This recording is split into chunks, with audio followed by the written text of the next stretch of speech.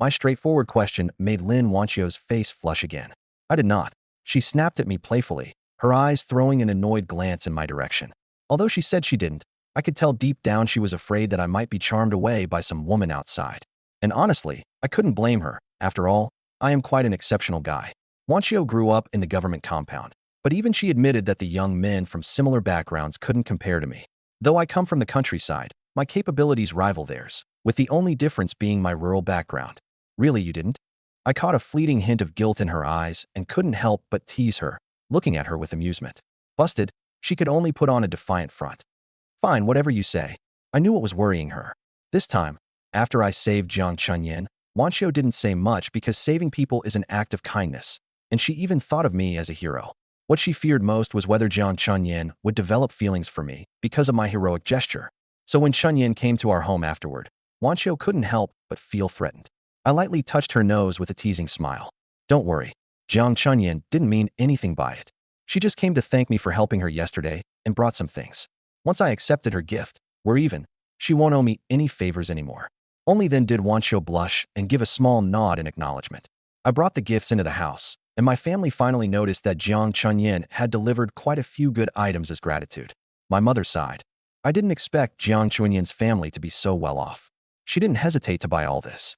Still perplexed, she added, with such good conditions, why would someone like her head to the countryside? Wanchio explained while standing nearby. Mom, jobs in the city are like a 1-to-1 ratio. There's only one spot for every position. Even having money doesn't guarantee a job offer. Some families decide to send their children to the countryside voluntarily to follow state policies. It could increase their child's opportunities for career advancement later. My mother finally understood. When it came to city life, my city-born wife knew better than anyone else in our family. Once the gifts were settled, I continued attending to the lunch preparations. There were many guests coming that afternoon. With one table not being enough, I prepared two, one for adults and a separate one for the children. In these times, it was rare for hosts to set a table specifically for children. Usually, they'd just let the kids grab food from the adults' table with their bowls. But I didn't see this as proper dining. Since my family was capable, I decided to give the kids their own table with dishes they'd enjoy, such as crispy corn pancakes and candied sweet potatoes. At around 10 a.m., my eldest aunt, Li Guixiang, was the first to arrive. She asked if there was anything she could help with. Hosting among relatives often meant pitching in together. Smiling, I reassured her, Auntie, don't worry about it. I'll definitely call you if I need help. Seeing my confidence, she didn't insist further. Watching me work swiftly and efficiently, she couldn't help but exclaim, Weidong has grown so capable. Out of all the kids across our families, I used to be the most mischievous one, but now, I had become the most reliable. My mother's face radiated pride upon hearing her words. With the ingredients all prepped, I headed to the kitchen to get cooking. I had already planned the menu in advance. Braised pork, stewed pork belly with preserved vegetables, fish giblet hot pot, fish head with tofu, fish ball soup, spicy duck blood curd, dry-fried green beans, smashed cucumbers, and stir-fried shredded asparagus lettuce. Wanchio wasn't much of a cook, so her task was to help add firewood to the stove. Standing nearby, she watched in awe as I wielded the ladle with lightning speed, effortlessly plating dish after dish. The admiration in her eyes was unmistakable. While she was aware I could cook, she never imagined I could prepare so many dishes, each one better than the last, even something as simple as smashed cucumbers. To be honest, cooking takes talent. In my past life, I learned from professional chefs, and people always told me I had a natural flair for it. If I hadn't been a successful businessman back then, several chefs had even wanted to take me in as their final apprentice. Later on, my eldest uncle's family and third uncle's family arrived one after another. I was just about done with my preparations. Because there were so many people, I asked my third sister, Chen Hongyan, to bring along Su Yang, a young boy who was part of our extended family. It was rare to have such a nice meal, so I wanted to include him. Su Yang had just finished his work and was about to eat. Ever since he made himself a bowl of egg noodles from flour and eggs the other day, Ma Zhaodi didn't dare to exclude him from meals anymore. But lately, she had been increasingly displeased with Su Yang. In the past, she would feed him the worst food, but now, Su Yang wasn't shy about grabbing meat directly from her son's bowl if he felt unfairly treated. Her son might bawl and protest, but Su Yang simply wouldn't back down. What made things worse was the gossip. Before Su Yang started speaking up, no one outside the family could tell exactly how poorly she treated him. But now, with Su Yang fighting back, people in the village openly criticized her as a wicked stepmother deserving future retribution. Furthermore, Su Yang had started slacking off during work, earning only a few work points. Yet, he still needed to be fed decently. Ma Zhaodi felt like she was gaining no advantage from him at all. Su Yang's attitude made it obvious he wanted to split from the family, but she wasn't willing to let him go just yet. For now, all she could do was bide her time. When my third sister went to call for Su Yang, she said, "Yangzi, my brother asked me to bring you over for a meal at our house." The moment Ma Zhaodi heard this, her eyes locked onto the two-course wheat-based buns in Su Yang's bowl. "Su Yang, since you'll be eating at the Qin family's house, why don't you leave these 2 buns for your little brothers?" she demanded, reaching for them. Su Yang was quicker than her and snatched the buns away before she could grab them. "What are you doing?" she snapped. Even Su Laifu, Su Yang's stepfather, joined her and barked, "Exactly. You're going to be well fed over there, so why not leave these buns for your siblings?" Su Yang snorted coldly. "Why should I? These buns were allotted to me. I'll decide what to do with them. Dongji inviting me to eat is out of goodwill. I can't take advantage of their kindness. I'll eat more at home, so I'll eat less when I'm there. Grain today is worth its weight in gold. I'm not shameless enough to waste it." With that, he stuffed both buns into his mouth in one go. He did this deliberately to aggravate Ma Zhaodi. If she dared to covet what belonged to him, then he'd rather feed it to the dogs than let her sons have it. Both Ma Zhaodi and Su Laifu were livid, their faces turning a deep shade of red. Just as Su Laifu started raising his voice for an argument, Su Yang bolted out of the courtyard. My third sister followed him out, thoroughly amused. Watching this unfold was truly satisfying. Su Yang had changed so much recently.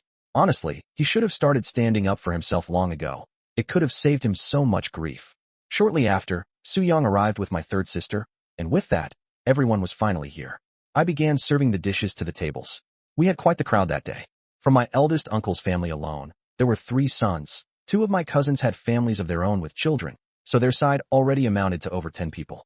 My third uncle's family had 2 sons and 2 daughters, with 1 son and 1 daughter also married, bringing their count to nearly 10 as well. Adding in our family, the 3 households together totaled over 30 people. One table wasn't nearly enough, so I divided the guests among 2 tables, one for the elders and men, and another for the women and children. Spreading everyone out made things less crowded. Of course, setting up 2 tables was a luxury that not every family could afford. Most people wouldn't dream of such arrangements while hosting a gathering. Looking at the bountiful spread before them, my eldest aunt remarked emotionally, "Wait on, you're too generous. This meal is more extravagant than what we have for the new year."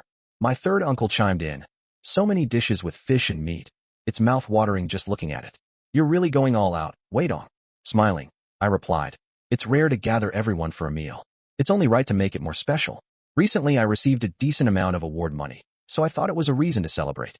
Besides, both of your families lent me a lot of support when I got married. Over the years, I haven't forgotten any of your kindness.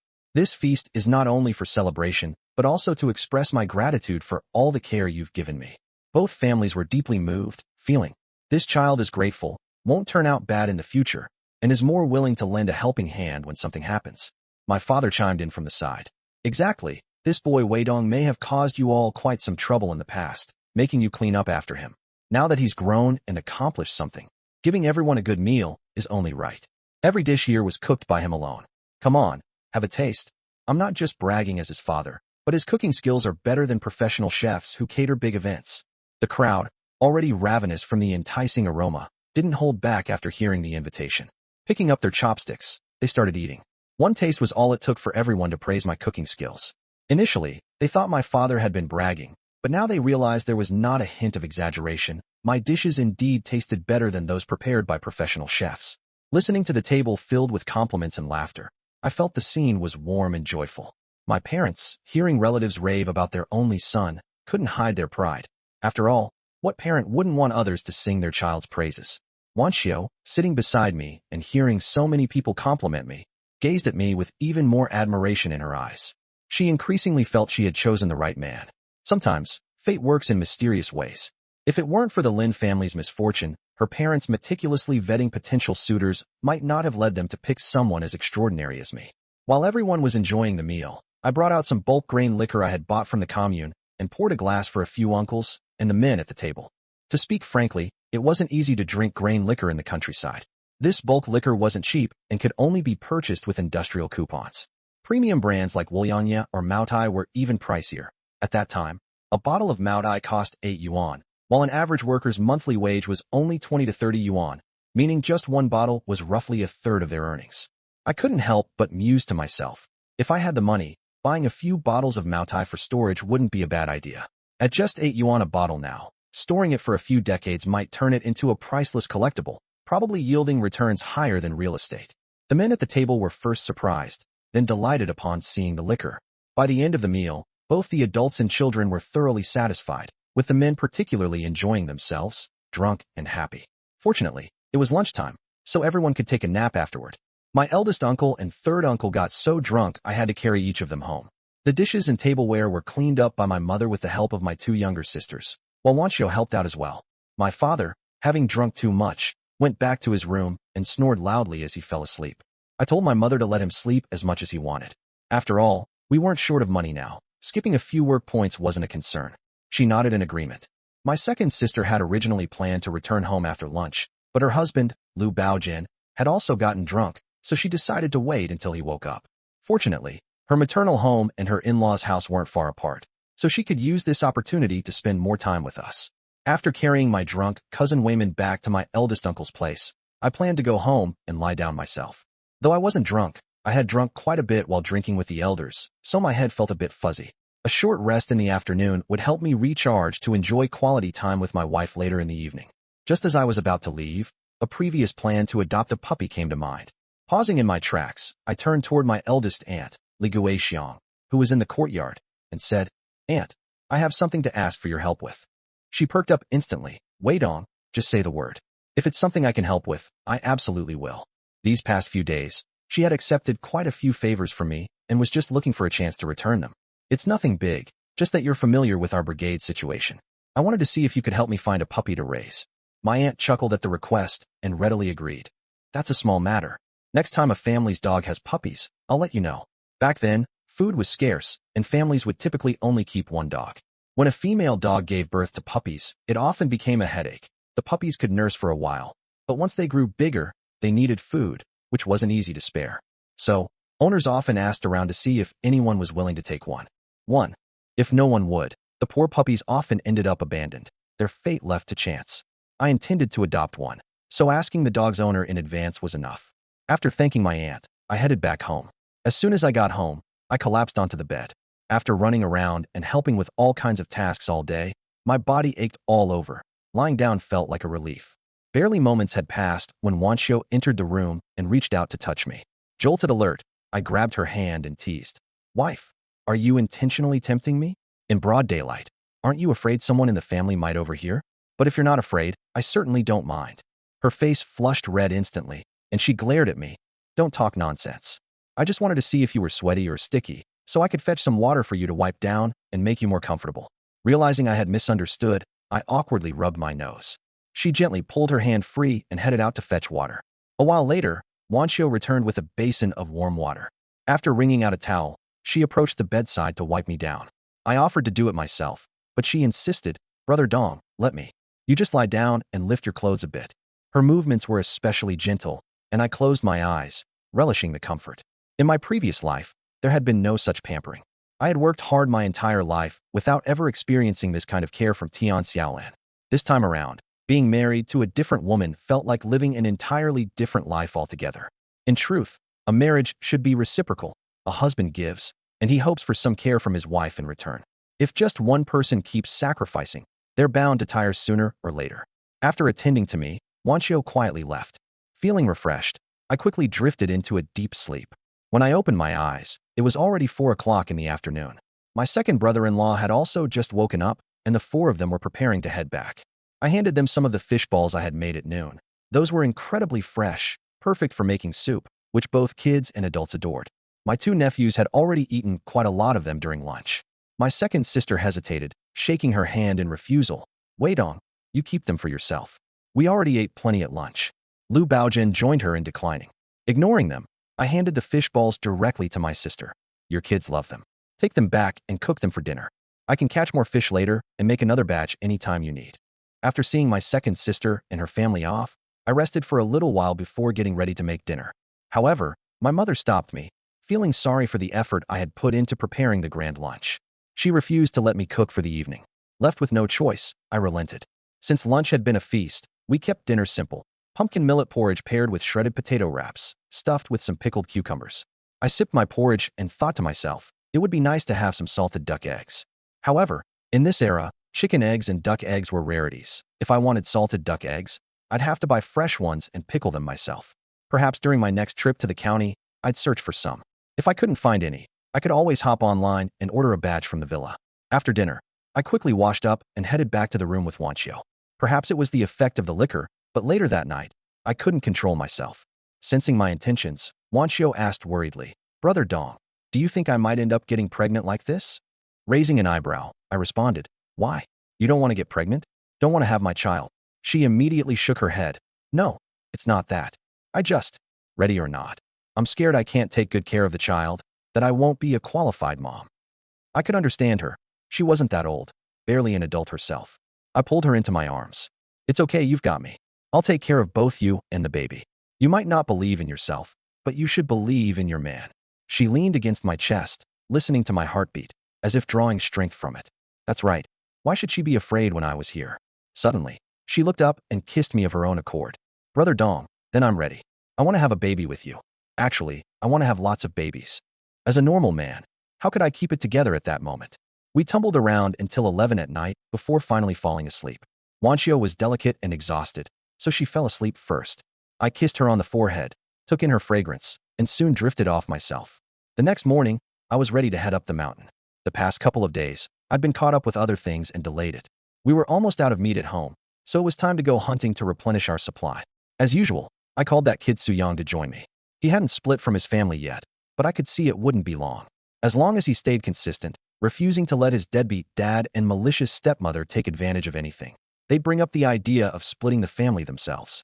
When Suyang heard I'd take him along, he eagerly tagged along. After walking in the mountains for 2 hours, we had no luck. But I wasn't anxious. It's just how it is. No one can guarantee a big harvest every time they venture into the wilderness.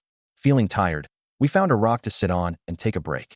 May's heat was upon us, but fortunately, the forest was thick and provided shade, making it relatively cool. Still, after trekking through the mountain paths for so long, our backs were drenched with sweat. I took a few gulps of water and tossed the canteen to Suyang. The kid pointed at his own canteen. "Brother Dong, no need. I brought my own water." I said, "I've added brown sugar to this water. It replenishes your energy. Walking mountain paths for so long, plain water isn't enough. You need some sugar water to keep going." Only then did he nod, took the water, and drank it down before handing it back to me. After resting for about 10 minutes, we continued into the mountains to hunt for game.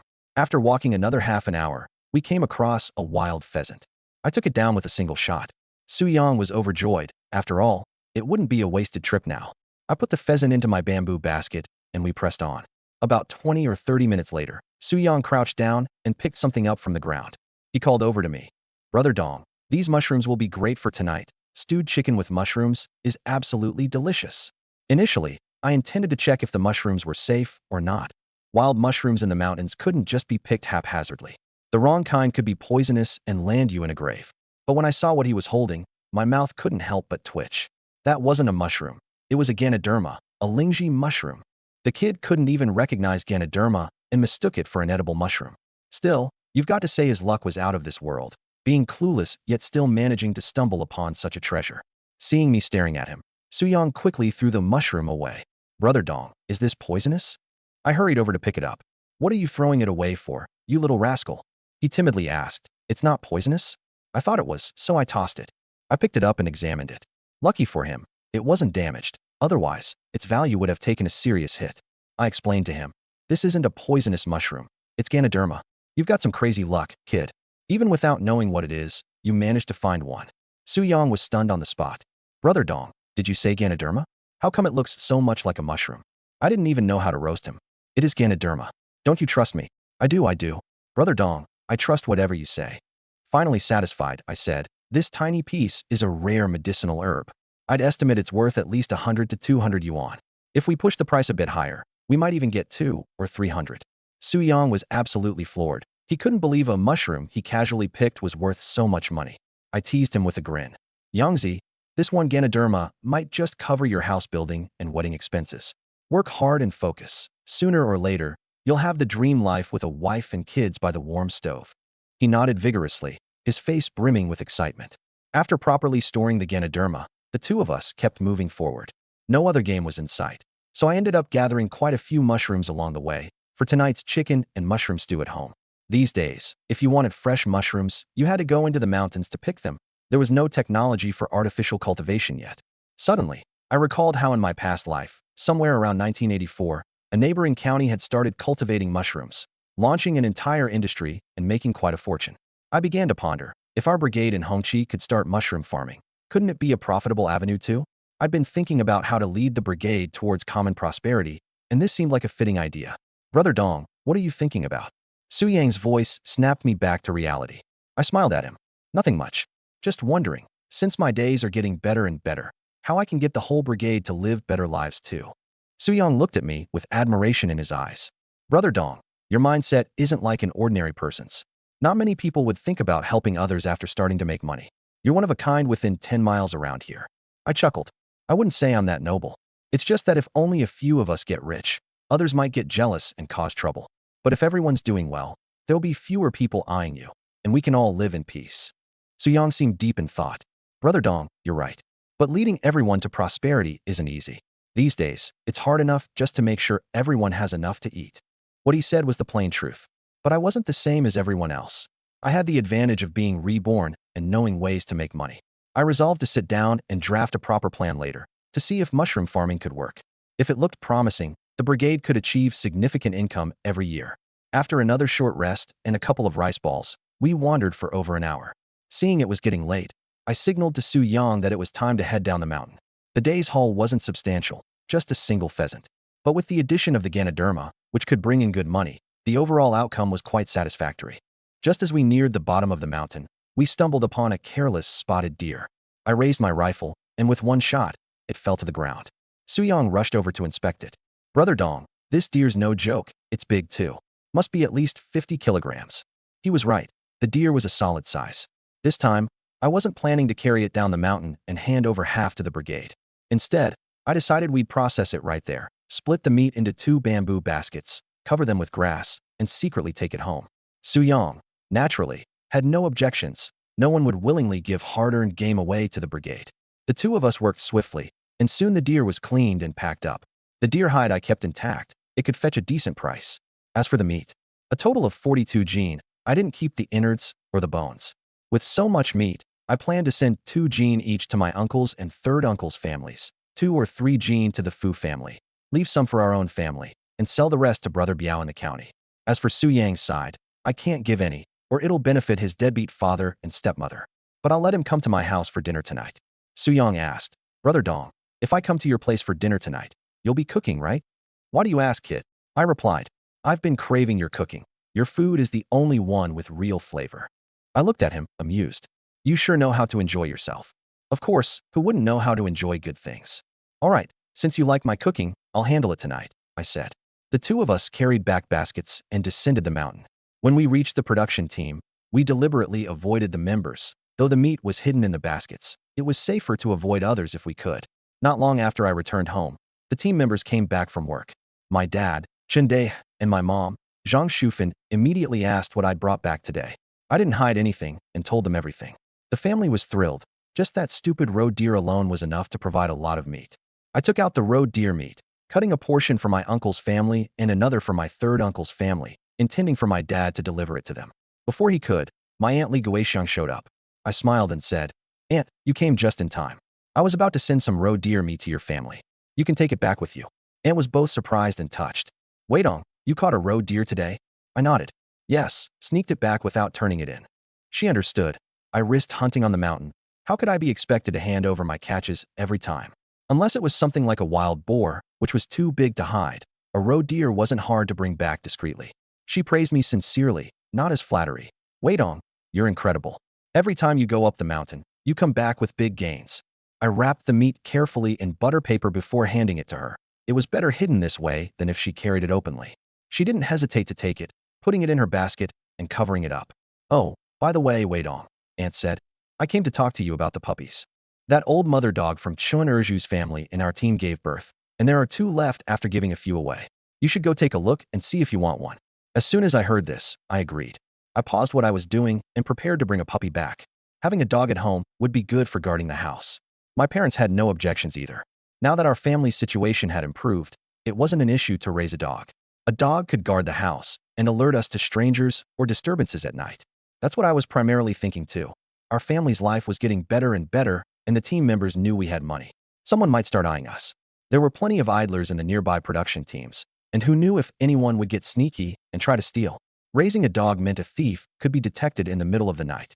I followed my aunt to Chen house. His family was in poor shape, worse off than most. His wife had passed away young, leaving him to raise 3 kids alone. It couldn't have been easy. Life has a way of piling on difficulties for those already suffering. I remembered that in my previous life, Chen passed away 5 years later from lung cancer. It had started with a ruptured pulmonary bulla. With proper treatment and some antibiotics at the time, he would have been fine. But his family was poor, and he didn't go to the hospital when he felt unwell, afraid of being unable to afford treatment. It dragged on until it became severe.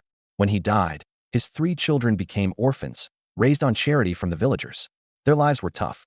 His daughter later married into a family that treated her badly, and sadly, she died giving birth to her 3rd child. Looking at Chen now, I remembered all the past tragedies. Though our families hadn't interacted much, we were still from the same production team. I wanted to help them avoid walking the same path as in my previous life. But I couldn't directly tell him to go to the hospital. He might be fine now, and saying he was sick would make him think I was cursing him. Even if he didn't feel well, his family clearly couldn't afford medical care. My brain worked fast. No, the solution had to involve the entire team getting rich together. If Chen family didn't lack money, they'd naturally go for checkups when something felt wrong. Once the team had developed, I could even suggest using team funds to provide free health screenings for every member. If his health issues were caught early, things wouldn't turn out as tragic as they did before. Aunt had already mentioned the puppies to earlier, so he immediately understood when he saw us. Over here, there are 2 left. See which one you like. He led us to the doghouse, where the mother dog lay nursing 2 chubby puppies, one yellow and the other white. As soon as I saw the yellow one, I could tell it was a classic Chinese rural dog. Among all dog breeds, I still thought our country's big yellow dogs were the best. Pointing to the yellow one, I said, "Brother I'll take this one." "All right, let me grab it for you." Chen reached to pick up the yellow puppy, and the mother dog growled softly, clearly reluctant to give up her child.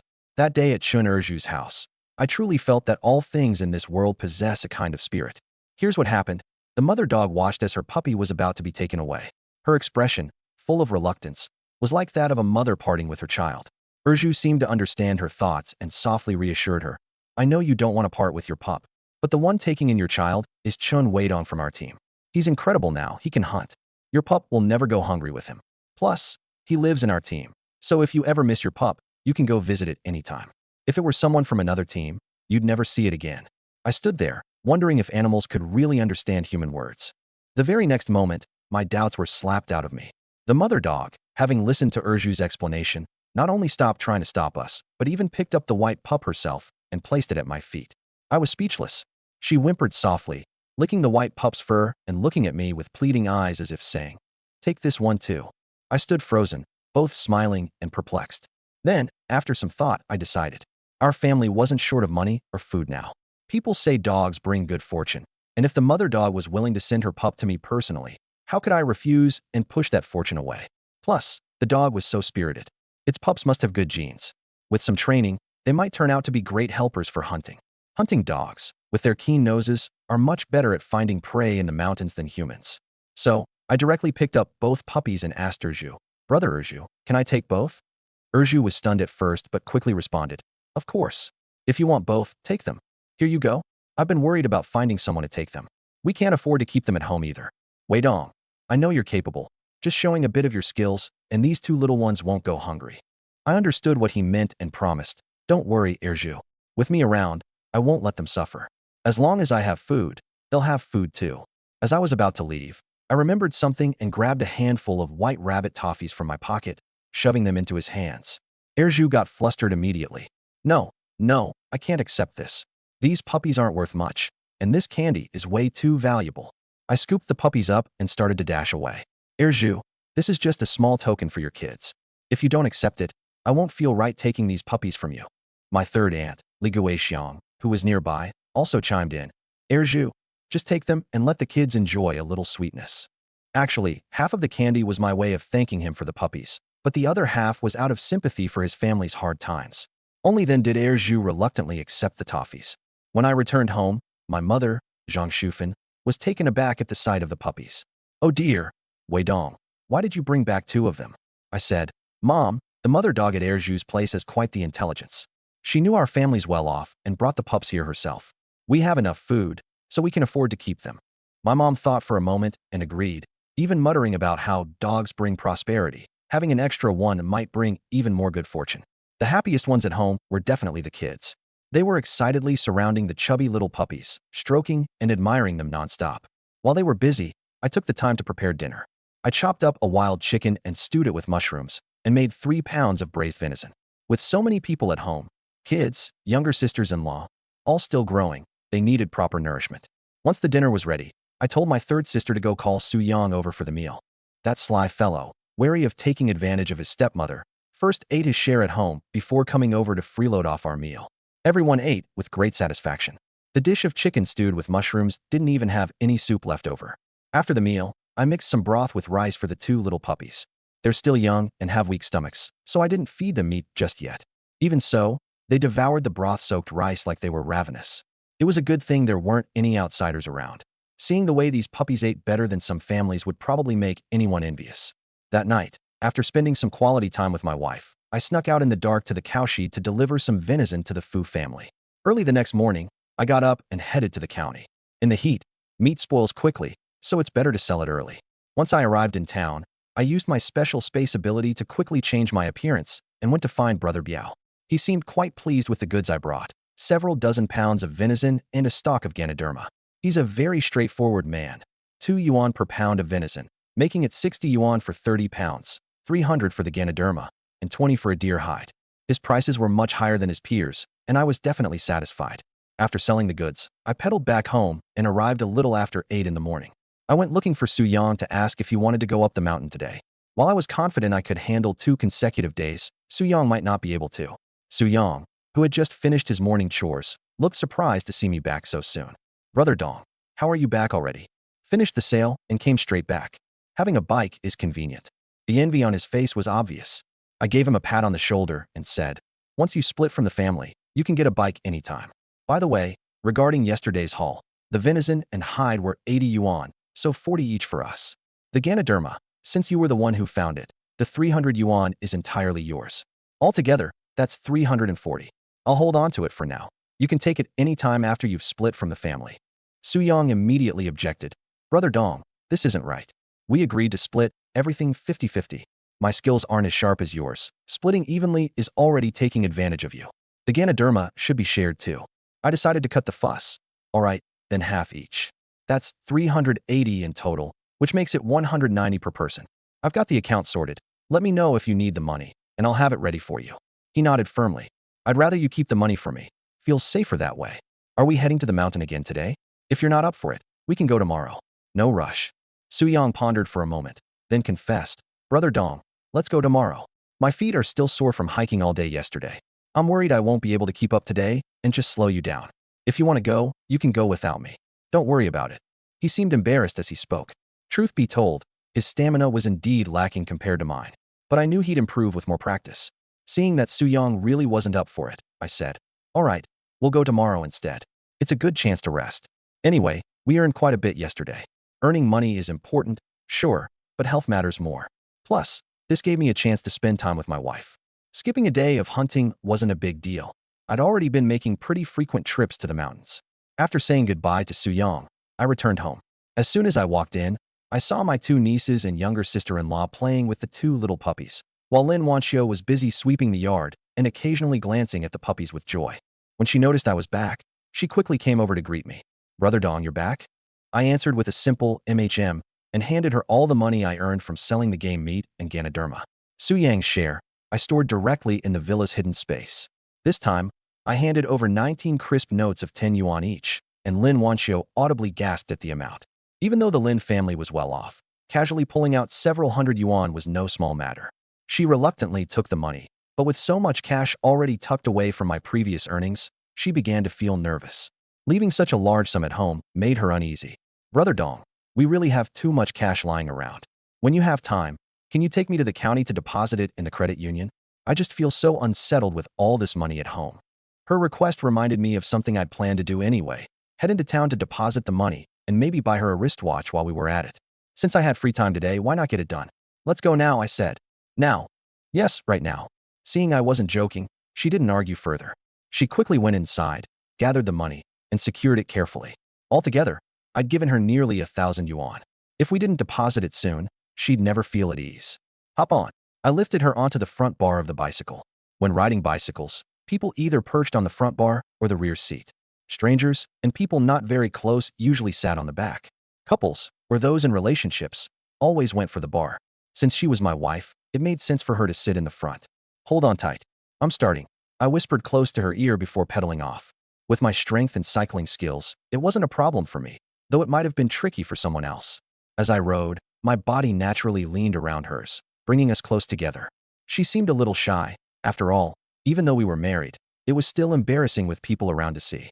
An hour of cycling later, we reached the county. Our first stop was the credit union.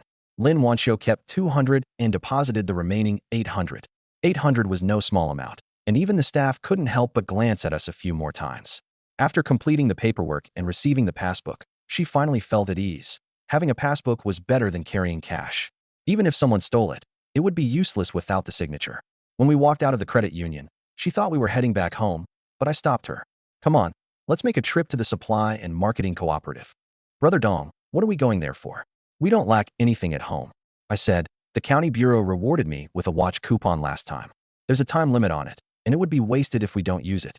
You're a city girl, and according to your customs for marriage, you're supposed to have the 3 spins and 1 sound. When we got married, I didn't prepare anything for you. Now that I have the means, I want to make it up to you bit by bit.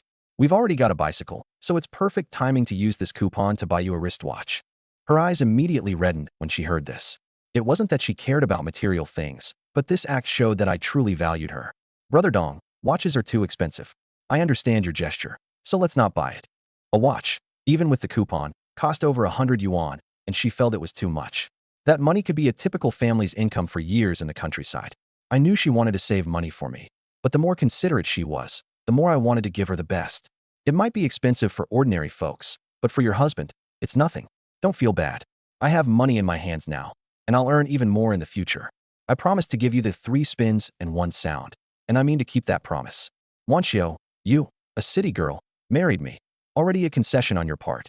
The things that other city girls have, I also want to get for you. I want everyone to know that Lin Wanxiu marrying me, a rural boy, hasn't been a grievance at all. After hearing this, her resistance softened. She might not care about material things, but she didn't want others to say a poor rural boy wasn't a match for her. Once we collected the 3 spins and 1 sound, meeting city standards, no one would dare to gossip. The county town was small. It only took 5 minutes to get to the cooperative from the credit union. I parked the bike and brought her inside. And as soon as we walked in, fate played a cruel trick. We bumped into Tian Xiaolan and Wang Xiangyu, that pair of despicable scoundrels, again. I inwardly cursed. Is the heavens intentionally trying to disgust me? Just seeing the two of them reminded me of the betrayal and humiliation, making my stomach churn. Unlike last time, this time Tian Xiaolan wasn't just window shopping. She was actually picking out fabric. She had her eye on a floral patterned blend, clutching her money and coupon with renewed confidence. Much different from last time, when she couldn't afford even a hair clip and got mocked by the saleswoman. I want this one. Cut 8 feet for me. Lin Wanxiu saw me frowning at the two of them and curiously asked, Brother Dong, what's wrong? She said I was practically glaring daggers at them, more hatred than I ever had for Su Yang's wretched stepmother. I said, it's nothing, just bumped into 2 disgusting flies. Spoils the appetite. After I said that, Tian Xiaolan and Wang Xiangyu finally noticed my presence, along with the beautiful young lady by my side. Tian Xiaolan always prided herself on being the most beautiful girl in the area, but one glance at Lin Wanxiu made her feel inferior. She quickly guessed that this woman was the educated youth I had married, and now she knew why I had no regrets when seeing her again. This woman was far more attractive than her. Even Wang Xiangyu couldn't take his eyes off Lin Wanxiu. He used to think Tian Xiaolan was stunning, which was why he sweet-talked her into breaking off our engagement. But compared to Lin Wanxiu, Tian Xiaolan suddenly seemed quite ordinary. Once you've seen something better, it's hard to settle for less. Tian Xiaolan snapped out of it, realizing that the flies I mentioned were clearly directed at her and Wang Xiangyu. She angrily demanded, Chun Weidong, who are you calling disgusting? I sneered, Tian Xiaolan, I didn't name names. If you're offended, that's on you. Or maybe some people just know they're irritating and can't help but feel guilty. You? Her face twisted in anger, turning a sickly shade of green. Lin Wanxiu finally pieced things together. Turns out this was the woman I had been previously engaged to. She scrutinized Tian Xiaolan up and down, deciding the girl was decent looking but nowhere near as good as herself. With that, her heart settled. She didn't fear me still holding a torch for Tian Xiaolan. Wang Xiangyu quickly tried to console Tian Xiaolan. Don't pay attention to him. It's not worth getting upset. We're here to buy things today. Don't let irrelevant people ruin our day. Tian Xiaolan's expression softened. That's right. It was a joyous occasion today.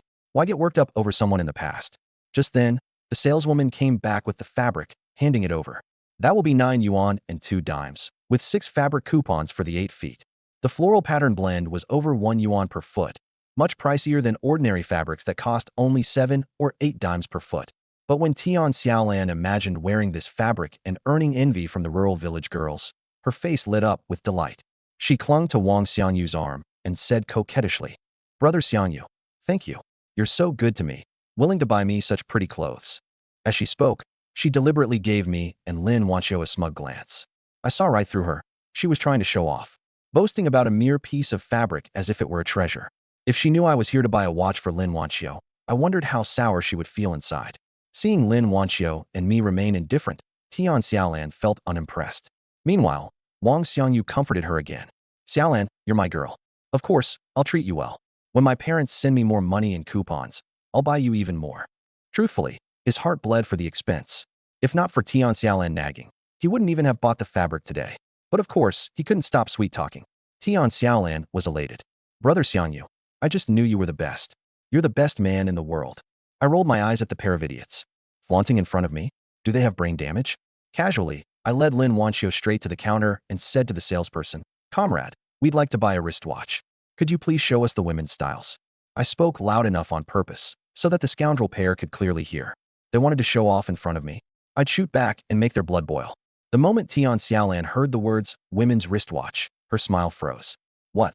Chen Weidong wants to buy a women's wristwatch?" These days, a wristwatch is as much a luxury item as a bicycle. Even in the city, not many girls could afford to wear one. Tian Xiaolan understood the market. A cheap brand would run at least 100 yuan, and reputable ones could go as high as 120 to 150 yuan. What's more, you needed a watch coupon. There was no way I could afford one. She assumed I was posturing just to rile her up. She blurted out, "Chen Weidong, you want to buy a wristwatch? Huh, don't kid yourself. A wristwatch requires a coupon. You, a rural boy, how could you possibly get your hands on a watch coupon? Without one, how are you going to buy it? And don't you touch them carelessly. You couldn't afford to pay if you broke one." Hearing this, even the salesperson hesitated. Their hand, which had been reaching for the display cabinet, paused as they warily looked at me. As she walked through the door, she ran into an old man carrying a briefcase. He looked like a technician from the factory. When the old man saw Wanxiu, he walked straight over to her and asked in Russian, "Can you understand what I'm saying?" Wanxiu paused for a moment, then replied, "Yes, I can." She also asked the old man in Russian, "Are you a technician here? What are the materials we need to translate this time about?" Hearing her fluent response, the old man's eyes lit up immediately, and he began conversing with her in Russian, asking some technical questions. Wanxiu handled them with ease, speaking clearly with exceptionally accurate grammar and pronunciation. I stood nearby, unable to understand a word of Russian, so I could only put on a smile to appear calm, though inside I was utterly amazed. This girl is truly impressive. I hadn't fully realized just how talented she was until now. After chatting for 5 or 6 minutes, the old man finally nodded in satisfaction and said to her, "No problem. Your Russian is good enough. Translating this document shouldn't be an issue. I'll go let Director Liang know. Wait here for a moment." The old man turned and went to find Director Liang. Wanxiu turned to look at me. She'd been so focused on the conversation just now, but now her expression finally relaxed, with a hint of anticipation. "Dong, did I do okay just now?" I smiled and pulled her into my arms. It wasn't just okay. It was absolutely amazing. "Honey, you really made me proud." Wanxiu looked a little embarrassed by my praise, her face flushing slightly, but she didn't pull away. I knew she was happy inside, but she remained modest. "It's nothing. My parents were strict when I was growing up. I practiced every day. They made me memorize vocabulary and recite sentences. After a while, I just picked it up." Hearing this, I was both impressed and touched. I hadn't realized her childhood had been so disciplined. She really was from a well-to-do family. Her foundation was solid. Just then, Director Liang walked over with the old man. His attitude had clearly changed, and he even sounded a bit more polite. "Comrade, we all saw how you handled things just now. We're assigning this translation job to you. However, you'll need to sign an agreement. The materials cannot be disclosed to outsiders." Wancho nodded in agreement. After signing the agreement, she received the materials and a translation assignment certificate from the factory. They told us that once the translation was complete and the draft passed inspection, we would be paid the full 200 yuan. We walked out of the factory gates with the documents. I rode my bike, while she continued to hold the files carefully in her arms. On the way back, I chuckled as I pedaled. "Honey, who would have thought? You've made money just by stepping out the door, and more than I make working in the fields for a whole year." Wancho covered her mouth and laughed. "It's not that exaggerated. But Dong, we were just lucky to come across this job. And thank goodness you stopped the bike. Otherwise, we would have missed it." "Hey, don't say that. What luck? This is heaven giving you a chance to show your talent. I'd say this is all down to your own skill." I was genuinely happy inside. This incident made me see her potential even more clearly, and I felt that marrying a wife like her was truly worth it. That very evening, we set a schedule, and Wancho began translating the documents with great care. Watching her bent over her work under the lamp, I sat beside her smoking and stealing glances. Who wouldn't love a woman this smart and capable? The translation work lasted 3 days. Throughout that time, she meticulously looked up and verified every technical term, without the slightest bit of carelessness. When the translation was completed and submitted on time, the factory staff praised it repeatedly, saying the quality was absolutely top-notch, and they hoped to contact her again for similar tasks in the future. When I received those 200 yuan in cash, I was filled with pride. Although the money wasn't a huge sum for us, it was something my wife had earned through her own abilities, and it was more than many people make in a month. From then on, I looked at her with even greater admiration, and I secretly resolved that no matter what she wanted to do in the future, I would support her with all my might. A talent like hers would surely shine and make a difference given the chance. For me, Chen Weidong, to be married to Wancho, there's no doubt about it, is truly a blessing. As I was stepping out of the gate, I bumped into factory director Su Dongxiu. He was taken aback to see me, probably assuming I had encountered some problem and had come for his help. He hurried over to greet me. "Comrade Chen Weidong, what brings you to our factory? Is something troubling you?" I quickly explained. "No, Director Su, I'm not facing any difficulties. I saw the notice at the factory gate about urgently recruiting a Russian translator. My wife knows Russian, and I thought she could take the job, but since she doesn't have a translation certificate, it didn't work out." Only then did Su Dongxiu understand the situation. He glanced over at Wancho, a young girl of about 18 or 19. "So young, and she knows Russian?" Surprised, he asked, "Young comrade, do you truly know Russian?" Wancho nodded. "Director Su, my mother used to work at the Ministry of Foreign Affairs, and I learned Russian from her." Hearing this, Su Dongxiu was even more astonished. Landing a job at the Ministry of Foreign Affairs wasn't easy. Though this young girl seemed tender in age, she carried an air of composure and maturity. Their factory was in urgent need. The notice had been up for 3 days, and even the county leaders who tried to help couldn't find a suitable candidate. He said, "If you really know Russian, why don't you give translating this document a try? If your work meets the standard, we'll discuss the payment afterward. What do you think?" Wancho hadn't expected him to trust her. Such a fantastic opportunity wasn't something to turn down. She quickly nodded. "Sure. Once you verify my translation, we can talk about the payment. I'm not in a rush." "All right then. I'll go tell Director Liang to fetch the document. Wait here." As Su Dongxiu went to get the document, Wancho looked at me excitedly. "Brother Dong, this is amazing. I didn't expect I'd actually get to take the job." A smile spread across my face. "It's all thanks to your ability. Without knowing Russian, you wouldn't have had this chance." Wancho blushed. "It's not my ability. It's because of you. Without you, would Director Su have given me this opportunity?" After a brief wait, Su Dongxiu returned with the document. "Young comrade, have a look. How soon do you think you can finish translating this?" Wancho flipped through it. It was quite thick, so she asked, "Director Su, what's your deadline?" "The latest we can allow is 15 days. Any longer would delay production," he replied. Wancho felt relieved. "I'll try to have it done within 5 days." Surprised, Su Dongxiu raised his eyebrows. Could such a thick document really be finished in just 5 days? But the sooner, the better. He was more than happy with that. "All right, then we'll be counting on you." Wancho quickly assured him, "Don't worry. Thank you for trusting me with this opportunity. I won't let you down." Seeing her confidence, Su Dongxiu couldn't help but believe she might really pull it off. Taking the document, Su Dongxiu recalled a previous favor I'd done for him and wanted to invite me to stay and join him for lunch at the factory. I politely declined. Using up his favor on just a meal seemed wasteful. I figured it was better saved for a more significant need later. When I explained I had something to attend to at home, he didn't insist but promised to invite me another time. With the document in hand, Wancho and I rode our bicycles back home, arriving by 11 o'clock.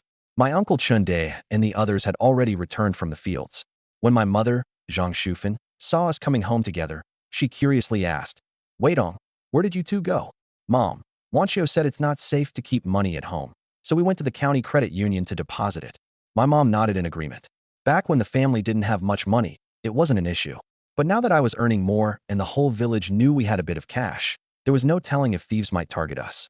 Storing it in the credit union was definitely safer. I added, while we were in the county seat, I also bought Wanchio a wristwatch. A while ago, the county bureau had given me a coupon for a watch as part of an award. Wanchio's a girl from the city, and city girls expect the traditional 4 essentials for marriage, so I need to make sure she's got everything. Wanchio had been a bit nervous that my mom might object since wristwatches were quite expensive. But to her surprise, not only was my mom not upset, she was wholeheartedly supportive. That's how it should be. Wanchio is such a good girl. Marrying her into our family is like hitting the jackpot. Whatever bride wealth city girls expect, Wanchio deserves no less. They say spoiling your wife brings prosperity. Weidong, spend generously on her. The more you spend, the more you'll make. I chuckled and agreed. Sure thing, Mom. I'll make sure to spoil her well. Blushing, Wanchio's face glowed, her happiness evident. Pulling Wanchio to her side, my mom asked, "Wanchio, let me see this wristwatch of yours." The only wristwatch my mom had ever seen was an old, second-hand one worn by the former township secretary, and even that had been the talk of the town. She had never seen a brand-new women's watch. Wanchio confidently extended her wrist for her to see. My mom gave it a look and immediately praised it. "You have great taste, Wanchio. This watch is beautiful and suits you well. It really makes you look more elegant." It was only now that my mom truly understood the saying, "Clothes make the man." When Wanchio had first been sent to the countryside, she hadn't left much of an impression. But now, dressed well and wearing a watch, she exuded both beauty and sophistication. My siblings crowded around, chiming in with compliments like, "That's such a nice watch, and it's perfect for Wanchio." Wanchio beamed with a touch of shyness. "It wasn't my choosing. It's Brother Dong who has good taste." My third sister, Chen Hongyan, teased, "Of course my brother has good taste. How else could he have found a gem like you, Wanchio, to marry?" I shot her a look of agreement. While everyone was admiring the watch, I slipped into the kitchen to prepare lunch. We still had some venison left over from yesterday. I stewed it with a few side dishes, making enough for the whole family to enjoy a hearty meal. After lunch, I wrapped up a few pieces of venison into rice balls and made 2 bundles. Handing them to my third sister, I said, "Third sister, sneak these to Yangzi during the afternoon shift." Though I hadn't invited him for lunch, at least he could have some hearty snacks. Otherwise, with the little grain his family had, Su Yangwang probably wasn't eating enough. In truth, most families in the village had barely enough to eat. But Su Yangwang was a good brother, so I felt obliged to give him a bit extra. Third sister knew I was close to Su Yangwang. She accepted the rice balls and agreed. "Got it. I'll pass them to him in the afternoon." Across town in the Tian household, Tian Xiaolan was up to something else. Returning home, she furiously pinned a report accusing me of speculative trading for acquiring the watch coupon. She hoped the Public Security Bureau would investigate and severely punish me. After lunch, she headed straight to the commune office to submit the report. Unaware of her scheming, Wanchio and I took a short rest after lunch. While I napped, she began working on translating the document. Since the mechanical factory was desperate, she wanted to finish the job ahead of the 5-day deadline she had promised. In fact, Wanchio estimated that she might be able to complete it within 3 days if she stayed focused. For anyone else, translating such dense technical material in just 3 days would have been impossible. Even a highly skilled translator would consider 1 week an impressive feat, but Wanchio had been learning Russian from her mother since childhood. While she might not match her mother's level, she was more than capable of working as an intermediate to advanced translator. Carefully, she began jotting down her translation. Meanwhile, I avoided heading to the mountains, but managed to catch plenty of fish from the river. I delivered most of them to my eldest uncle, third uncle, and the Fu family. Keeping too many fish for just our household didn't make sense, especially as the weather had grown warmer and fish wouldn't stay fresh for long, spoiling within 2 days at most. Alongside the fish, I also caught a handful of river shrimp, which only needed a quick stir-fry with some chopped chives. Extremely fruitful. Carrying a bucket of water, I headed home. When I arrived, Wanchio was still busy inside the house, and the children had woken up. Pan Dia, Pan Area, and Lin Wantong were playing with the puppies, even using stones to build little kennels for them. When the children saw me return, all 3 of them greeted me. The 2 puppies acted as if they had turned into spirits. They immediately ignored the children and ran toward me, wagging their tails enthusiastically. "Heh, these 2 little ones are quite clever. They know who the real master of the house is." The 2 puppies ran to me, rubbing against my legs. I knelt down and patted their heads. Pandaya pouted jealously beside me, saying, "Uncle, we're the ones who play with them every day and are even building kennels for them. Why do they like you the best?" Lin Wantong chimed in. "Yeah, brother-in-law, why is that? You hardly ever play with them, but they're the closest to you." I had no idea how to explain. Surely I couldn't just say it was because of my charisma, right?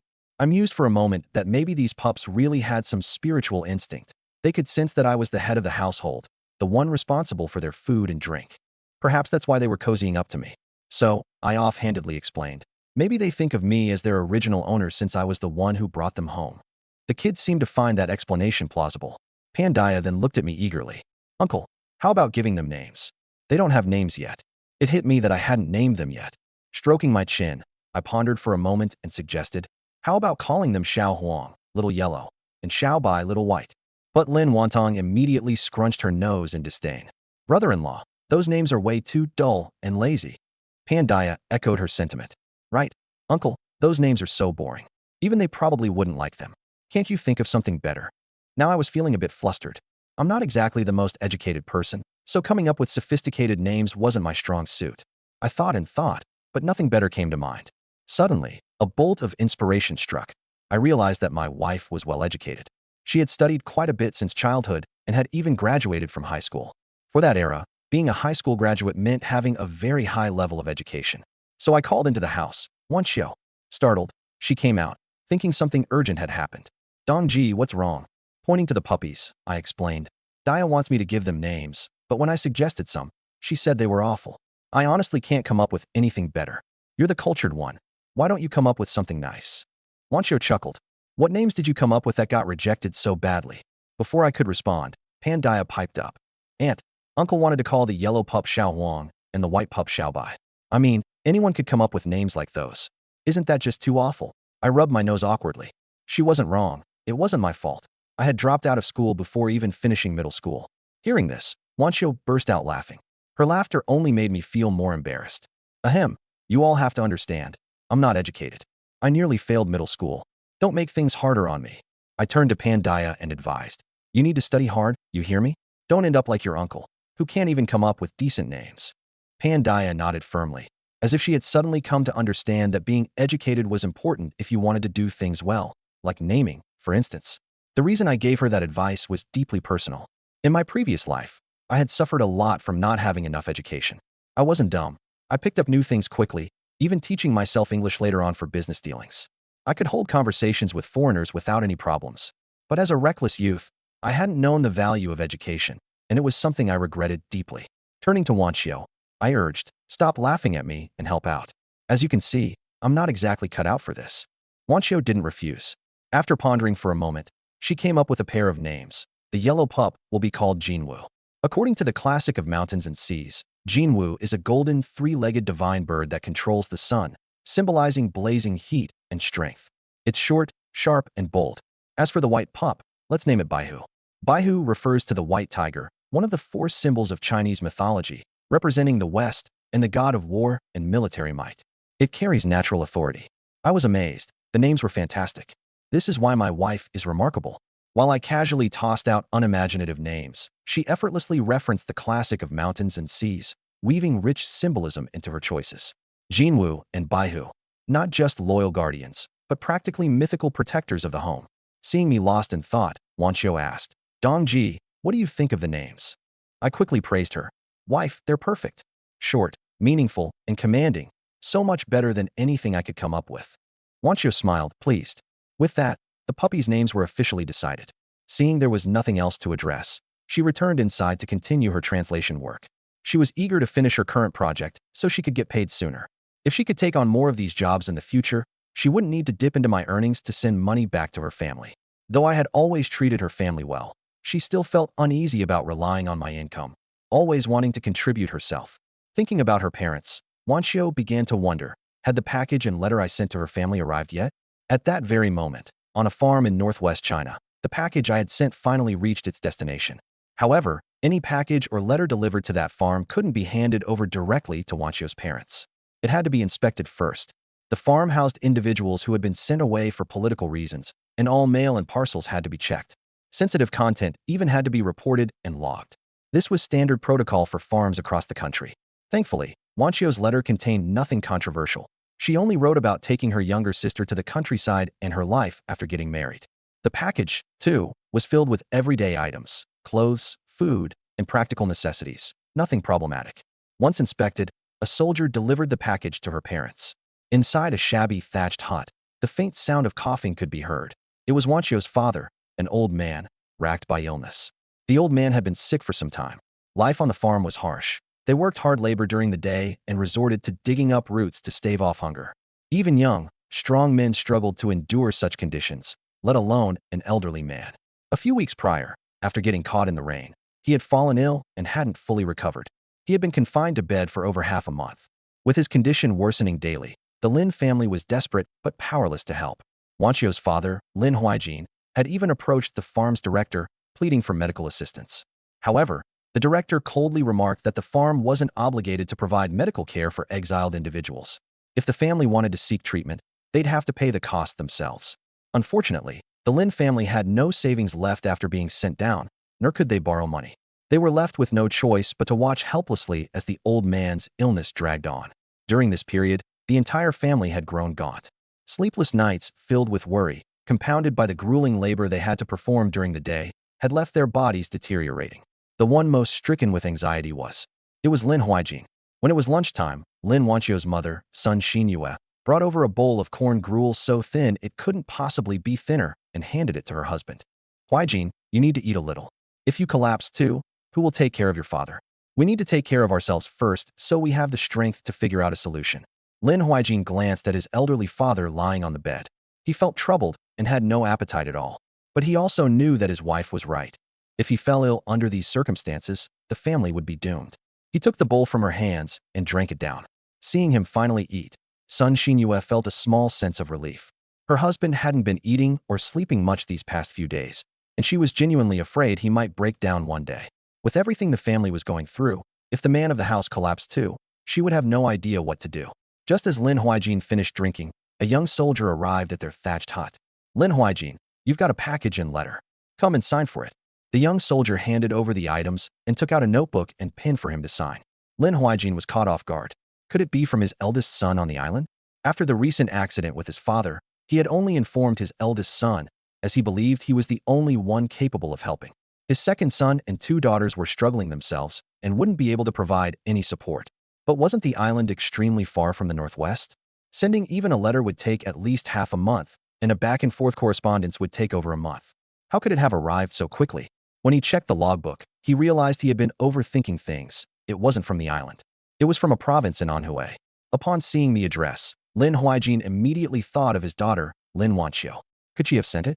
But Wanchio and her younger sister, Wanyang, had been sent to the countryside, and their own subsistence was hard enough. How could they have managed to send such a large package? With questions swirling in his mind, he quickly signed his name and brought the package and letter inside, intending to read it and uncover the mystery. After signing, he carried the package and letter into the house. Sun Xinyue promptly asked, Huaijin, who sent this? At that moment, Lin Huaijin's second brother and sister-in-law emerged from one of the rooms and, upon seeing the package and letter, had the same speculation as Lin Huaijin initially. They assumed it must have been sent by his eldest son. Holding the package, Lin Huaijin said, This is from Anhui province. I'm guessing it was sent by Wanchio. If it had been sent by their eldest son, it would have been no surprise. But hearing that it came from Lin Wanchio, both Sun Xinyue and the second brother and sister-in-law were stunned. Wanchio and her younger sister, Wantang, were both enduring hardships in the countryside. How could they have had the means to send such a large package? Don't worry. Let's read the letter, and we'll find out, Lin Huaijin said. When the letter was opened, it turned out to be several pages long. Inside the envelope was not only the letter, but also a stack of Great Unity, bills, renminbi notes, and numerous ration tickets. In those days, this was no small sum, and everyone in the family was stunned. How had Wanchio managed to get so much money? Lin Huaijin read the letter page by page. Once finished, he handed it to Sun Xinyue, who read it and then passed it to the second brother and sister-in-law. As they read, they slowly pieced together what had happened to Wanchio. Upon learning about what Wanchio had endured after being sent to the countryside, Lin Huaijin, as her father, was heartbroken. When he found out that his youngest daughter had fallen ill, he was even more racked with guilt. And when he came to the part where his eldest daughter had married a local young man in order to pay for her sister's treatment, his feelings became even more complicated. The Lin family might have fallen on hard times, but the pride that ran deep in their bones remained. In his mind, his daughter was the best and deserved to marry a fine young man. How could a countryside boy possibly be worthy? But when his youngest daughter was gravely ill, his eldest daughter had likely had no other choice. It was similar to his own situation now. With his father gravely ill, he, too, would do anything and make any sacrifice to save him. His eldest daughter probably felt the same, marrying that man to save her sister. With that in mind, Lin Huaijin didn't blame Wanqiu. He only blamed himself for failing as a father, for letting things come to this. But as he read further, his furrowed brow relaxed slightly. The countryside boy didn't seem as bad as he'd imagined. He could hunt and provide for a decent life. Otherwise, he wouldn't have been able to offer so much support to their family. In the letter, Wanqiu detailed how Chun Weidong, her husband, took care of her and her younger sister. This time, it was also Chun Weidong who took the initiative to send supplies. The tone of the letter conveyed Wanqiu's satisfaction with her husband and even revealed hints of sweetness between the two. Thinking about it this way, marrying a countryside boy wasn't necessarily a bad thing. As long as his character was good and he treated his daughter well, ensuring her happiness, there was no need to be overly critical. Given the current class status of the Lin family, it was unlikely that any well-off family would accept one of their daughters as a daughter-in-law. After reading the letter, Sun Xinhua also sighed. She shared the same thoughts as Lin Huaijin. In the past, she wouldn't have thought much of a countryside boy, no matter how capable he was. But under their current circumstances, her daughter marrying someone like this was already the best outcome. If Wanqiu had married someone equally unfortunate, she might have suffered even greater hardships with her in-laws. This young man had proven that he could take care of her two daughters, and for that, she was deeply grateful. After reading the letter, the family opened the package together. It was a large package, and when they unwrapped it, they were shocked. There was 100 pounds of fine grain alone, 70 pounds of rice and 30 pounds of white flour. Ever since the Lin family had been sent to the countryside, it had been so long since they'd eaten fine grains that they'd almost forgotten what it tasted like. Forget fine grains, they could scarcely afford coarse grains. If it weren't for the regular digging up of tree roots, they would have starved long ago. So, the significance of these 100 pounds of fine grains couldn't be overstated. In addition to the fine grains, there were other items: fabric, canned goods, cured meat, sausages, smoked rabbit, malted milk powder, and brown sugar, all valuable items. Even in the city, such things were hard to come by, let alone in the farms. For a boy from the countryside to gather so many good things and send them over was no small feat. Second aunt said, "Elder brother, elder sister-in-law, your son-in-law is truly thoughtful. Wanqiu has found herself a good spouse. You can be at ease now." Second uncle added, "That's right. For someone in our situation, most people would avoid us like the plague. Yet he's going out of his way to help. His character really stands out." Second uncle and second aunt had a daughter as well, who had been married before their family's misfortune. But when their family fell on hard times, the son-in-law immediately pressured their daughter to cut ties with them, or he would divorce her. That son-in-law had come from a modest family in Beijing, and they had only agreed to the marriage because their daughter was fond of him. After the wedding, their daughter had gone out of her way to support him and help him climb the ranks, eventually becoming a leader in his workplace. Who would have thought that the moment trouble arose, he would sever ties faster than anyone? With this kind of comparison, second uncle and second aunt's disappointment with their son-in-law deepened, and they became even more approving of Wanqiu's choice. Lin Huaijin and Sun Xinhua thought of that niece's husband too, and by comparison, they felt even more strongly that their daughter had chosen well. Knowing full well that their family had been sent down and still making every effort to help them showed that he wasn't afraid to be dragged down. His character spoke for itself. Big brother, big sister-in-law. Look, there are even medicines here. Uncle Lin excitedly exclaimed as he rummaged through the parcel and pulled out a packet of medicine, his eyes lighting up. The old master of the Lin family was seriously ill, having caught a severe cold. His persistent coughing had likely led to inflammation. Luckily, among the medicines sent by Chun Weidong, there were both anti-inflammatory drugs and cough medicine. Lin Huaijin squatted down to take a closer look. It really is anti-inflammatory and cough medicine. Father's illness now has hope. On the farm, medicine was harder to come by than food. The Northwest region was impoverished. Even in hospitals, medicine wasn't guaranteed. Now that they had managed to get their hands on medicine that could treat the old master, the two brothers couldn't hold back their excitement. Aunt Lin and Sun Xinhua felt the same. They had been worrying about the old master's illness for days, and their hearts ached for their own husbands, who had been so consumed with concern that they had stopped eating and lost weight. If the old master recovered, everyone could finally breathe a sigh of relief. Aunt Lin sighed emotionally. To even think about packing medicines and sending them over shows how thoughtful he is. Wanchio really has struck gold this time. A virtuous man is already hard to find, let alone one so attentive. Lin Huaijin and Sun Xinyue nodded repeatedly in agreement. Even an ordinary person wouldn't think of packing extra common medicines. For the Lin family, these medicines were a godsend. Without delay, Lin Huaijin fetched the medicine and prepared some warm water for the old master to take. However, taking medicine alone wouldn't suffice. Proper nutrition was also needed. Otherwise, his weakened body wouldn't be able to fight off the illness. The old master had fallen so ill partly from the lack of medicine and partly from the absence of nutritious food. His body couldn't handle it. Among the items Chun Weidong had sent, there were also plenty of nutritional supplements, a timely solution for the old master. After administering the medicine, Lin Huaijin opened the malted milk powder, making a cup of it, and serving it to his father. As soon as hot water hit the powder, the rich aroma of malt and milk wafted through the air. Lin Huaijin realized it had been ages since he last smelled something so delicious. He used to dislike malted milk drinks back in the day, but now, just the smell made him instinctively swallow. He figured it was probably because his current diet was so poor that even things he once took for granted had become rare treats. No matter how tempting, he wouldn't take a sip, saving it all for the old master. At his advanced age and in his sickly condition, the old master needed it far more than he did. With the limited supply of good items, it was only right to prioritize his father. At this point, the old master was drowsy and disoriented, but fortunately, he could still instinctively swallow the food placed in his mouth.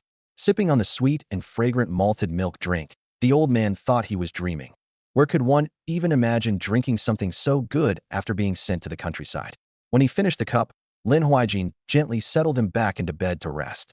Now that he had taken medicine and had nourishment, they could only hope his condition would improve. In the afternoon, Sun Xinyue stayed home to care for her father-in-law, while the rest of the family participated in labor on the farm. The work was counted toward contribution points. Not meeting the expected quota would result in insufficient rations, and without food, survival was impossible. Grateful for the supplies sent by her son-in-law, Sun Xinyue made up her mind to prepare a good meal for the evening. It had been too long since the family had had a proper meal together. Most importantly, she wanted to ensure her husband got the nourishment he needed. That evening, she cooked white rice porridge and used a bit of cured meat to stir-fry some fresh vegetables. Though the cured meat used was minimal, the aroma was mouth-watering. The old master's condition was genuinely showing improvement. When Lin Huaijin returned from work, he found that his father wasn't coughing as severely and seemed more alert, no longer in the delirious state he had been in before. The family was overjoyed. With timely doses of medicine and proper nutrition, recovery seemed within reach. Seeing this positive change in the old master, their gratitude toward Chun Weidong deepened. Had it not been for the timely arrival of these supplies, they dared not imagine the consequences. This act alone cemented Chun Weidong's place in Lin Huaijin and Sun Xinyue's hearts as a truly worthy son-in-law. Over at the Red Flag production team, I had just finished cooking dinner myself. I had caught some fish today, and the kids in the household were still craving the grilled fish I had made last time. So, I whipped up another batch. In addition to the grilled fish, I stir-fried the river shrimp I had caught earlier, delicious and perfect with a drink. The wild ginseng wine I had soaked for my old man was finally ready to drink as well. He poured himself a small cup to sample it. Liquor was a luxury these days. Who could afford to drink it extravagantly, especially when it was infused with wild ginseng? My old man leaned back, savoring his food and sipping his little drink, his legs crossed and bouncing with satisfaction. I'd never seen him this content before. We rural folks don't have grand dreams. As long as our family is happy together and we're free from worries about food and drink, life feels complete. Just like now, good food, good drink, the younger generation by his side, and no troubles caused by me. My old man couldn't ask for better days than these. Seeing him sip his wine with such pleasure, I knew his mood was fantastic.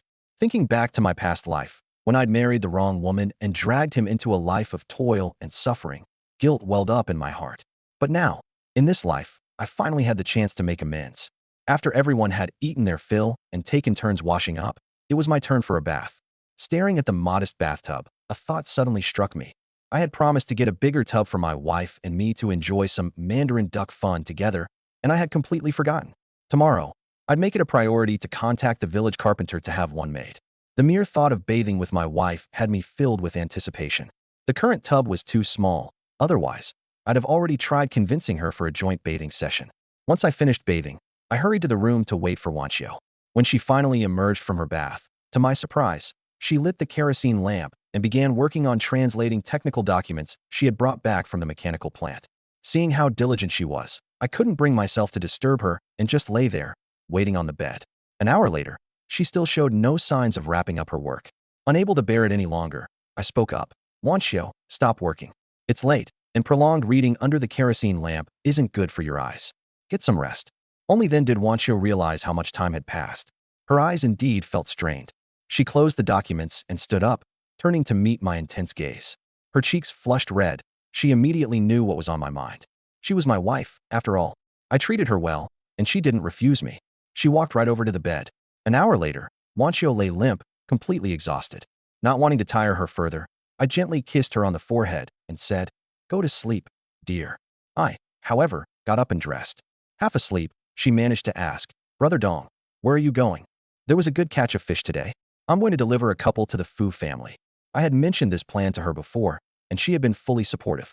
After all, the Fu family, like her parents, had been sent here under similar circumstances. It wasn't an easy life. Before I left, she reminded me, "The path is treacherous at night.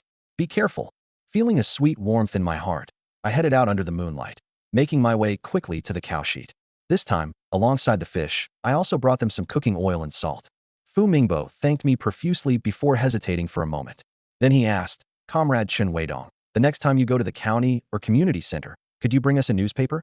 Living here, we know nothing about what's happening outside. Reading a paper would give us some awareness of the world." I understood their feeling. Life in exile wasn't just physically taxing. Being stuck here was tormenting, having no knowledge of what was happening outside. I said, "All right, I promise you. Here's the deal. I'll see if I can get a radio for you guys first.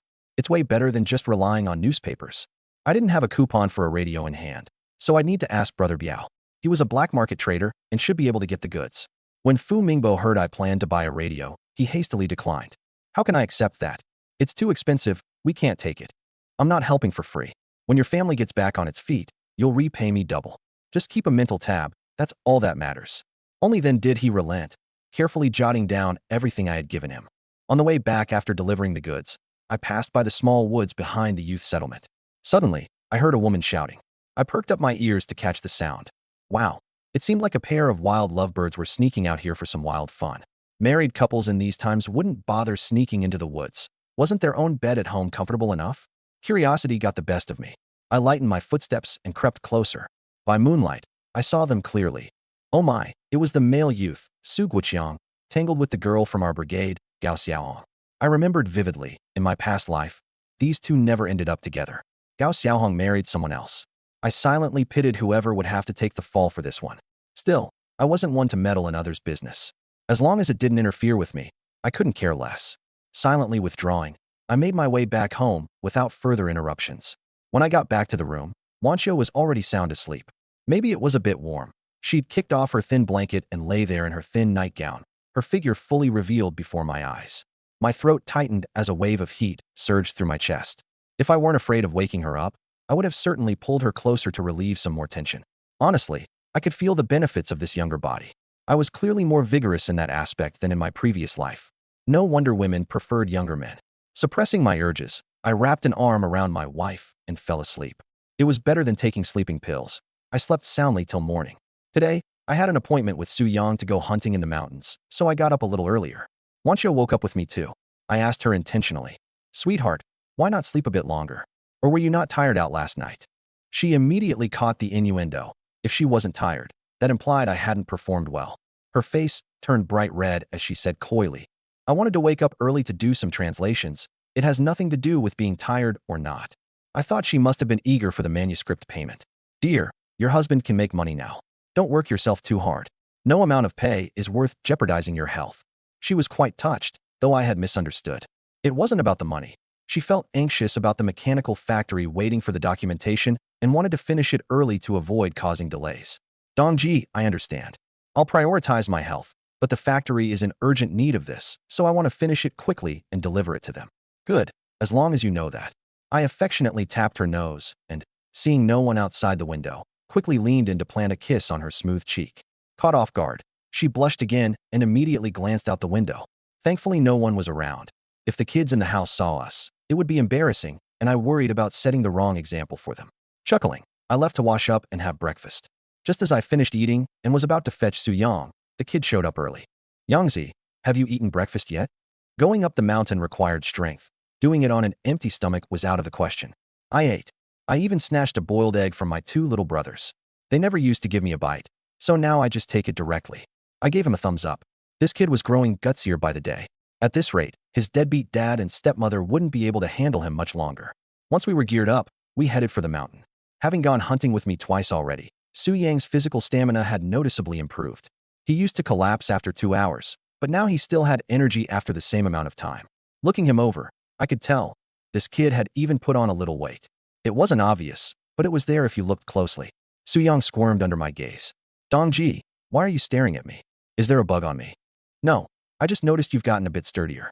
Clearly, all the good meals lately haven't gone to waste. He grinned sheepishly. Really? Looks like I'm not naturally scrawny. Eat well, and I can bulk up too. I thought of his lazy father and robust two little brothers. This kid wasn't born thin. He was just underfed and malnourished. Of course, eat more, and not only will you bulk up, but you might even grow taller. His eyes sparkled. Really? I'm 18 already. Can I still grow taller? Isn't it too late after reaching adulthood? I nodded seriously. 18 might be older, but there's still a chance. You have to seize the moment now. Any older, and it'll be too late to grow. Hope ignited in his eyes. What man doesn't want to be tall and strong? Being too short or skinny impacts confidence, let alone finding a wife. Girls all preferred tall and sturdy guys. He was also envious that I snagged a pretty educated youth as my wife. So in his mind, growing a bit taller and saving up enough money under my guidance would mean he could someday bring home a pretty wife too. Dongji, do you have any tips on how I can separate from the family sooner? Only then can I start focusing on myself openly. I thought for a moment. Keep causing trouble for now, and then start discussing splitting up again. If they refuse, keep stirring things up to wear them down. Once they agree, you can negotiate terms. Otherwise, keep at it until they cave. Got it, Dongji. Makes sense. He planned to step up his antics for the next few days, pushing his irresponsible dad and stepmother until they were forced to agree to let him strike out on his own. While chatting, I suddenly looked down and spotted a patch of Hisho Wu, FOTI. Though it wasn't as valuable as ginseng or Ganoderma, Hisho Wu was still a rare medicinal herb and could fetch a good price. There was quite a bit of it here, and digging it all up could make us some decent money. What luck! I crouched down, pulled out my tools, and called out to Su Yang. Yangzi, come over and help dig. He didn't recognize it. Dongji, what's that? Hisho Wu, a valuable herb. We can sell it. Upon hearing it could be sold for money, he dropped everything and squatted down to dig with me. Together, we unearthed a root about the size of a sweet potato. Dongji, so this is Hisho Wu. I wouldn't have known what it was if you hadn't said so. How do you know so many herbs? If it were me, treasures like this would go unnoticed even under my nose. He looked at me with admiration, thinking I wasn't just skilled at hunting, but also highly knowledgeable. I casually made up an explanation. I read about it in books. Otherwise, I wouldn't recognize it either. He was even more fascinated. Dongji, you actually read books? Back when we were in school, both of us were the least studious in the class. Now you've turned over a new leaf? The corner of my mouth twitched. Isn't it all about making money? That's why I was reading up on medicinal herbs. If it weren't for money, I wouldn't bother cracking open a book. Su Yang nodded. That's true. I've always said you're not the bookworm type. How could you possibly sit there and read? After taking a shower, I quickly went back to my room to wait for Wanchio. When she came out of the bathroom, to my surprise, she lit the kerosene lamp and continued to work on translating the technical materials she had brought back from the machinery factory. My wife was so hardworking that I couldn't bear to disturb her, so I just lay in bed and waited. I ended up waiting an entire hour, and she still showed no signs of coming to bed. Finally, I couldn't hold back anymore. Honey, stop now. It's the middle of the night, and reading under a kerosene lamp will strain your eyes. Come to bed and rest. Only then did Wanchio realize how long she'd been working. Her eyes were indeed a bit sore. She closed the documents, stood up, and turned to meet my heated gaze. Her cheeks flushed red. She immediately knew what I was thinking. She was my wife, and I treated her well. She didn't refuse and walked straight toward the bed. An hour later, Wanchio lay limp on the bed, completely exhausted. Not wanting to tire her anymore, I gently kissed her forehead. Honey, go to sleep. Then I got up and got dressed. Sleepily, she opened her heavy eyelids and asked, Dongji, where are you going? We caught a lot of fish today. I'm taking a few over to the Fu family. I'd mentioned this to her before, and she fully supported it. After all, the Fu family, like her own parents, were people who had been sent to the countryside under difficult circumstances. Life wasn't easy for them. Wanchio reminded me, the roads are hard to navigate at night. Be careful. My heart swelled with sweetness as I made my way to the cowshed under the moonlight. This time, along with the fish, I brought some oil and salt for them. Fu Mingbo thanked me profusely. After some hesitation, he asked, Comrade Chen Weidong, the next time you go to town or the commune, could you bring us back a newspaper? We have no idea what's happening outside and would at least like to read the news. I understood him completely. Life under these repressive circumstances was not just physically taxing, but mentally exhausting too. Being isolated and knowing nothing of the outside world made it even worse. I replied, all right, I'll help you with that. As a matter of fact, I'll see if I can get you a radio. That's much better than a newspaper. I didn't have a radio coupon, so I'd need to ask Biaoji for help. He's a resourceful man who deals in trading and might be able to find one. Hearing about the radio made Fu Mingbo panic and wave his hands in refusal. No, that's too expensive. We can't accept that. I'm not asking for free work here, I said firmly. When your family's situation improves in the future, you can repay me double. As long as you keep track of the favor and repay it when you can, we're good. Only then did he relent and carefully note down the items I had brought. On the way back, as I passed a small grove behind the Jiqing settlement, I suddenly heard a woman's voice calling out. Out of curiosity, I perked up my ears. Well, some wild lovers sneaking out for a tryst? These days, married couples don't go to the woods. The privacy of their own homes is far better. Curiosity got the better of me, and I quietly approached. Under the pale moonlight, I saw them, male Jiqing Su Guiqiang and a girl from our village, Gao Xiaohong. The two of them were entangled together. I remembered clearly that in my previous life these two hadn't ended up together. Gao Xiaohong married someone else. I couldn't help but feel a pang of sympathy for the poor guy who would marry her instead. But I wasn't one to meddle in other people's business. As long as it didn't affect me, I couldn't care less what others did. I quietly backed away and made my way home. When I entered my room, I saw that Wanxiu had already fallen fast asleep. Maybe it was a little warm. She had kicked off the thin blanket. Dressed in her light nightgown, her figure was fully displayed before me. My throat tightened as heat rose in my chest. If not for my reluctance to wake her, I might have pulled her into my arms to quench the fire in me again. Honestly, I could clearly feel the benefits of having a young and energetic body in this life. My stamina in certain areas far outmatched what it had been in my past life. No wonder women often looked for younger men. Suppressing my heat, I lay down beside her and held her in my arms. It was more effective than any sleeping pill I'd taken in my previous life. I slept soundly until dawn. I had plans with Su Yang to go hunting in the mountains today, so I woke up a bit earlier. Wanxiu woke up with me. I asked her intentionally, honey, why not sleep a little more? Was it because I didn't tire you out last night? She immediately caught the teasing undertone. It implied I didn't perform well enough to tire her out. Her face flushed crimson, and she replied with a sassy tone, I just wanted to get up early to work on my translations. It has nothing to do with that. I thought she might be chasing the manuscript remuneration and said, honey, your man can make money now. You don't need to work so hard. No matter how much the job pays, staying healthy is more important. She was clearly touched by my words, though I had misunderstood her motives. It wasn't about the money. She just felt an urgency to finish the translations and get them sent back to the factory as soon as possible. Dongji, I know. I'll take care of myself. It's just that the factory is urgently waiting for these materials. The sooner I finish, the sooner they can put them to use. All right, as long as you understand. With a smile, I playfully tapped her nose, and seeing that nobody was around outside the window, I gave her a quick peck on her soft, fair cheek. The unexpected kiss took her by surprise. Embarrassed, she quickly checked the window to see if anyone had seen it. Thankfully, no one was there. If the kids in the house had seen us, it would have been quite embarrassing, and she'd fear setting a bad example. Chuckling, I went outside to wash up and have breakfast. Just as I finished eating and prepared to look for Su Yang, he showed up early. Yangzi, have you eaten breakfast yet?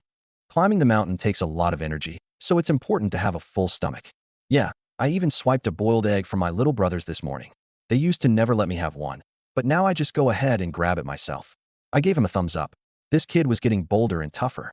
At this rate, his scumbag father and stepmother wouldn't be able to handle him for long. Once we were ready, the two of us headed up into the mountains. After coming with me on 2 previous trips, Su Yang's stamina had visibly improved. Whereas he used to collapse after 2 hours of climbing, now he still looked energetic. I sized him up. Sure enough, the kid had gained a bit of weight. It wasn't obvious at first glance, but there was definitely a noticeable difference if you looked closely. Why are you staring at me, Dongji? Do I have a bug on me or something? No, nothing like that. I was just noticing that you've gotten a bit sturdier. Eating well these days hasn't been for nothing. Su Yang grinned sheepishly. Really? Seems like I'm not doomed to be skinny after all. With proper nutrition, I can bulk up a bit. I thought about his scumbag dad and his 2 stockier brothers. This kid wasn't naturally thin, it was just malnutrition. Of course, keep eating well, and I bet you'll not only bulk up but shoot up a bit in height too. Su Yang's eyes lit up. Really? Do you think I can still grow taller? I mean, I'm already 18, can. Does that mean I can't grow anymore? I looked serious.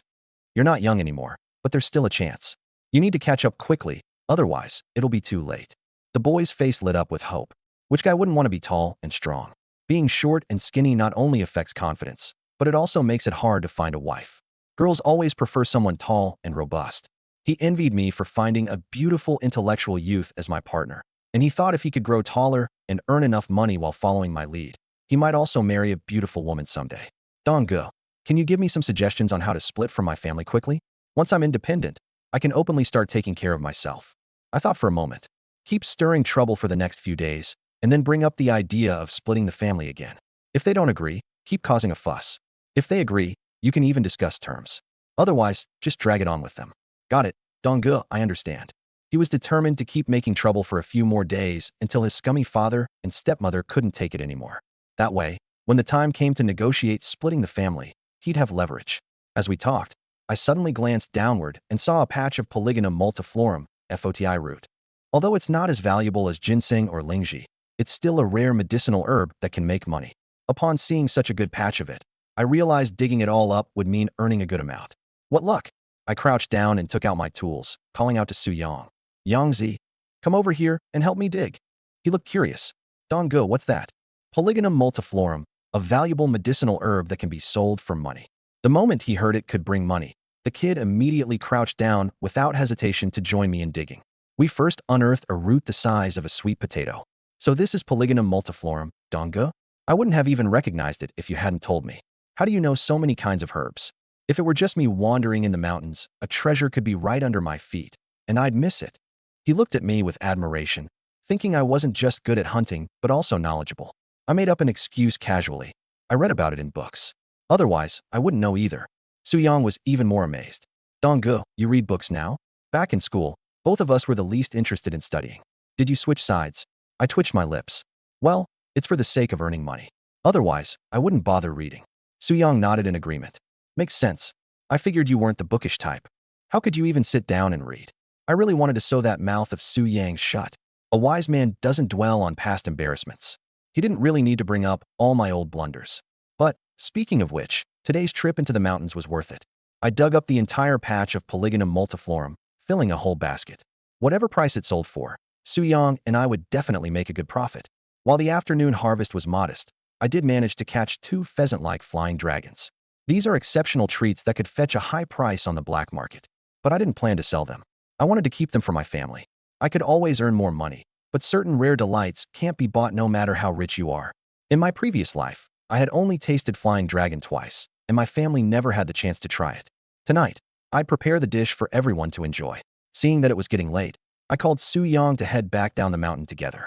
When we arrived home, I was stunned to find 2 public security officers sitting in my yard. Judging by their uniforms, they were from the commune-level station. I frowned. Public security visiting me again? Could it be that brat Tian Yaozu pulling strings to cause me trouble? If that was the case, I need to arrange for my family to seek help from the county bureau. I stepped into the yard, and one of the officers approached me. Comrade Chen Weidong, you're finally back. Someone accused you of illegal trading. Please cooperate with our investigation. My heart sank. Had someone been tailing me during my visits to the black market? It shouldn't be possible. Each time I went, I used my private space to disguise myself before meeting Biao Gu for transactions. I was as cautious as one could be. Illegal trading isn't a light crime. If caught with evidence, it could mean jail time, or worse, depending on the severity. I quickly calmed myself, asking, illegal trading? Impossible. I've never done such a thing.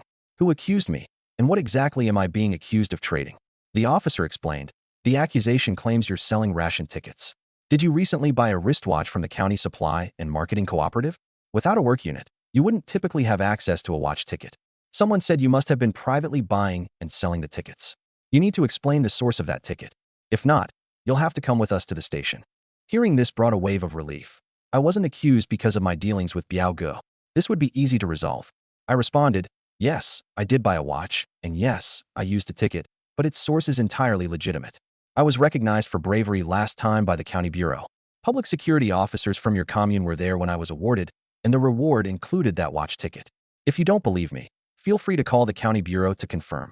The officers exchanged glances. They indeed remembered hearing about my commendation. The county bureau had personally delivered a banner to honor me, and word of it quickly spread. Hearing this, they appeared mostly convinced. All right, Comrade Chen Weidong, we'll verify the details with the county bureau. If everything checks out, you'll have nothing to worry about.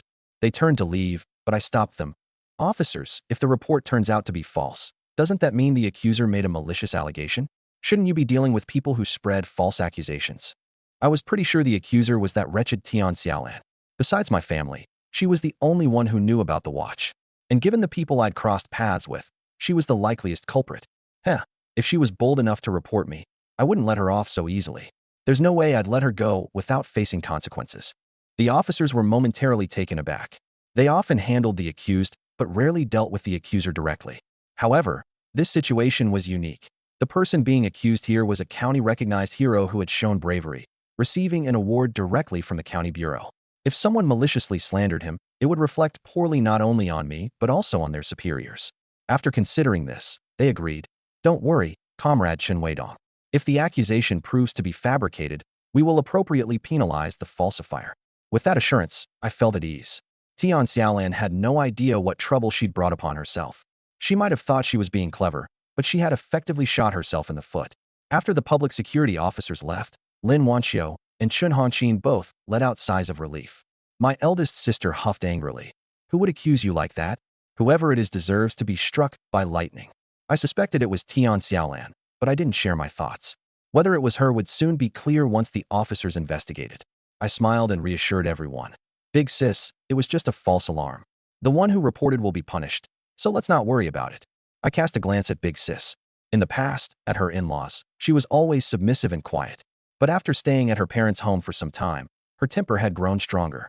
It's a good thing. When a woman is too soft-hearted, she tends to get bullied. A fiercer temper helps one avoid losses. Especially since this is her third child. As a mother, she needs to stand firm to protect her kids.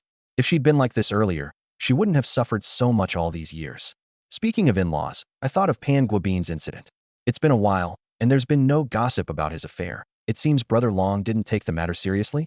Tomorrow, after delivering goods in the county, I'll visit the commune to have a word with him. If he hasn't dealt with it, I'll offer more money to get it done quickly. I shook off my thoughts and smiled at Big Sis. You're pregnant, don't get upset. Let's talk about happy things. I had a good haul on the mountain today, dug up a lot of wild roots, and even caught 2 flying dragons. None of you have tried it before, right? Tonight, I'll let you taste some. Lin Wanxiu looked at me in awe. Donggu, you're amazing.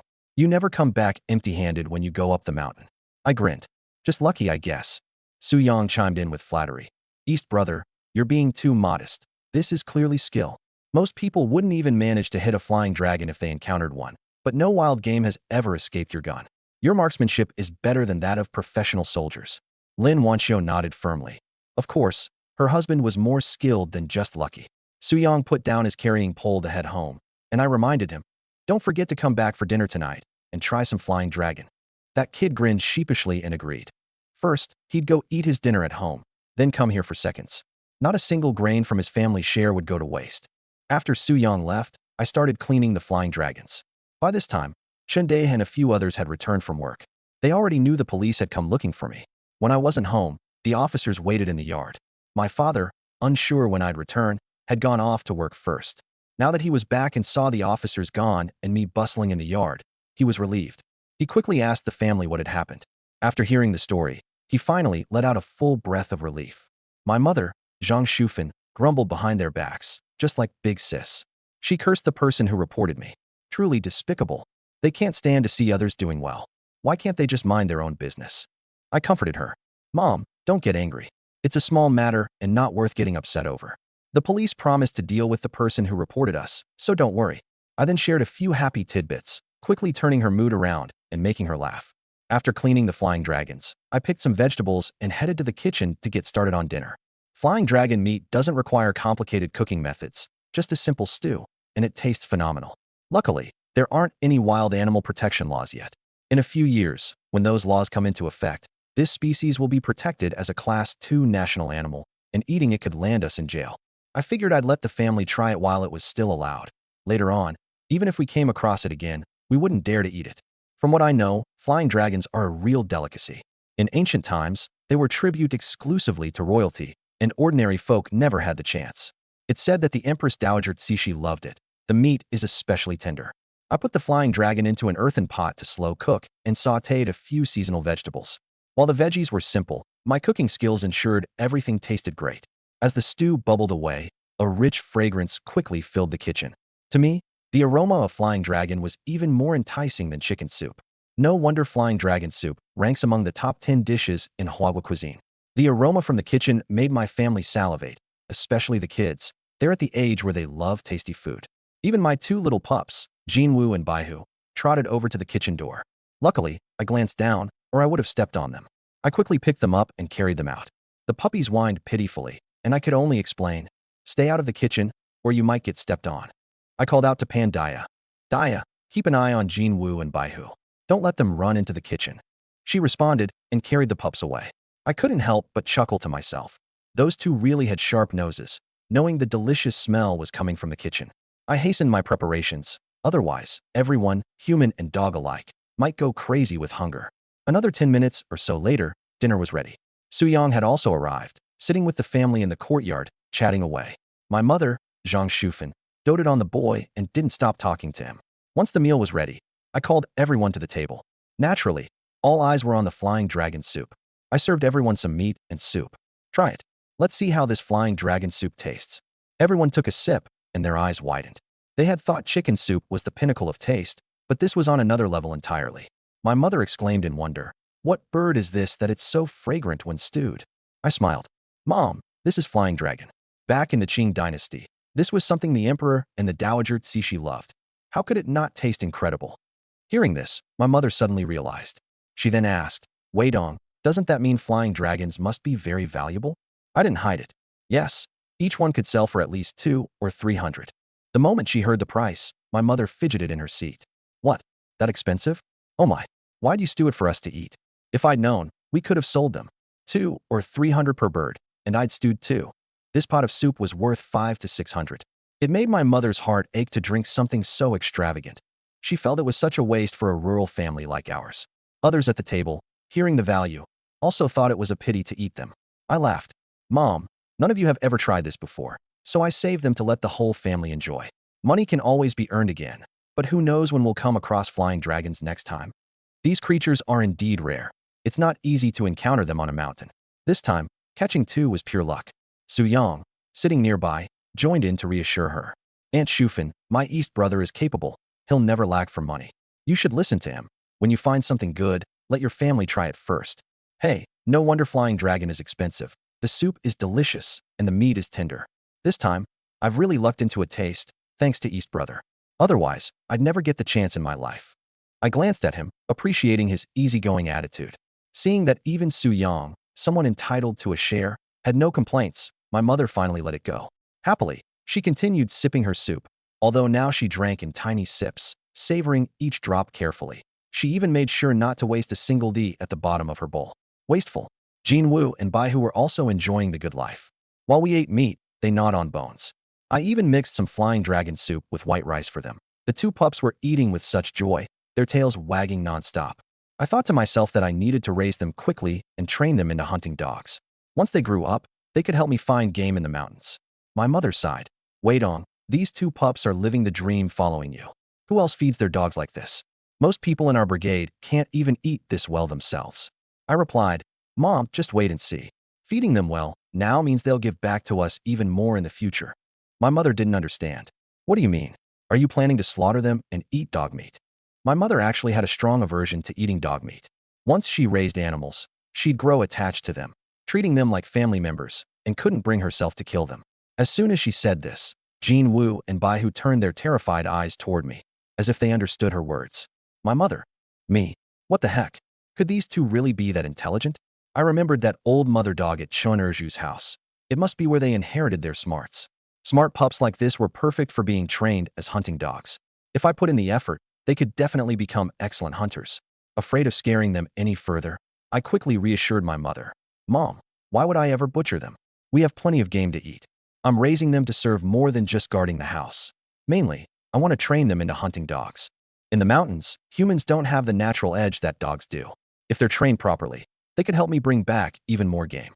Only then did my mother understand. If they could really help with hunting, that would definitely be returning the favor. In that case, Feed them more so they can grow up faster and start helping sooner. As if understanding her words, Jean Wu and Bai Hu's fear faded. Their tails wagged, and they went back to eating soup-mixed rice noodles. After the meal, just as I was about to go wash up, I suddenly remembered something important that I'd forgotten. I rushed out of the house before the sun set. My mom called after me. "Wait on, where are you going?" I responded, "Mom, I'm going to Carpenter Wong's house to order a larger bathing tub." She didn't think much of it, assuming it was because I was tall and didn't fit well in our current tub. She had no idea that the big tub I planned to order wasn't entirely for bathing. Carpenter Wong's house wasn't too far from ours, though it was at the other end of our brigade. It took just 5 or 6 minutes to get there. When I arrived, the family was about to have dinner. Their meal was much simpler than ours, just a bowl of water-boiled vegetables, another of salted pickles, and mixed grain rice. To be fair, most families in the brigade ate like this. Carpenter Wong's family was slightly better off because he had the skills of a carpenter. Though they weren't wealthy, they could at least fill their bellies. Some poorer households not only ate worse, but often didn't have enough to eat at all. Carpenter Wong saw me coming and immediately stood up with a smile. "Wait on, what brings you here?" He treated me quite kindly, mostly because I'd made significant contributions to the brigade recently. The meat we distributed during past hunts was from animals I'd caught, and everyone had benefited. Folks in our brigade were simple and honest, appreciative of contributions. Few people acted unreasonably. I got straight to the point. "Uncle Wong, I'd like to commission a bathing tub, but a big one, big enough for 2 people to bathe together." I gestured to show the size. Carpenter Wong was taken aback. "Huh? Wait on, are you sure you want one that big?" He'd never made one so oversized before. Who needed such a large tub just for bathing? I nodded seriously. "Yes, Uncle Wong, it needs to be that big. It has to fit 2 people, nothing smaller will do." When I emphasized 2 people, Carpenter Wong finally understood. It wasn't about dimensions, it was about the intended purpose. He probably sighed to himself, thinking, kids these days really know how to live it up. Back in my day, we didn't even have these ideas. Putting his own musings aside, he agreed. "All right, if that's what you want, I'll make it for you." "How much will it cost, Uncle Wong?" "I can pay you a deposit now." "Depends. Do you want me to provide the materials or use your own?" "With materials included, it'll cost 5 yuan. Without materials, just 2 yuan for labor." Most people in the brigade provided their own materials when commissioning furniture builds. After all, the Hongqi production team bordered a mountain, so you could gather wood yourself. But I didn't want the hassle. I preferred things the easy way. Money wasn't an issue nowadays. Not only did hunting bring in income, but I could also discreetly access items from my spatial storage and sell them to Brother Biao. So, 3 yuan seemed like a small difference. "Uncle Wong, I'll choose the option with materials." "All right, just leave a 1 yuan deposit." I readily handed over the 1 yuan. "When do you think the tub will be ready, Uncle Wong?" The thought of enjoying a steamy, intimate bath with Lin Wanqiu had me impatient to get it as soon as possible. Carpenter Wong pondered for a moment. "It won't be quick. I have other orders to finish first. The earliest would be in 3 days." 3 days? It felt like forever. But there was no helping it. "All right, Uncle Wong. Let me know as soon as it's ready." "Sure thing." With the tub order arranged, I headed back home. By then, Lin Wanqiu had already finished her bath and was busy with her translation work in the room. I fetched water to take my turn at bathing, then lay down in bed waiting for her. When she finally joined me, let's just say the next hour had nothing shy or innocent about it. The next morning, after breakfast, I made a trip to the county town. Not only did I plan to sell the wild fleece flower root I dug up yesterday to Brother Biao, but I also wanted to ask if he had any radios for sale. If I could find one, I thought I'd buy it for our home too. I'd promised Lin Wanqiu before that I'd gather all the 3 great items in one sound for her. We already had a bicycle and a watch, just missing the sewing machine and the radio. Sewing machines were the most expensive and hardest to get due to the ticket systems, but radios were the cheapest and easiest. In fact, given how much I was making nowadays, it wouldn't take long for me to afford a TV set. But since rural areas didn't yet have electricity, a TV would be useless for us. Radios, on the other hand, didn't have such limitations. You could operate them on batteries. Lost in thought, I soon reached the county town. Having dealt with Brother Biao several times by now, I knew the way effortlessly. In addition to the fleece flower root, I'd ordered 50 pounds of pork head meat and 5 hens from my villa storage to bring along. Since trips to the county town weren't frequent, I figured I'd maximize productivity this time. Plus, to buy 2 radios, I need to spend quite a bit of money, so I had to earn it back. Brother Biao's face lit up upon seeing this shipment of prime goods, especially the pork and hens, which were scarce commodities. He offered 400 yuan for the basket of fleece flower root. Domestic pork was priced higher than wild. Wild pork fetched 1.3 yuan per pound, while domestic was 1.5 yuan. Meat from the meat union factory cost 1 yuan a pound, but black market products went for double due to their unticketed nature. The hens, meanwhile, sold at 2 yuan per pound. Altogether, this batch earned me over 500 yuan from Brother Biao. By the way, Brother Biao, do you have any radios? A friend of mine is looking to buy two. Brother Biao replied, yes, you've got good timing. We just got a shipment from the south. Radios don't need tickets. One goes for 150 yuan each. We've been doing business for a while now, so I'll give you a discount, 140 each. What do you say? It still required tickets, and at 140 yuan apiece, it wasn't exactly cheap, but I thought it was worth it. All right, Brother Biao, I'll take two. No problem, Brother Biao responded. He quickly had someone bring over 2 units. I paid straightforwardly. I casually tucked the 2 pieces into my villa space. It cost a total of 280 yuan, and items this expensive needed safe storage to avoid being damaged or scratched. On my way back from the county, I didn't head straight to the red flag production team, but went instead to the commune. I wasn't sure if there had been any progress with Pan Guobin's situation, and I needed to check. I hoped this matter could be resolved soon so that my eldest sister could divorce that scoundrel. Only then could she and my 2 nieces live a peaceful life. Thinking of this made me pedal even faster. It didn't take long to reach the commune, and I headed straight for Ding Yulong's house. As soon as Ding Yulong saw me, he understood why I was there and welcomed me in. You're here to ask about the progress, right? Don't worry. I've kept a close eye on Pan Guobin for you. Now, I've figured out the address of the widow he's entangled with and roughly when they usually meet. If nothing unexpected happens, he'll go tonight. I've already arranged for my brothers to be in place. Tomorrow, expect good news. Hearing that, I felt a wave of relief. After waiting so long, there was finally progress. Even though I felt impatient, some matters couldn't be rushed. Haste would only make things worse. All right, Brother Long, I'll leave this to you then. If you get this done well, I'll add 20 yuan to your payment.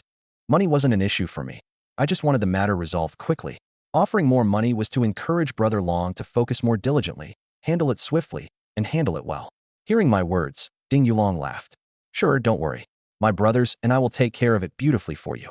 After inquiring about the situation, I prepared to leave. As I passed by the commune's public security bureau, I remembered Tian Xiaolan's report against me yesterday and decided to drop by to check on it. If the public security bureau hadn't acted yet, I would need to push them. Heh, Tian Xiaolan dared to file a report against me. There was no way I would let her get away unscathed. Instead of dealing with her myself, having the authorities handle it seemed more fitting. Any punishment they delivered wouldn't just inflict physical pain. It would also be a psychological blow. In these times, once someone was taken in by the authorities, they got labeled. People gossiped and judged wherever they went. This lowlife Tian Xiaolan got too comfortable riding on my coattails in the past life. This time around, she would taste the bitter reality of rejection and disdain. Once her reputation was destroyed, would Wang Xiangyu still accept her? Of course, he wouldn't have a choice. I'd ensure those 2 scumbags were tied together. Letting them torment each other was the only way. Anything easier would be far too lenient. When I arrived at the station, I got straight to the point and asked whether yesterday's report against me had been thoroughly checked out. The officer who handled the matter yesterday promptly gave me a response. Comrade Chen Weidong, the allegations against you were entirely baseless. We contacted the county bureau, and they confirmed that your watch ticket was indeed an award from them. I pressed, since it's been investigated and clarified, have you detained and punished the person who fabricated the report against me? The staff at the commune didn't dare to slack off. After all, I had some sway at the county bureau. Now that someone had slandered me, they had to address it properly. Comrade Chen Weidong, we haven't brought the person in yet, but we're preparing to do so. Don't worry, we absolutely won't tolerate such malicious behavior.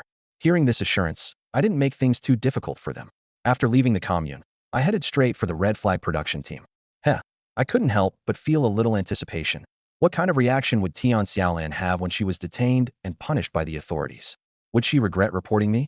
If she hadn't provoked me first, none of this would have happened. It was already past 10 o'clock when I got back to the production team. Detouring to the commune to handle business earlier had delayed me. Otherwise, I would have been back sooner. As soon as I stepped into the yard, the first ones to rush over were Jin Wu and Baihu. Pandaya, watching how attached these 2 pups were to me, pouted jealously. Why do Jin Wu and Baihu always like Uncle the most? We're the ones taking care of them more. I chuckled, stroking the dogs' heads. Daya, these 2 aren't ordinary pups. They're smart. They know who in this family can provide them a good life.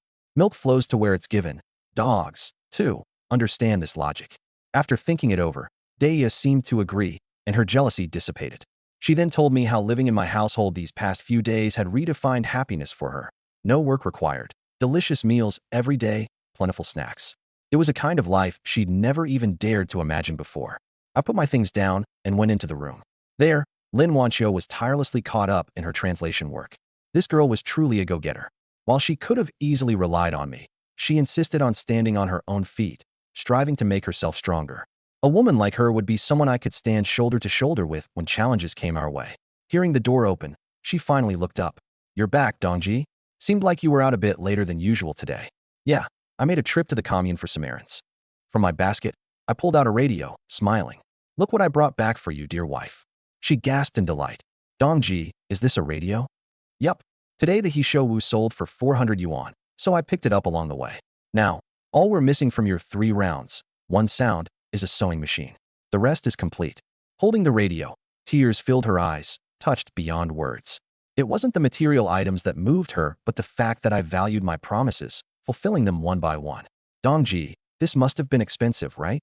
"Not cheap, 140 without a ticket. But I believe it's worth it. Whenever you're bored, you can listen to it and gather news from the outside world. If only our team had electricity already. I want to buy a TV next."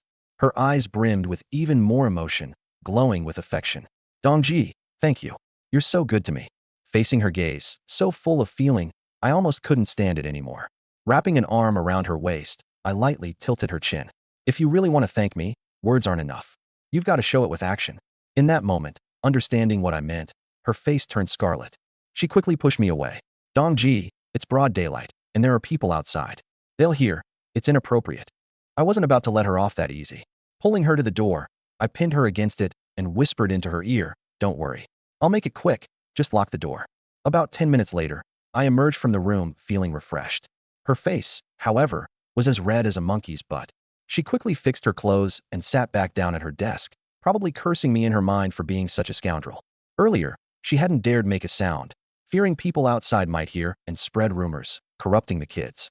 Meanwhile, I was thoroughly satisfied and headed to the kitchen to cook up a batch of zhajiangmian, noodles with meat sauce. I specially prepared a pound of meat for the minced meat sauce. It was going to be delicious. When work on the fields wrapped up for the day, everyone came back to the house to eat. Lin Wanqiu also emerged from the room, her face still faintly rosy. My mother took one look and asked, "Wanqiu, are you feeling unwell? Why is your face so red? Do you have a fever?" The question only made her face burn even hotter.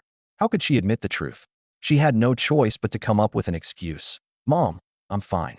It's just that the weather is too hot, and I'm in a rush to finish translating some materials." I got anxious, and my face turned red. My mother didn't overthink it, and even reminded her not to stress, saying that even if there wasn't any translation income, I could still provide for the family. After all, it's a man's duty to support his household. I witnessed the whole scene. Watching her nervously tell that little lie, I couldn't help but laugh. She shot me a glare. This man was the worst. Her face was flushed all because of him. Yet here he was, making fun of her. I quickly stifled my laughter. I wasn't afraid of much, but I was terrified of making my wife angry to the point that she wouldn't let me into bed. That would be unbearable. These days, I was already used to the cozy warmth of having my wife and child by my side. I couldn't go a day without her. My cooking wasn't bad. The family devoured the zhajiang noodles I made, leaving the plates nearly spotless, as if they'd been licked clean. After the meal, with nothing else to do, I went back to my room to rest. Lin Wanqiu followed but kept her guard up, afraid I might try to take full advantage of her. After all, the house was full, and her in-laws were in the neighboring room. If we made any noise, it would surely be noticed. I found her antics amusing. "Wife, stop looking at me like I'm a thief. Don't worry, I won't do anything to you." She snorted. "A man's promises are just lies dressed up nicely. That might fool me, but I won't believe it." I hurriedly reassured her. "It's true. I'm not lying. Honestly, if I really wanted something, your defenses wouldn't stop me. I'd just pounce on you." She thought about it and realized it was true. There'd be no stopping me if I really tried. Reluctantly, she eased up and continued working on her translation. I took a short nap on the bed. Meanwhile, my mind wandered to Tian Xiaolan's situation. Had the public security taken action yet? Hopefully, they'd pull her into the station soon and teach her a lesson. At the Tian family's place, everyone had just finished lunch and was resting before going back to work in the afternoon. Well, everyone except Tian Yaozu, the only son of the family, had always been spared from working. On top of that, he was still recovering from the last beating he received and was lying in bed. Just as the family had settled down for their noon break, a loud knocking came from the courtyard gate. Bang, bang, bang. Being woken up at this hour put the entire Tian household in a foul mood. Wang Suihua, suppressing her anger, went to open the door. What she saw were 2 public security officers standing there. She was taken aback. Ordinary folks rarely interacted with public security. The most recent contact she'd had with them was when Yaozu had been beaten, and she had wanted to report Chen Weidong. But without any evidence, the matter had been dropped. One of the officers asked, "Is this the home of Comrade Tian Xiaolan?" Wang Suihua was even more puzzled. She had thought they came about her son's incident, but to her surprise, they were looking for her daughter. "Yes, my daughter is Tian Xiaolan. What business do you have with her?" "Your daughter wrote a report accusing Comrade Chen Weidong of engaging in profiteering. The investigation has concluded." Wang Suihua froze for a second. Her daughter reported Chen Weidong? She hadn't known about this at all. Still, instead of opposing it, she secretly approved. She firmly believed that Yaozu was beaten by Chen Weidong, and she'd been racking her brain trying to figure out how to take revenge. Her daughter was standing up for her brother. If Chen Weidong could be arrested, she would be thrilled. She eagerly called into the courtyard for Xiaolan to come out. When Tian Xiaolan stepped out and saw the two security officers, she quickly guessed it was about the report she submitted. A pang of excitement hit her. Could it be that Chen Weidong's profiteering had been confirmed? Was the man finally about to get what he deserved? She immediately asked, "Officers, does this mean my report has been verified?" Wang Suihua also looked at them with anticipation. But in the next second, both mother and daughter's faces fell. The officer said, "Comrade Tian Xiaolan, we have verified your report. Comrade Chen Weidong has not engaged in any profiteering. You deliberately fabricated facts and maliciously framed someone. You are now required to come with us to the station to face the consequences of your actions." The two were dumbfounded. They had been hoping for Chen Weidong's downfall, but instead, it was Tian Xiaolan who had landed herself in trouble. Eyes darting in panic, Xiaolan refused to believe it. "How is that possible? Did someone bribe you to protect Chen Weidong? If he's not profiteering, then where did he get that watch coupon?" "The township officers wouldn't dare touch me because I had established connections with the county-level police and earned a plaque as a people's hero." But Xiaolan was a nobody. She had no backing, yet she dared to throw accusations at public security. One of the officers immediately raised his voice. "Comrade Tian Xiaolan, not only did you maliciously fabricate accusations against an innocent citizen, but now you're slandering law enforcement personnel. This warrants an even harsher punishment. That watch coupon was not obtained through profiteering. It was a reward from the county police for Comrade Chen Weidong's meritorious deeds, a government-issued commendation for a people's hero." Xiaolan hadn't expected this outcome. Regret washed over her. Regret for getting involved with Wang Xianyu, and even greater regret for that impulsive report she submitted out of spite. Not only had Chen Weidong gone unpunished, but she was now the one in trouble. In these times, average people feared nothing more than dealings with public security, especially being taken to the station to face penalties. It didn't matter how long one stayed in custody. The mere fact of having been there would ruin their reputation. To the community, anyone who'd been to the station was a criminal, someone to be avoided. How was she supposed to face anyone after this? Terrified, Xiaolan quickly tried to plead her case. "I'm sorry. I was just speaking carelessly. I admit my mistake. It won't happen again. This is all just a misunderstanding. Can you let me off without taking me to the station?" But the two officers knew I was paying close attention to this matter. They wouldn't dare let her off easily.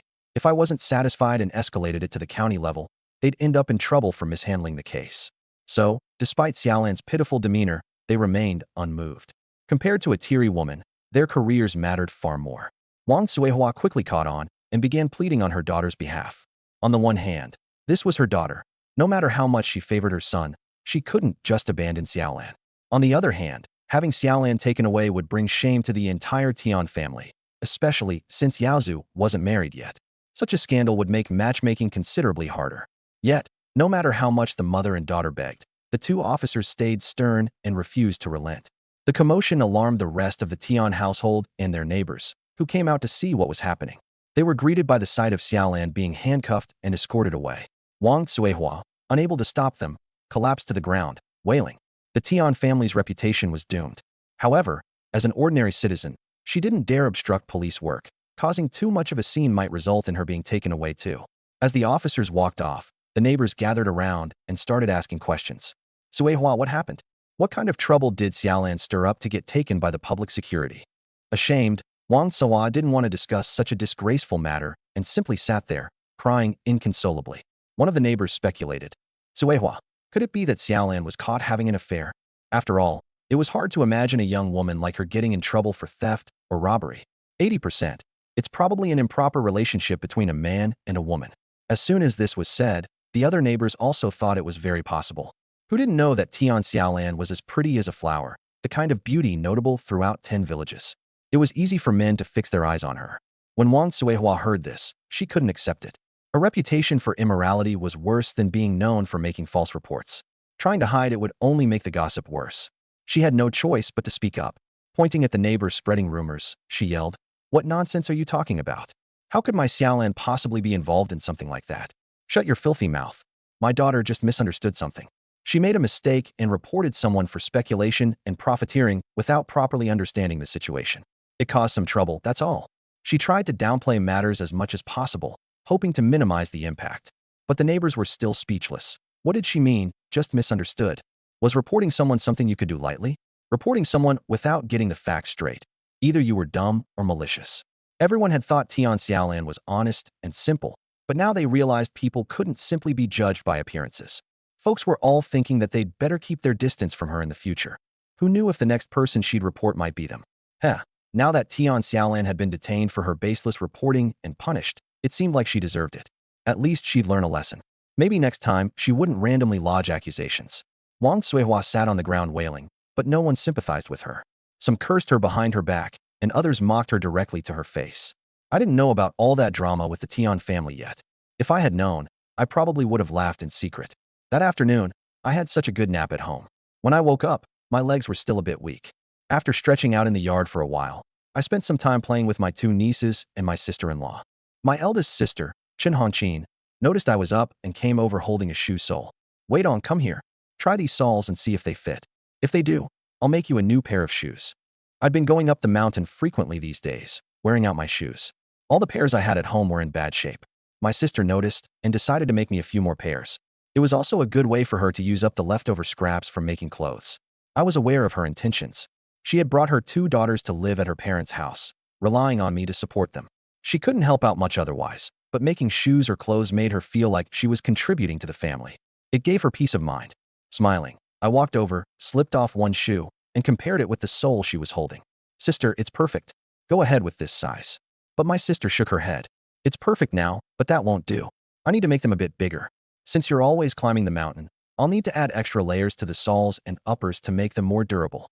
I didn't know much about the nuances of shoemaking, so I just went along with whatever she thought. "All right, do as you see fit, sister." Watching her carry the shoe soles into the house, I felt a sense of hope rising in my heart. If things went smoothly with Long Gu, the matter of Pan Guobin's infidelity would be resolved soon. My sister could finally be free from all this. With me around, she wouldn't need to worry even after her divorce. I was her capable younger brother, and I could provide for her. If she felt uncomfortable living with us, I could build her a separate home next door. I had plenty of savings and could afford it. In fact, I wanted to build her a brick house. Our brigade still lived in rammed earth homes, not because people didn't want to live in brick houses, but because circumstances didn't allow it. The cost of bricks was too high, and even buying bricks required official approval. Thankfully, that part wouldn't be an issue for me. My uncle was the brigade leader. One word from him, and it'd be settled. If that didn't work, I could handle it with money. After building for my sister, I planned to build one for myself next door as well. A single woman living with two kids. How could I feel at ease if she were too far away? Living side by side would give her her own space, while making it easier for us to look out for each other. Truly the best of both worlds. I was lost in thought for about half an hour until Dayo, one of my nieces, called out to me. "Uncle, what are you thinking about?" I couldn't share those private thoughts with the child.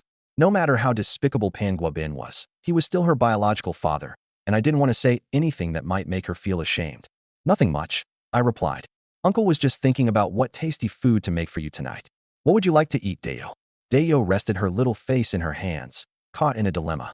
Everything Uncle made was delicious. But it was Aria, her younger sister, who piped up first. "Uncle, I want to eat candied sweet potatoes." "All right, if Aria wants it, Uncle will make it." When my wife Wan Tang overheard there'd be candied sweet potatoes, she was delighted. What child doesn't love sweet treats? There was still some fish left at home, so I added a plate of braised fish chunks for a bit of protein and flavor. After dinner, we washed up and headed to bed. Once Wan Xiao, my wife's younger sister, whom I had been staying with, finished her translation work, the two of us swept into another bout of passion. Afterwards, she lay against my chest, weakly patting me. "Didn't I already satisfy you at noon? Why are you back at it again tonight?" "That was a quickie," I said teasingly. "I wasn't satisfied. You're my wife. Would you have the heart to let me starve?" She shook her head, naturally unwilling. I wouldn't have the heart, otherwise I wouldn't give in to you." I kissed her forehead. "You're so good to me." In truth, I was grateful from the bottom of my heart. In this life, I'd married a good wife. In my past life, I'd worshipped Tian Xiaolan as if she were some goddess. Just to get her to do anything for me, I had to grovel, living my life like a dog. But in this life, meeting Wan Xiao, though her health was frail, she never said no when I needed her. She always cooperated as much as she could. Finally, I no longer had to endure that humiliation. Once Wan Xiao fell asleep, I quietly got up and went out. I had to deliver a radio to the Fu family at the cowshed. Apart from the radio, I also brought a few batteries, enough for them to use for a while. When they ran out, I would bring more. Under the cover of night, I made it to the cowshed without any trouble. The Fu family quickly welcomed me inside. When I'd mentioned before that I'd get them a radio, they'd been reluctant, saying it was too expensive and that they'd be happy enough just reading some newspapers and magazines. They hadn't thought I'd really deliver on what I said. Seeing the radio now, they were stunned. Noticing their silence, I asked, "What's wrong?" Not satisfied. "It's a lesser-known brand, sure, but I tested it. It works fine." Fu Mingbo hurriedly explained, No, not that. It's just, we didn't expect you to actually buy it. This must have cost a pretty penny. You've gone through so much trouble." I laughed and said, "It wasn't cheap, 140 yuan. But just make a note of it. You can pay me back later on." "All right, the radio's here. I'll head back now. And if you're ever short on anything, don't be shy. Just tell me, and I'll do my best to get it for you." After saying goodbye, I left. On my way back, passing through a little grove, I unexpectedly stumbled upon another couple engaging in some hanky-panky. Curious whether it was the same pair I'd caught last time, I stealthily inched closer to take a look. The man hadn't changed, but the woman had. This urban-educated youth sure was playing it wild, juggling multiple affairs at once. Last time it was a girl from our brigade. This time, it was the beautiful young widow from the village. TSK. Who knows who the female lead will be next time I catch him? Compared to all these philandering types, I'm practically a saint in terms of self-restraint. In my past life, Tan Xiaolan treated me like that, and there were so many women clinging to me. Why didn't I have fun with a few more? 2 lifetimes, and only 2 women. It must have been because I was too pretentious and aloof in my past life, always putting on airs. But what I didn't do in my past life, I won't do in this one either. I can betray that wretched woman, Tian Xiaolan, but I won't betray Wan Xiao, this good woman. She's my wife, and I cannot do her wrong. Quietly, I slipped away and headed home. Seeing it was getting late, I guessed that Brother Long's side of things would have made some progress. What about Pan Guobin? Tomorrow, I need to head down to the commune to find out the situation, and maybe see if that wretched Tian Xiaolan has been caught and punished yet. Meanwhile, at the commune, Ding Yulong had already arranged for people to keep an eye on Pan Guobin. When night fell, Pan Guobin sneaked into the widow's courtyard. The moment he stepped through the door, he pulled the woman into his arms. The widow playfully slapped him. "You scoundrel, why are you only coming now? I've been waiting for you for ages. You cheeky little minx, miss me that much?" "Umph. It's not you I miss, it's your good brother." Pan Guobin let out a lascivious laugh. "That's why I say you're brazen. Way more exciting than my wife." In truth, when it came to looks, most of the women out there couldn't compare to his wife, Chen Hongqin. But Chen Hongqin was conservative and dull. Even in bed, she was reluctant to go along with anything, and as time went by, he found her as flavorless as plain water. On the other hand, this widow was wild, full of passion. It was a shame they weren't a proper couple and had to sneak around. Recently, Chen Hongqin had gone back to her parents' house, which made it easier for him to come here, so his visits had become more frequent. To maximize their time together, he still hadn't brought his wife back. The widow hooked her arms around his neck. "I'm only like this with you. You always say I'm better, more exciting than your wife, but why haven't you married me? Are you just playing with me?" Pan Guobin kissed her as he coaxed. "No way. I'm serious about you. Don't accuse me of that. A man's words are full of lies. You say you're serious, but I don't see you marrying me." The widow turned her head away, deliberately feigning anger. Pan Guobin continued appeasing her. "Oh, come on. Yufeng, my feelings for you are genuine. Why don't you believe me? If you don't believe me, I'll swear to the heavens." As he was about to raise his hand, Huang Yufeng stopped him. "What good is a vow? Anyone can talk the talk. You've got to prove it. Marrying me would be real proof." Pan Guobin replied, "Yufeng, give me a son. If you give me a son, I'll marry you." Huang Yufeng playfully hit his chest. "Are you crazy? You want me, a widow, to bear you a son? If this gets out, I'll be drowned in spit. What's the big deal? You don't have to give birth at the commune. I've got relatives in the countryside. I'll send you there where nobody knows you. You can have the baby without any trouble."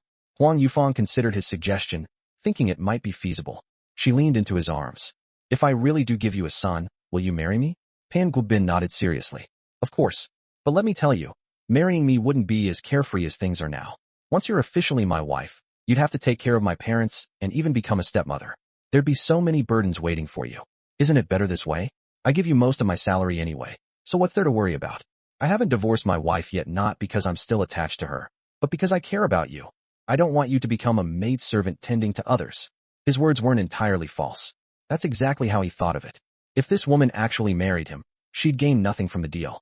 His parents were the type who expected their daughters-in-law to serve them. He'd already lost interest in Shin Hongqin ages ago. The only reason he hadn't gotten rid of her yet was because she was still useful for taking care of his folks. Without that value, he wouldn't have kept her around. Huang Yufeng thought his reasoning made sense. It was true that life without chores was much more enjoyable. She knew she couldn't match the kind of diligence Chun Hongqin showed when it came to serving others. Besides, Pan Guobin didn't need to marry her and still gave her money freely. Life wasn't bad as it was. There was no need to go seeking trouble. She asked again, "What if I give you a son and you don't marry me afterward? How would I, a widow, explain suddenly having a child?" People would gossip endlessly. Pan Guobin had already thought it through. "Don't worry, just have the baby. Once it's born, I'll take it back to my wife and have her raise it. You won't have to hear any gossip, and someone else will take care of the kid for you. How convenient is that?" Huang Yufeng, knowing how exhausting motherhood could be, had seen plenty of women age prematurely from raising kids. She wanted an easy, carefree life. If someone else could help with the child rearing, it would indeed lighten her burden. She grew more tempted but still hesitated. "But the child isn't hers. Would your wife really agree to raise it?" Pan Guobin scoffed. "Why wouldn't she? I'm her husband. She has to listen to me. She can't even give me a son herself. How dare she complain if I bring one back to raise? Does she think she can defy me? Why are you so sure I'll give you a son? What if it's a daughter?" Pan Guobin smacked her backside. "No way. You're the type to give birth to sons." Huang Yufeng smiled coyly. "Fine. Let's say I can. But isn't your wife also pregnant? What if this pregnancy gives you a son? Then you wouldn't need me anymore." Pan Guobin immediately dismissed the idea. "Impossible. My wife's not the type to bear sons. If she could, she'd have done it by now. But look, 2 daughters already. No way she's having a boy." "Well, that's true. Enough talk. Hurry up and make me a son." With that, he pulled her onto the bed. Soon, indecent noises filled the room. At this moment, Ding Yulong and his men were already stationed around the yard. Hearing the sounds from inside, Ding signaled his men to set a fire near the courtyard. As the flames rose, they began shouting, "Fire! Fire! Help put out the fire!" In those days, a fire was a severe emergency. Hearing the cries for help, neighbors grabbed buckets and rushed over to assist. Amid the chaos, Ding's men pretended to break into the house to rescue people. They dragged out Huang Yufeng and Pan Guobin, both in disarray. Huang Yufeng's skin was even marked with red welts. The situation was immediately clear to anyone who saw them. The neighbors recognized Huang Yufeng as the widow living there, and they hadn't expected her to be fooling around with a man. This was clear evidence of adultery. Soon, someone else identified Pan Guobin. He was from the same commune, well known among the members. If Pan Guobin had been single and gotten involved with Huang Yufeng, it wouldn't have been a big deal. They could simply formalize the relationship later. But he was a married man with children. This was outright adultery, which was a serious crime in those days. The affair quickly caused an uproar. In an era with little entertainment and an appetite for gossip, the scandal spread swiftly. Ding Yulong's men fueled the fire by stirring up the crowd. They demanded that the adulterous duo be handed over to the authorities, and soon the other onlookers backed the proposal, insisting the pair face punishment. And so, under the watchful eyes of a group of enthusiastic commune members, felt pressed for it. He waved and left. I tidied up a bit, grabbed my things, and got ready to leave. Lin Wanqiu was at my side, still concerned, asking, "Dongji, everything okay?" I smiled, patted her hand, and reassured her. "It's fine. Just something about the matter we discussed before. I'll go handle it." She trusted me, but still reminded me, "Take care on the way, and come back soon for lunch." "I know. You too, take it easy." With that, I set out. Reaching the commune wasn't too far, especially since I'd now arranged for a bicycle, making travel more convenient. The fresh morning air felt cool as I pedaled along the dirt roads.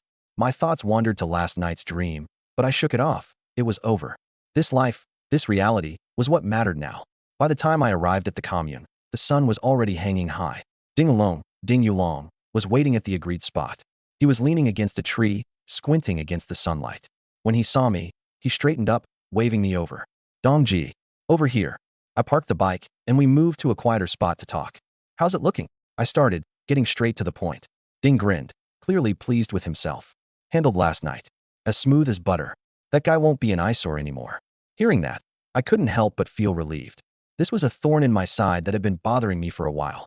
Having it dealt with meant I could finally move forward, Focus on better things. Well done. You've saved me a lot of trouble, I said, clapping him on the shoulder. Once everything's finalized, you won't be left short. Ding chuckled, clearly understanding my meaning. Don't worry, Dongji, I know you're a man of your word.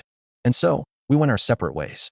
Ding Yulong was efficient and low-key, which made him a trustworthy ally. I made my way back, the weight on my chest significantly lighter.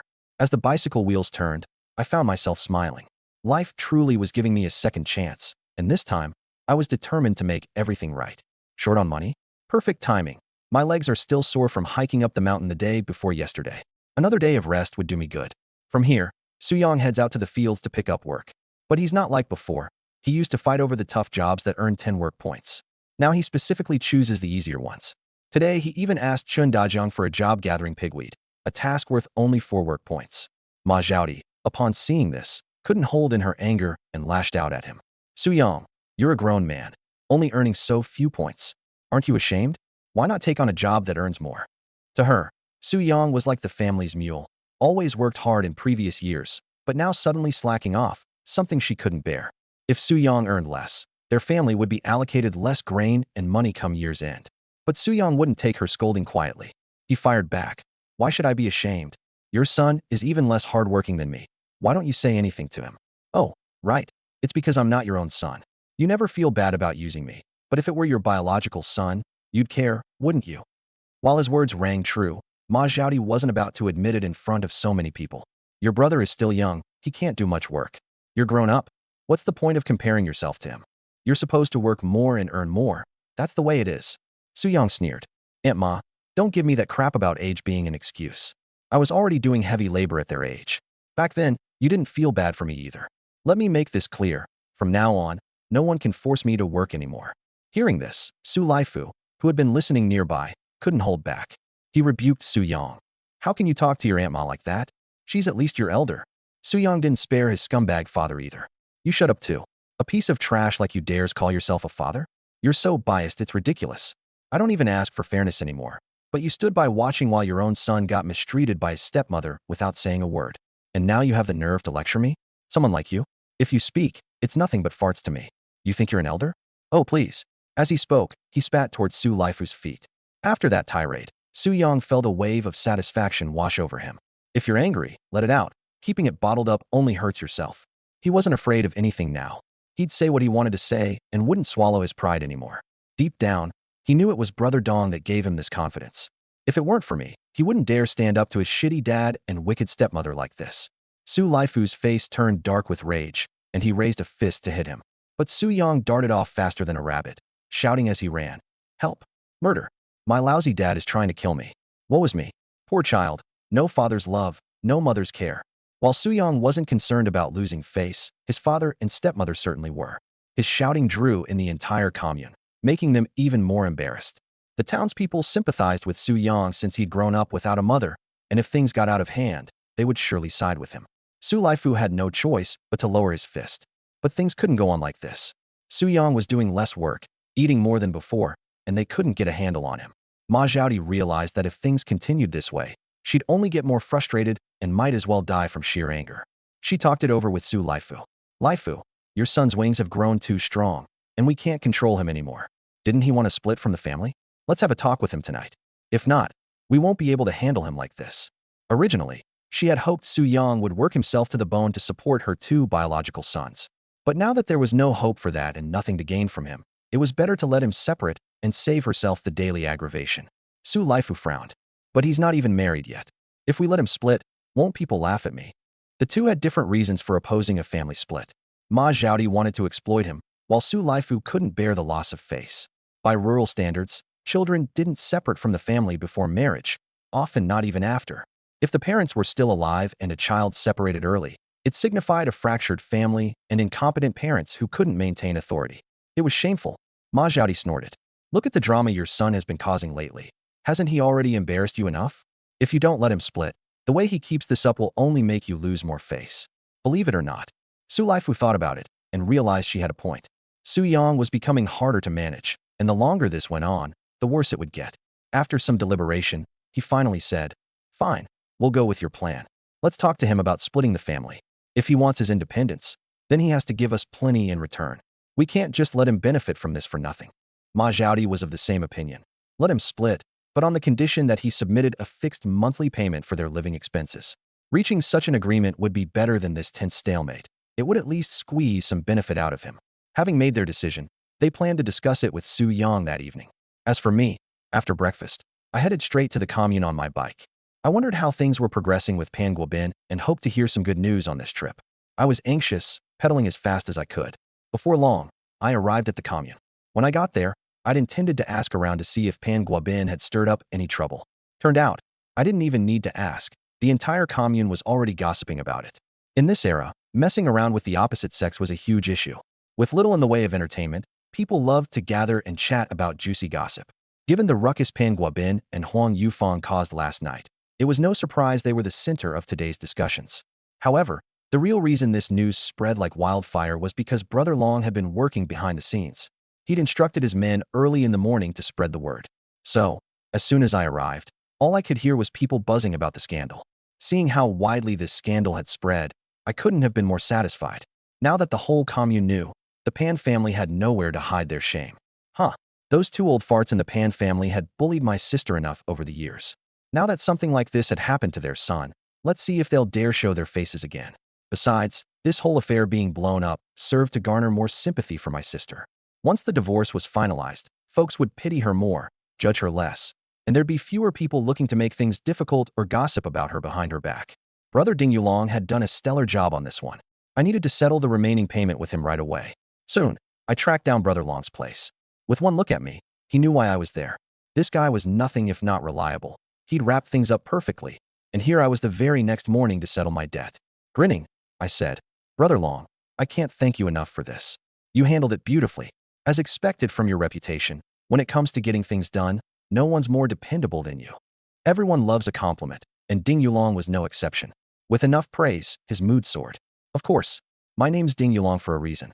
When people come to me, I make sure everything's handled smoothly. Brother, if you ever need help in the future, just come find me. Absolutely, I said. If I ever need something, I'll look for you first. As I spoke, I pulled out the remaining $70 I owed him, plus an extra 10 and 2 vouchers to sweeten the deal. Go get Mom and Dad. Let's all listen together. Chen Hongqin looked a little puzzled, but seeing how calm I was, she didn't think much of it. She even clapped her hands to signal her 2 nieces to go play elsewhere so the children wouldn't overhear. She then nodded. All right, go ahead. I'm listening. I took a deep breath and began. Big sister, your husband has been arrested. He's committed a serious crime. The police have already explained the details to me. He's been having affairs, there's no denying it. We'll have to wait for the verdict to know the exact sentence, but it'll be at least 5 years. As soon as I said this, Chen Hongqin turned pale as a sheet and slumped into her chair, as if all her strength had been drained. My parents were also speechless for a moment. The atmosphere in the house grew so heavy it felt as if a boulder had been placed on top of us. I quickly added, "Big sister, he's betrayed you. He never had any intention of building a proper life with you. A man like that isn't worth your suffering. Get a divorce, for your own sake, for the sake of the child in your womb, and for the future of our niece. I've already checked with the police. The process isn't complicated. You can file for divorce on your own. He doesn't need to be involved at all." Chen Hongqin lowered her head, covering her face, her voice choked with tears. I saw through him a long time ago. I'd originally thought I'd just put up with it for the sake of the child, but now, you're right. I can't go on living like this. I comforted her. Big sister, it's okay. It's better for both you and the child to leave a man like that as soon as possible. From now on, we'll all live together as a family. We won't let you or the kids go without. Dad sighed, looking as if he'd suffered a crushing blow, but finally nodded. Zaya Sanzi is right, Chiner. This life really is unbearable anymore. Let's get a divorce. With your mother and me, plus your younger brother, our family will find a way to get through this. Mom stood nearby with reddened eyes, nodding repeatedly. That's right. You're still young. You can start over after the divorce. We can hold this family together. Chen Hongqin, tears streaming down her face, glanced at me and said chokingly, Sanzi, I'm counting on you, my little brother, for the rest of my life. I patted her on the shoulder. Don't worry, big sister. We've got a long life ahead of us. This is just the beginning. As long as I'm here, no one will ever be able to bully you or the kids. Seeing that everyone in the family agreed that big sister should get a divorce, I finally breathed a slight sigh of relief. The road ahead is long, but at the very least, we've taken that first step. First, calm down and prepare yourself. You're pregnant and can't afford emotional upheaval. If you're not ready, just tell me, and I'll speak slowly and carefully. Truthfully, if I weren't eager to expedite the divorce, I wouldn't bring this up now. It's a heavy blow, especially with Big Sis carrying a child. The shock might harm her baby. If it turns out like last life, with a premature birth leading to infertility, I would never forgive myself. Big Sis sensed at once that this concerned her. Her expression tensed as she took a deep breath. All right, I'm ready. As long as it's not something involving our family, I can handle it. To her, as long as the family was safe and sound, nothing else mattered. Her daughters were doing fine. Her natal family was intact. There wasn't much that could shake her now. In the past, her mental resilience wasn't this strong. It was only after spending time with her family where she found reassurance. With her maternal family as her pillar and me, her capable brother, backing her up, she feared no hardship. I then recounted what had happened with Pan Guobin. What surprised me was that Big Sis had no strong reaction. The rest of the family, though, were furious upon learning that Pan Guobin had been fooling around with a widow. My mother, Zhang Shufan, started cursing, "That Pan Guobin, he's a useless wretch. Our Hongqin is such a good woman." Back then, she was the flower of 10 villages. She married him, bore his children, served his parents diligently. And now he has the audacity to sneak around with another woman. What a beast, utterly devoid of conscience. My father, Chen Dea, was also enraged, fuming as he shouted, "Does the Pan family think our Chen family is a pushover? Did they believe they could bully our daughter so easily? When they married Hongqin, they made all sorts of grand promises to treat her well. If we had known this would happen, we never would have let her marry him. We only agreed because they were from the commune, with decent living conditions. We thought she'd have a better life. Who could have predicted this? It would have been better to marry her to an honest man in the countryside." The more my father spoke, the more regretful he became. This marriage was a decision they had approved as parents. But Big Sis didn't blame her parents at all. She knew that back then, Pan Guobin's circumstances were indeed favorable. Her parents meant well, wanting her to have an easier life. People's hearts can change. No one could have foreseen this. It could only be said that she was unlucky. My third sister, Chun Hongyan, whose temper was fiery, stormed off to the kitchen and came back with a kitchen knife in hand. The Pan family has gone too far. They used to bully my sister, and we let it slide. But now, sneaking around on her. I must get justice for her. The corner of my mouth twitched. I knew third sis' temper was explosive, but I didn't expect her to go as far as grabbing a knife to confront someone. This approach, however, I could not condone. No matter how despicable the Pan family was, the law would deal with that scumbag. There was no need for us to dirty our hands. Nowadays, assault or murder would hold you accountable, and if third sis acted rashly, she'd suffer too. If not for this, I would have dealt with him long ago. I wouldn't need to pay Ding Yulong to handle it. Third sis, don't act on impulse. I understand you're angry, but it's not worth it to ruin your life over scum like him. Pan Guobin has already been taken into custody by the police. Justice will be served. As I spoke, I stepped forward, taking the knife from her hand and trying to calm her down. Big Sis also hurriedly stepped up to persuade her. That's right, Han Yen, don't get angry. It's not worth it for someone like him. The law will punish him, and the police have already apprehended him. There's no way he'll get away. Only then did third sis gradually regain her composure, though she still seemed curious. Big Sis, why aren't you angry? That kind of scumbag, don't you want to chop him into pieces? Not only third sis, but the whole family seemed puzzled. How could the person most deeply affected remain so calm, while everyone else was utterly enraged? Big Sis, cradling her belly, chose to come clean. Actually, I've known for a while that he's fooling around outside. I just didn't have solid evidence. Several times, he sneaked out at night and came back smelling like perfume. She had suspected it, but she never told the family. First, because she lacked concrete proof. Second, because she had long since given up hope for this man. If he pursued other women, she couldn't care less. Moreover, she feared that if she shared this, her family might act rashly and do something drastic. Her maternal family had already been through enough for her and her daughters. She didn't want to add to their worries. She hadn't expected the news I brought back today to confirm what she suspected, that Pan Guobin had been caught red-handed. To say she wasn't angry would be untrue. But she had already prepared herself mentally, so the emotional impact wasn't as severe. Besides, to her, compared to something happening to her maternal family, a cheating husband was trivial. Whatever punishment Pan Guobin faced wouldn't affect her family. The family finally understood why she was so composed. She had already seen this coming. My mother hugged her tightly, crying, "Hongqin, it's all our fault. We've wronged you, made you endure so much suffering. That wretched Pan Guobin is truly despicable. We should never have let you marry him back then." My father also looked deeply regretful. "Hongqin, if you had known all this, why didn't you say anything? You suffered so much in silence and didn't even come back to tell us.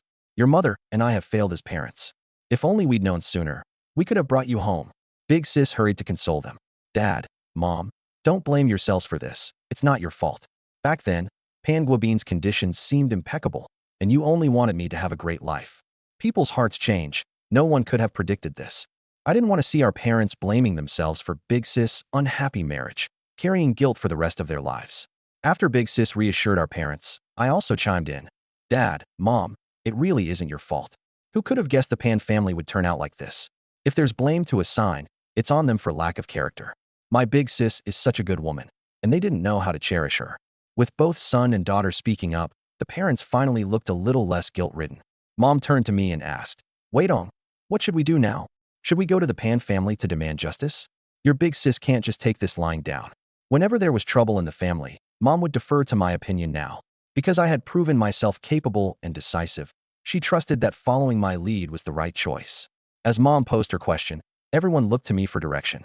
Even Big Sis spoke up. Wait on, since it's come to this, I'll leave the next steps to you. Taking a deep breath, I shared my thoughts. I think there's no point in entangling with the Pan family. The law will deal with Panguabin. What we need to focus on is Big Sis' future, as well as that of her daughters. So, my suggestion is for Big Sis to quickly divorce Panguabin and bring the girls back to live with us at home. The cleaner the break with the Pan family, the better life will be moving forward. Our family isn't the same as before. I can earn money now. If Big Sis feels uncomfortable living here, I'll build a separate house for her and the kids. Big Sis is great at sewing. I'll get her a sewing machine, and she can take on some work to support herself and the girls. Even if things get tough, with me here as her brother, no one will go hungry. No need for you all. My wife, Lin Wanchio, was the first to support me. She believed the most important thing at present wasn't dwelling on the issue, but distancing ourselves as soon as possible, and divorce was the way to do that. Unlike other wives, she didn't oppose my elder sister coming back to her family home. In fact, she was even more empathetic. Wanchio standing by my side warmed my heart deeply. So this is what it feels like to have someone backing you. In my previous life, whenever I tried to stand up for my sisters, Tian Xiaolan always hindered me. Truly, when you marry a different person, you live a different life. But the mere mention of divorce threw my parents into a bind. In this era, divorce was unheard of for any girl in the village. If it really happened, the whole community would be buzzing about it. I could tell instantly what they were concerned about. I didn't blame them. It was just the way of thinking in that era. Every generation is influenced by the norms of their time. Just as decades later, young people would feel pressured to buy homes before marriage. I could only gradually guide them. Dad, Mom, don't always stress about the bad reputation of divorce. Compared to living a good life, what does reputation matter? If Big Sister doesn't divorce now, what will happen when Panguabin gets out of labor reform? Won't he force her to continue living with him? That would mean being entangled with that scumbag for a lifetime. My parents took my words to heart. Indeed, without a divorce, she couldn't be rid of him. Panguabin would come back as a labeled criminal, and not only would my sister have a miserable life with him, but she'd also get labeled as part of the Black 5 categories, dragging the entire Chin family down with her. Noticing their resolve wavering, I struck while the iron was hot. It's a new era now. Even the marriage law states that women have the freedom to marry and the freedom to divorce. Why does the country establish such rules? To encourage women not to stay bound in unhappy marriages. If a marriage doesn't work out, they should get out and avoid being tied down for life. Big Sister is still young. Her future has limitless possibilities. We need to consider her and her kids. Only by divorcing can her life get better. My parents weren't stubborn. They agreed when they found my reasoning convincing. Weidong is right. This marriage must end. Only by divorcing can that scumbag leave your sister alone so she can live in peace.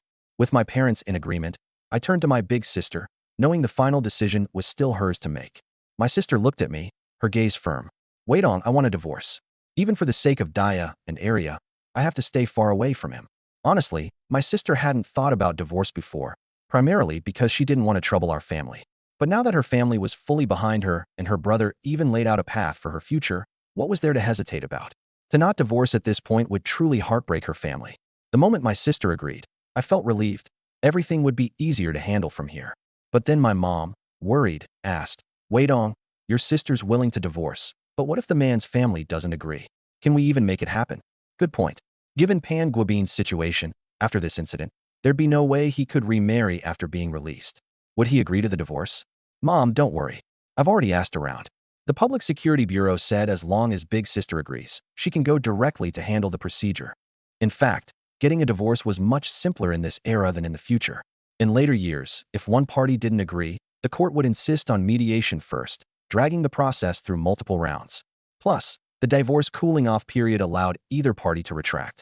Comparatively, in our present time, things were much more straightforward. Encounter a garbage person you don't want to live with any longer, and you wouldn't be stuck with him for too long. Hearing that, my mom relaxed and said eagerly, "Then what are we waiting for? Let's go to the commune and get this divorce done quickly." My dad echoed, "Exactly, the sooner, the better. Once the paperwork is done, we'll head to the Pan's home and haul back the dowry furniture. No way are we letting them keep it." When my sister married into the Pans, it was considered marrying up despite our family's modest means. Still, we had sent along an entire set of dowry furniture. After several years of use, it was still functional. Better to bring it back and use it ourselves than to leave it with the Pans. Dad started heading out as he talked, saying, "I'll go borrow an ox cart right now." The furniture had to be hauled back by ox cart, and besides, my sister was heavily pregnant. Walking all the way from the production brigade to the commune would be exhausting and harmful to both her and the child. Once Dad borrowed the ox cart, our entire family set off for the commune. On the way, I called on my two cousins, Wei Min and Wei Hua, to join us. There was a chance of confrontations with the Pan family, and having more people would give us a stronger presence. They'd have to think twice before stirring up trouble. I didn't intentionally call for my great-aunt, Li Guixiang, but the moment she heard about it, she followed us anyway. For something this big, there was no way she'd stay behind. If an argument broke out, her sharp tongue was nothing to mess with. In these matters, it was best to bring along some older women with verbal prowess. When the men had to step back, they could step up. Our family set off in a grand procession toward the commune.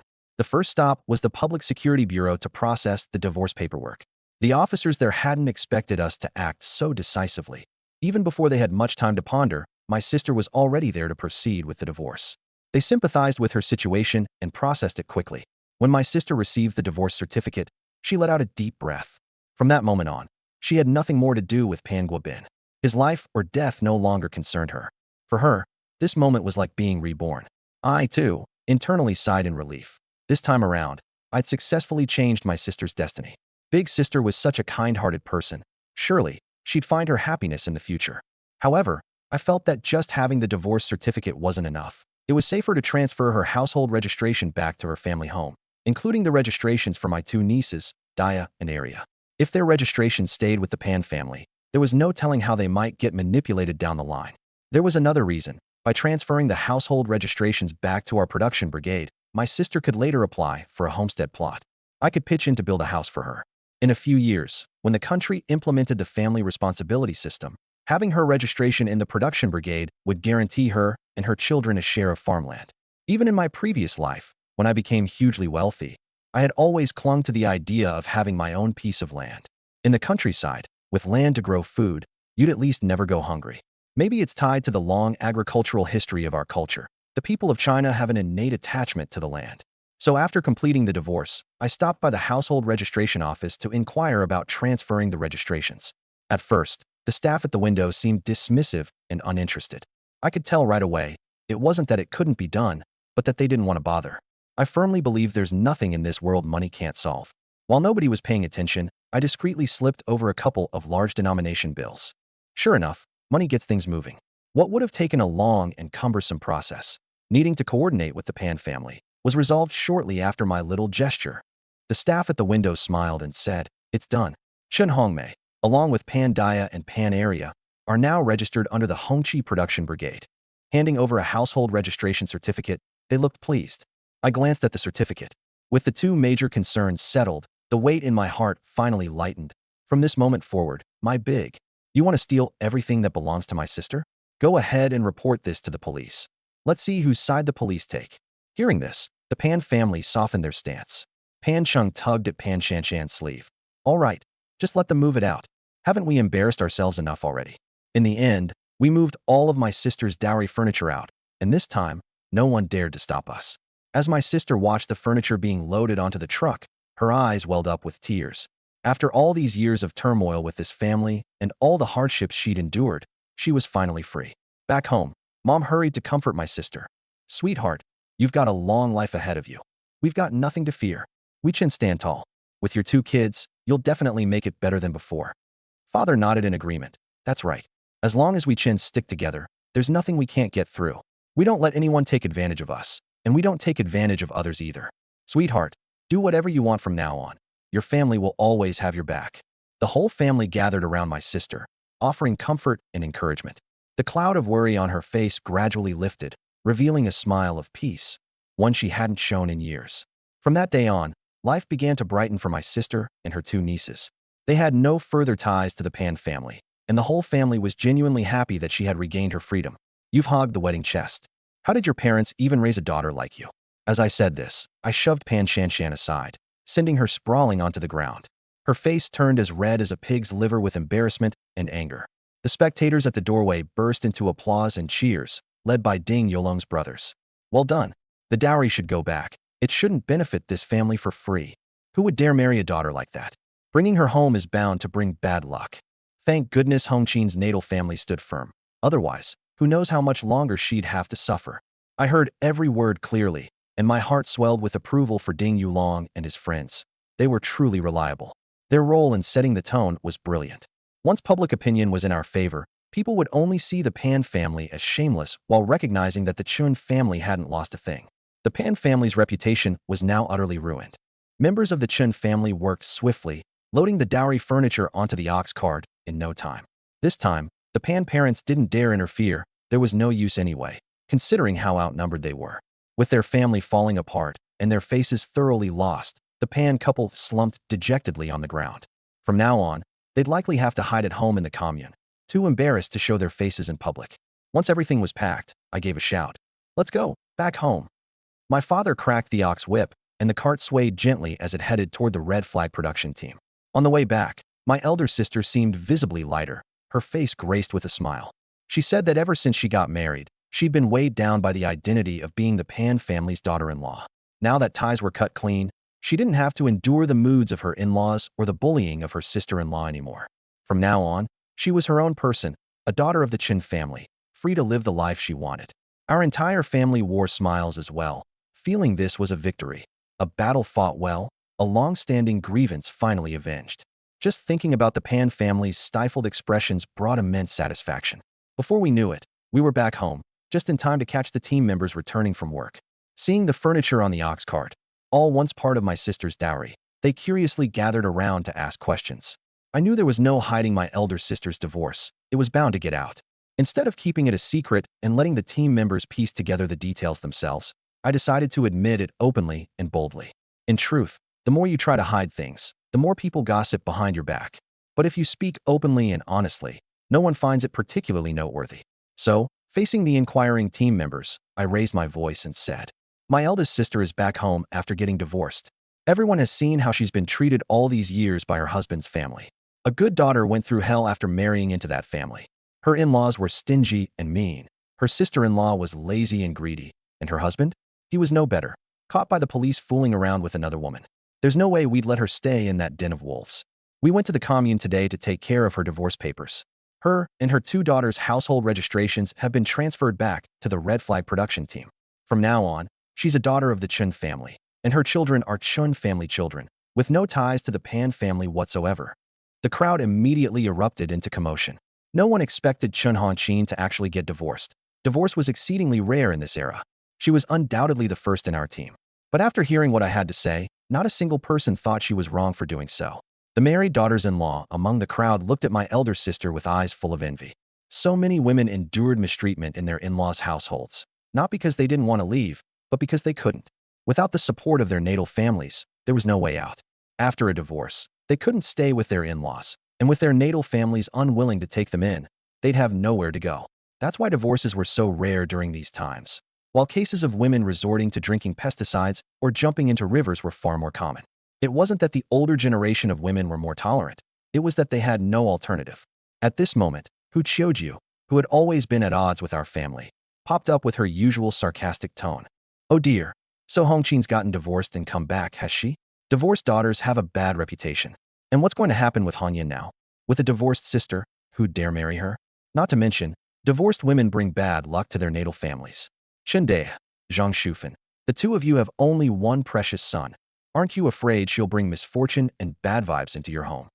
As soon as she said this, my elder sister's face fell. She could endure whatever people said about her. But the moment it involved potentially affecting her younger siblings, she panicked. If it truly jeopardized our third sister's prospects for marriage or brought me bad luck, she'd blame herself endlessly. Seeing the look on her face made my blood boil. My elder sister had just managed to free herself from her situation, and I wanted nothing more than for her to live happily from now on. There was no way I'd let her carry any psychological burden because of nonsense like this. On the spot, I started berating Hu Qiuju. Hu Qiuju, what era do you think we're living in? You still think we're in the Qing dynasty? Even the leaders of our nation have declared that women hold up half the sky. My sister endured abuse and mistreatment under her in-laws. That's the remnants of a feudal society, the residue of outdated ideals. Bringing her back was to help her stand up, to fight against this feudal poison. And look at you, talking about bad luck and misfortune. Are you perpetuating feudal superstitions? Should I report this to the commune leader and let them know someone in our team is engaging in this nonsense? Hu Qiuju's face turned pale as a sheet at my words. Throwing out the term feudal superstition wasn't something to take lightly in this day and age. Seeing her cowed, I pressed on, not just for her to hear, but for everyone present. Hu Qiuju, my sister was worked like a beast of burden in her husband's house, starved and beaten. Tell me, if she'd been beaten to death or starved to death, would that have been lucky or unlucky? She's a living, breathing person, not a bringer of misfortune. She's my elder sister, and if I turn my back on her, now that would truly be unlucky. Then I turned to address the surrounding elders. Uncles, aunts, each of you has daughters married off. If one day they came back in tears saying they couldn't take it anymore, would you push them away? Would you tell them, you bring bad luck, stay away to avoid burdening your brother? No parent could be that heartless. One by one, they began to chime in. Wei Dong's right. If a daughter's being bullied to that extent, how can you worry about anything else? If her parents and brothers don't support her, who will? Exactly. A family is always a family. Hu Qiuju, I pity your poor daughter. Having a mother like you, if she gets mistreated, don't you dare stick up for her. Having a brother like Wei Dong, Hongqin's really blessed. Girls, take note. Family should stand by family no matter what. Hu Qiuju saw the crowd had sided with me, and her face grew darker and darker. But she had nothing to retort with and didn't dare provoke everyone's ire further, so she could only stew in silence. As for my elder sister, at first she had been worried about her divorce dragging down the family's name. But after all I'd said, her heart finally settled. Seeing me stick up so fiercely for her brought tears to her eyes, her nose starting to sting, her eyes rimmed red. I know, the thing she feels most fortunate about in this life is having me as her younger brother.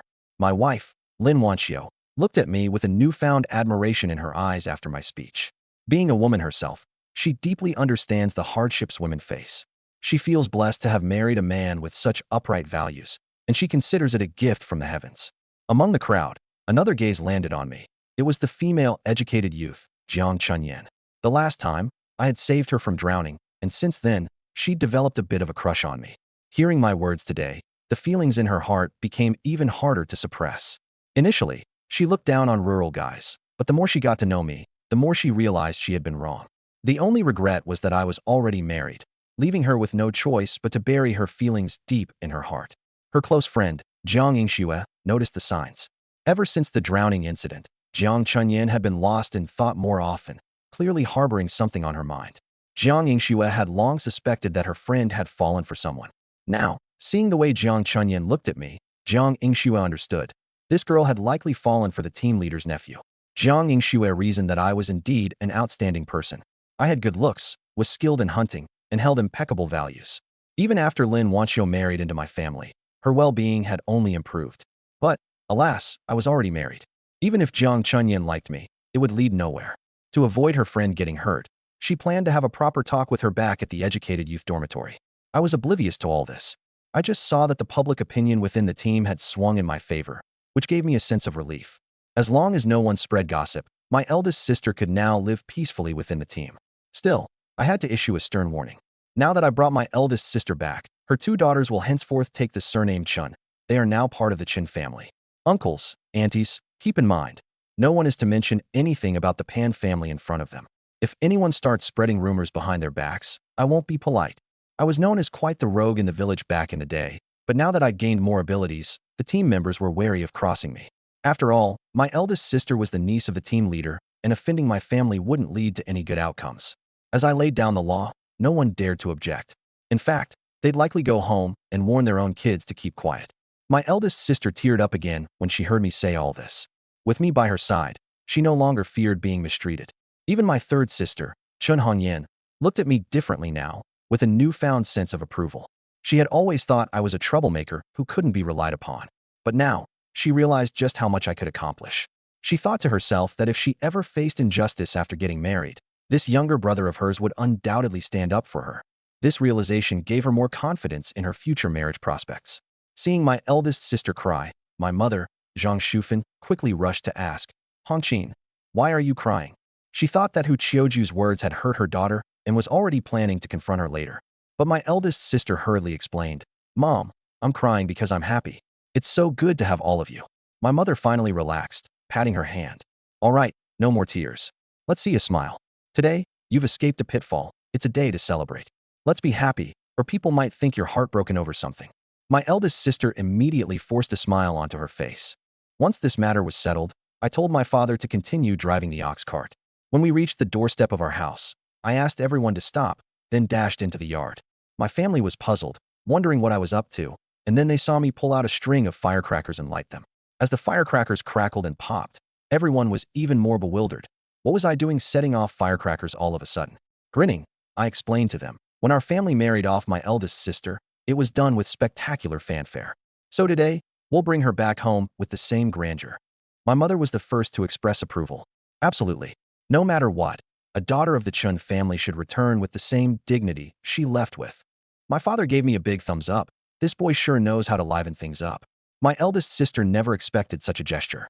In most households, a daughter returning home after a divorce was considered a disgraceful matter, something to be kept quiet as though disowning her. Yet here I was, setting off firecrackers to bring her back with honor. In that moment, she truly felt like I might be the best brother in the whole wide world. It was getting late, and there wasn't enough time to prepare a proper banquet to host Uncle's family.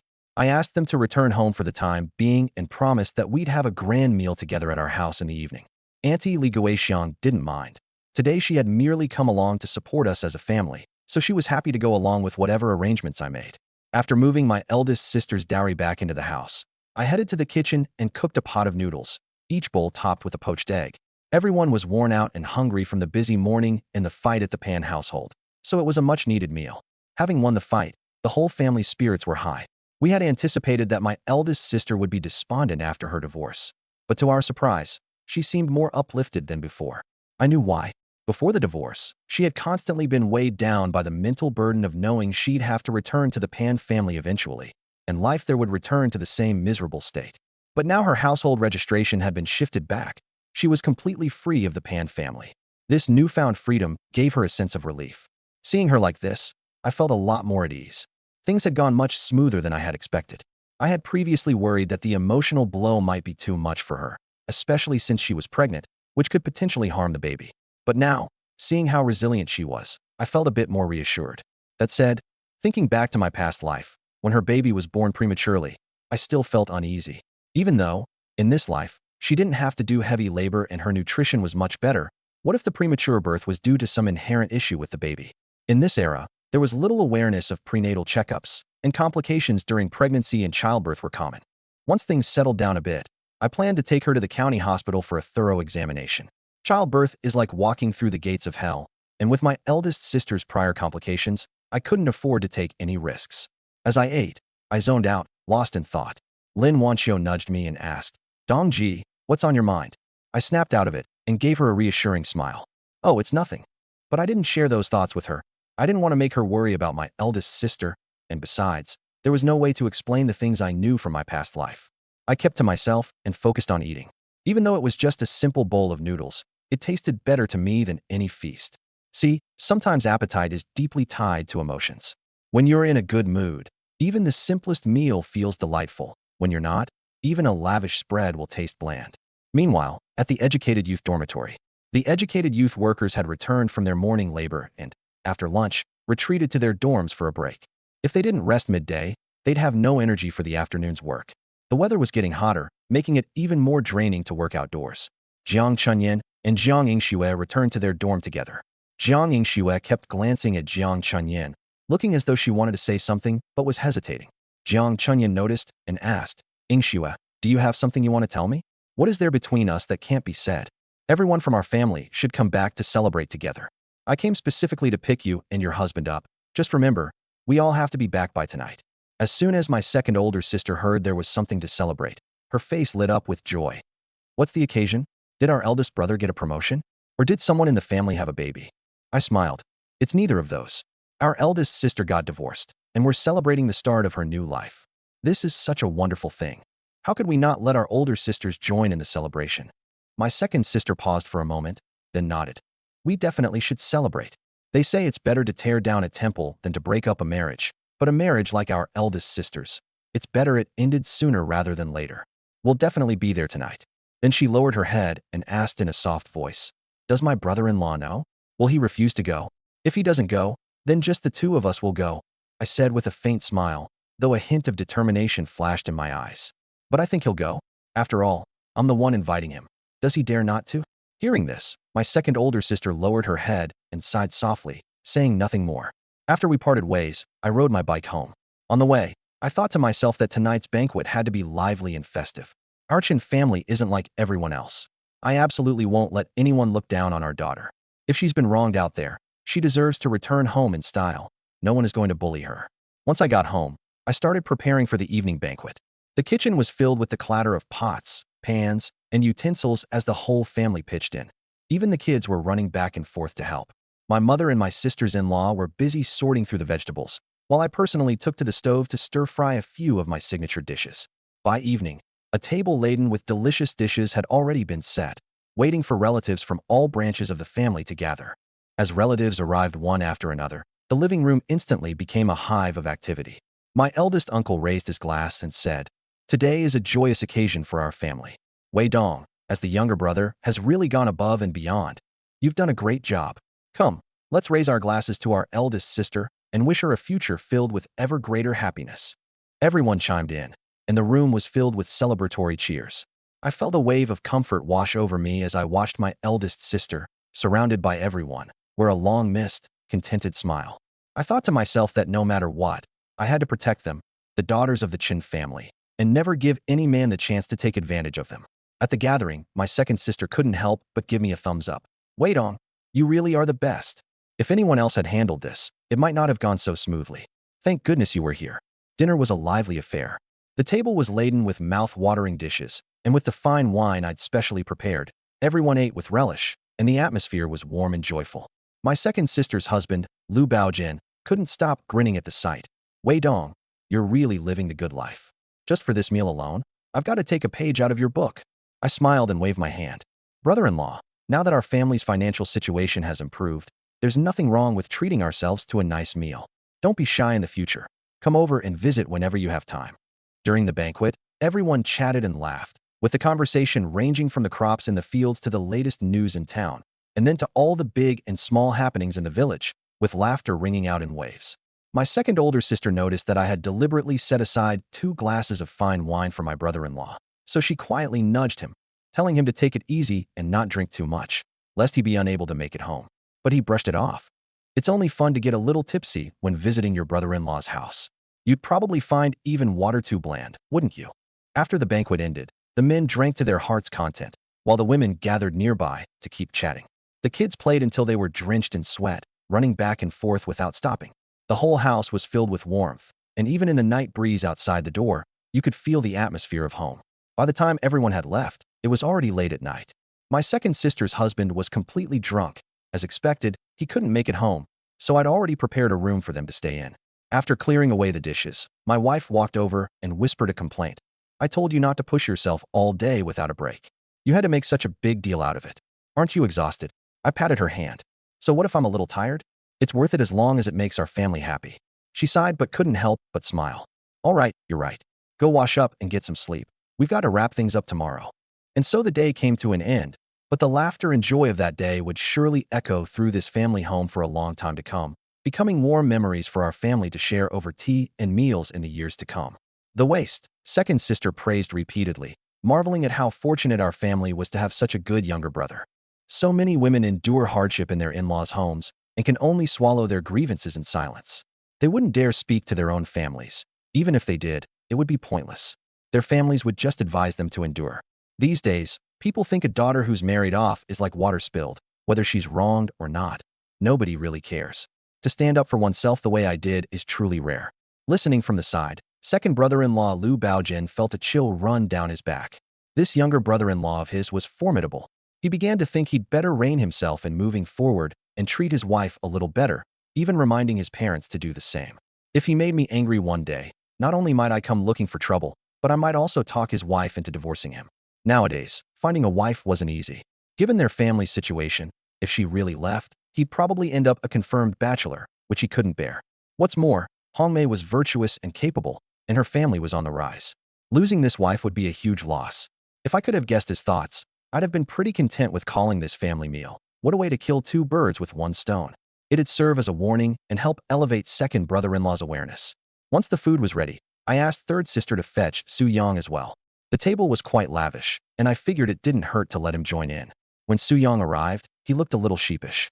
Brother Dong, I didn't even help today with Sister Hongqin's matter, and now you're inviting me to eat? How can I accept this? I smiled. What's with all the formalities? It's just another pair of chopsticks. Besides, I didn't call you over today for that situation. He chuckled awkwardly. All right then, I won't hold back. But if something like this happens again, you better let me know. I agreed on the surface, but internally, I thought, chances are there won't be any similar situations like that again. That day, I prepared 2 tables worth of food, every dish abundant and rich. Adults and kids alike ate until they were satisfied and joyful. After the meal, second sister's family stayed over for the night, and I had third sister arrange a room for them. With eldest sister and her daughter back, on top of Wanxiu and her sibling duo, plus second sister's family now staying as well, the house was becoming a bit cramped. Luckily, it was only for one night. I thought to myself, in the future, the new house I'll build must be bigger, with more rooms. Maybe, if an opportunity arose, I could even bring my father and mother-in-law over to live with us. On the farm, it wasn't easy to leave arbitrarily, but if you pulled the right strings, it wasn't impossible. The mere thought made me realize I needed to become stronger. My current network connections weren't enough. So many things still required personal favors and connections to get done. If I had the power, even if I couldn't help Wanchio's family clear their name entirely, I could at least bring them over for a better life. Speaking of her family, they should have received the letter and goods I sent over by now. At the very least, it should help improve their lives a little. As for the Lin family, with the supplies I'd mailed to them lately, old man Lin's health had been improving steadily. The fever had completely subsided, leaving just a lingering cough. The Lin family knew that recovery needed time. As long as the old man stuck to his medication, he'd regain his health eventually. Over these past few days, his spirits had noticeably lifted. He was able to get out of bed and move around, and his complexion was looking much better. Not only the old man, the rest of the Lin family had been eating better, too. With their bellies full and some proper nutrients in their systems, they all looked healthier. Plus, with no longer having to constantly worry about him, their mental strain eased considerably. Now and then, they would sigh with gratitude. That son-in-law of Wanchio's, whom we've never even met. The supplies he sent arrived just in time. He saved the old man's life and, by extension, our entire family. Lin Huaijin planned to write a letter to Wanchio to let her know everyone was fine so that she wouldn't worry. He was also thinking, if given the chance, perhaps his daughter could bring her husband to visit the farm. He wanted to see for himself what kind of man this Lin family's son-in-law really was. Since the distance was quite far and visiting wasn't easy, he thought, if a personal visit wasn't possible, at least they could send over a photo. That night, after I had washed up, I climbed into bed with my wife. As soon as I snuggled closer, Wanchio whispered, pointing toward the other side of the wall, Brother Dong, don't mess around tonight. Second sister's family is staying right next door, and these 2 rooms aren't soundproof at all. When my in-laws stayed next door, the rooms were separate units, and any noise we made was faint enough to be missed. However, the room second sister and her husband were using was originally part of ours, only divided by a wooden partition. This made it utterly unsoundproof. Even small sounds would be easily heard on the other side. What's more, their 2 children were sharing the space, too. Disturbing the kids wouldn't be good. Wanchio leaned in close and pleaded earnestly, Brother Dong, let's just skip it tonight, all right? Tomorrow night instead. I was a young man full of vigor, and the thought of holding back for a whole night made me uncomfortable. I leaned into her ear and whispered, it's no big deal. We'll just keep it quiet. No way. They'd still hear us, she said firmly, shaking her head. I touched her face, feeling the warmth rising there. Knowing how easily this girl got shy made me want to tease her all the more. I feigned mischief and said, even if they hear us, so what? You're my lawfully wedded wife. What proper couple doesn't share a bed? We've just gotten married. Of course, we'd be planning for a baby. What could anyone say about that? You're shameless, Brother Dong. I'd be mortified. How can you even bring that up? She lightly pounded her fists against my chest in mock protest. Though the force was so gentle it felt more like playful affection rather than any real reprimand. I grabbed her slender wrists and chuckled. My dear wife, have you never heard the saying, women love bad boys? If I weren't just a bit of a rogue, would you have even chosen me?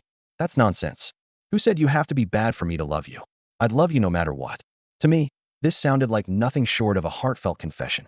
Facing her lovely, delicate features, I couldn't hold back any longer and kissed her right then and there. She didn't resist, but after the kiss, she looked at me with watery eyes full of grievance. Brother Dong, not tonight. If you really push things tonight, tomorrow I'll be so embarrassed I'll have no face left to meet second sister and the others. I had intended only to tease her, but seeing her looking so aggrieved, my heart melted. I couldn't bring myself to pressure her any further. I hugged her instead and reassured her. All right, nothing will happen tonight, but you owe me tomorrow. She nodded earnestly. With second sister's family moving out tomorrow, she wouldn't have any reason to worry by then. With that, my wife's mood perked up, though I found myself feeling a bit disappointed.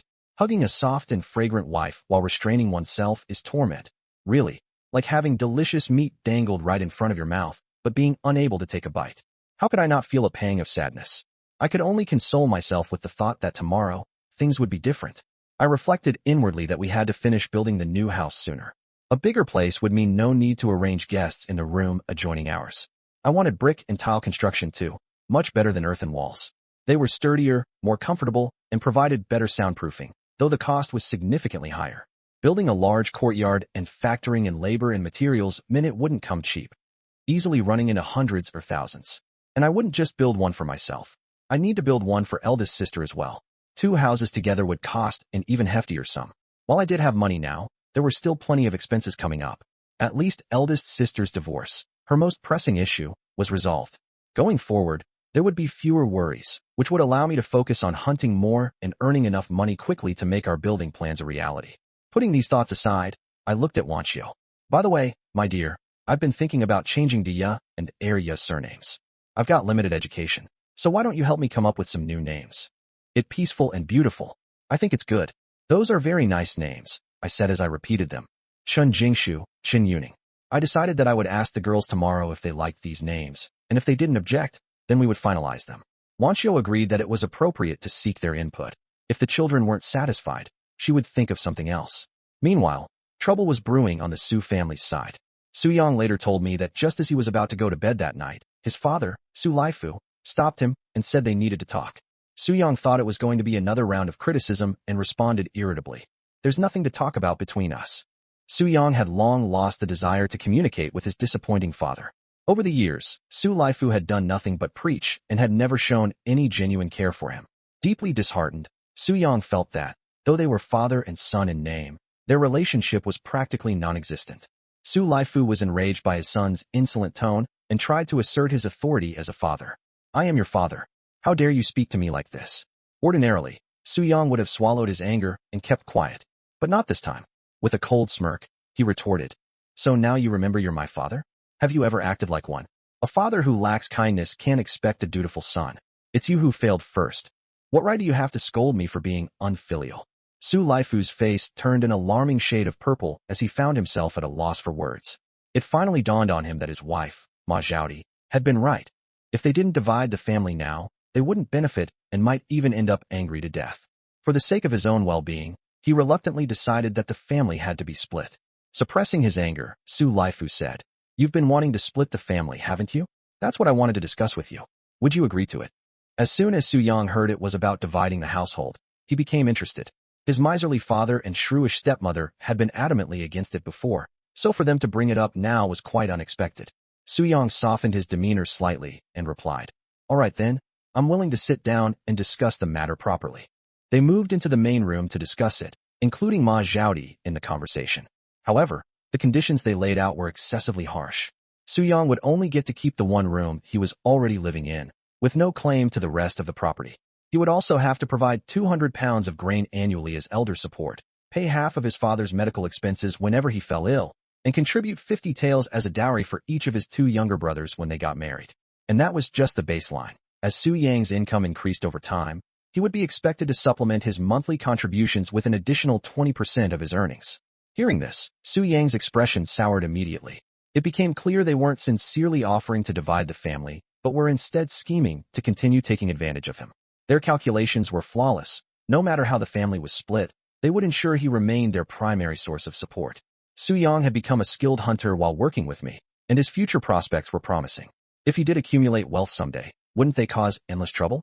Su Yang outright refused, saying, "I will provide up to 200 pounds of grain for elder support and pay my fair share of my father's medical bills. That's it. This is a reasonable arrangement in any family. Why should I take responsibility for my brother's weddings? Aren't dowries something parents take care of? Whether I have the ability to contribute more or not is none of your concern. As long as my contributions match what's expected of anyone else, that's enough." Ma Zhaodi was beside herself with anger. "I'm giving you the opportunity to split, and you don't agree? Don't regret it later. These are the terms. If you don't accept them, there will be no division." Su Laifu chimed in as well, saying, "That's right. These are the bottom lines." Su Yang, frustrated but defiant, retaliated, "Fine then, no division it is. You're being completely unreasonable, so I'm not agreeing. Let's just see who can outlast who. My life is fine as it is. I don't feel the need to work myself to the bone for anyone else. I'll wait you out." Su Yang understood that this was a psychological standoff. The more eager he seemed to split, the more leverage they would have over him. Unexpectedly, it was Ma Zhaodi who began to feel anxious. She knew this stepson was capable, and his future held promise. If they didn't place more conditions on him now, it would become difficult to benefit from him after the family split. Reluctantly, she stepped back a little. "All right, you don't need to chip in for your brother's dowries. But in the future, when you're successful, you must support this household more than others would. At the very least, you should supplement it with 20% of your income." She tried to appeal to his emotions, adding, "Your father did give you life and raise you. If you have the ability to give back more, shouldn't you?" Once again, Su Yang refused. "Whatever grain others provide for elder support, I'll provide the same amount. No more, no less. I'll cover what I'm obligated to, and I won't touch what's not my responsibility." At this point, Su Laifu slammed his hand on the table in frustration. "If we can't agree on this, then there's nothing left to discuss. Forget the division for now." Ma Zhaodi, not wanting to let go of her own interests too easily, decided they should hold out a little longer and perhaps lower their demands later if absolutely necessary. The two of them played a coordinated front, stating, "Exactly, if you don't agree, there's no deal." Without missing a beat, Su Yang rose to leave. "Fine by me. I can't meet your demands, so it's settled. There'll be no division." Later, as Su Yang sat in his room, he mused that working with me as a hunter would surely earn him good money. If he were to give up 20% of his income, it would only make his father and stepmother even greedier. They had treated him poorly since childhood, so why should he let them profit from him now? Resolving to stay firm, he decided the situation could drag out as long as necessary. He wouldn't let them take advantage of him. He also planned to seek my advice the next day. That night, as I held Wanqiu in my arms, I couldn't help but chuckle to myself over her reactions. The night before, I had restrained myself, but waking up today, my body reminded me of my youthful vigor. I was in my early 20s and full of energy. As I reached over to embrace her, she startled like a frightened rabbit, leaping out of bed in a hurry, clearly flustered by my advances. Amused, I thought to myself, was I really that frightening? Did I really look like a big bad wolf chasing down a timid little rabbit? Breakfast was prepared by Zhang Shufan: boiled eggs, pumpkin millet porridge, pickles, and scallion pancakes. In a rural setting, this was as good as a feast. My second sister and her husband finished eating quickly and left to tend to field work. As for me, I had plans to head to the commune again today. First and foremost, I wanted to treat Ding Yulong and his brothers to a meal. They had been immensely helpful during the Pan family ordeal and deserved my gratitude. Secondly, these guys were well connected in the commune. Building good relationships with them could come in handy in the future. Lastly, while I was there, I could take the opportunity to update the household registry and officially change Dia and Arya's names. When it came to the names, I asked my nieces if they liked the ones we had chosen last night. Before the girls could say anything, my eldest sister, Chen Hanqin, spoke up. Chen Jingshu and Chen Yuning. Beautiful. They carry meanings of peace, longevity, and the name's meaning was decent. You could tell it must have been chosen by someone cultured. "Sister-in-law, you're amazing." Wanqiu was embarrassed by the praise. Though the two children didn't understand the deeper implication of the name, they still thought it sounded much better than big girl or second girl. With the eldest sister satisfied and no objections from the kids, I made the decision. Then it's settled. I'll head to the bureau later to get it changed. After finishing our meal and preparing to leave, Su Yang arrived. I figured he was here to ask whether or not we were going hunting. I said to him, "Yangzi, Things at home have been hectic these past few days, so I haven't had the time for hunting. Once things settle down, I'll let you know. Suyong wasn't in a hurry about hunting. He said, Brother Dong, I actually came for your advice on something. Then, he laid out the terms of dividing the household in full detail. Hearing it left me speechless. How could that couple have the nerve? Treating Suyong like some fool they could leech off indefinitely. It was one thing for his stepmother not to care about him, but for his biological father, Su Laifu, to behave like this, frankly speaking, it was worse than what even a beast would do. After pondering for a moment, I told Suyong, Yangzi, if you truly want to be free of them, just dividing the household won't do. You'd be better off severing ties entirely. In our rural area, even after children split their household from their parents, they were still expected to take care of their parents' old age and medical needs. If they didn't, people would label them unfilial. But once familial ties were severed, it was a clean break.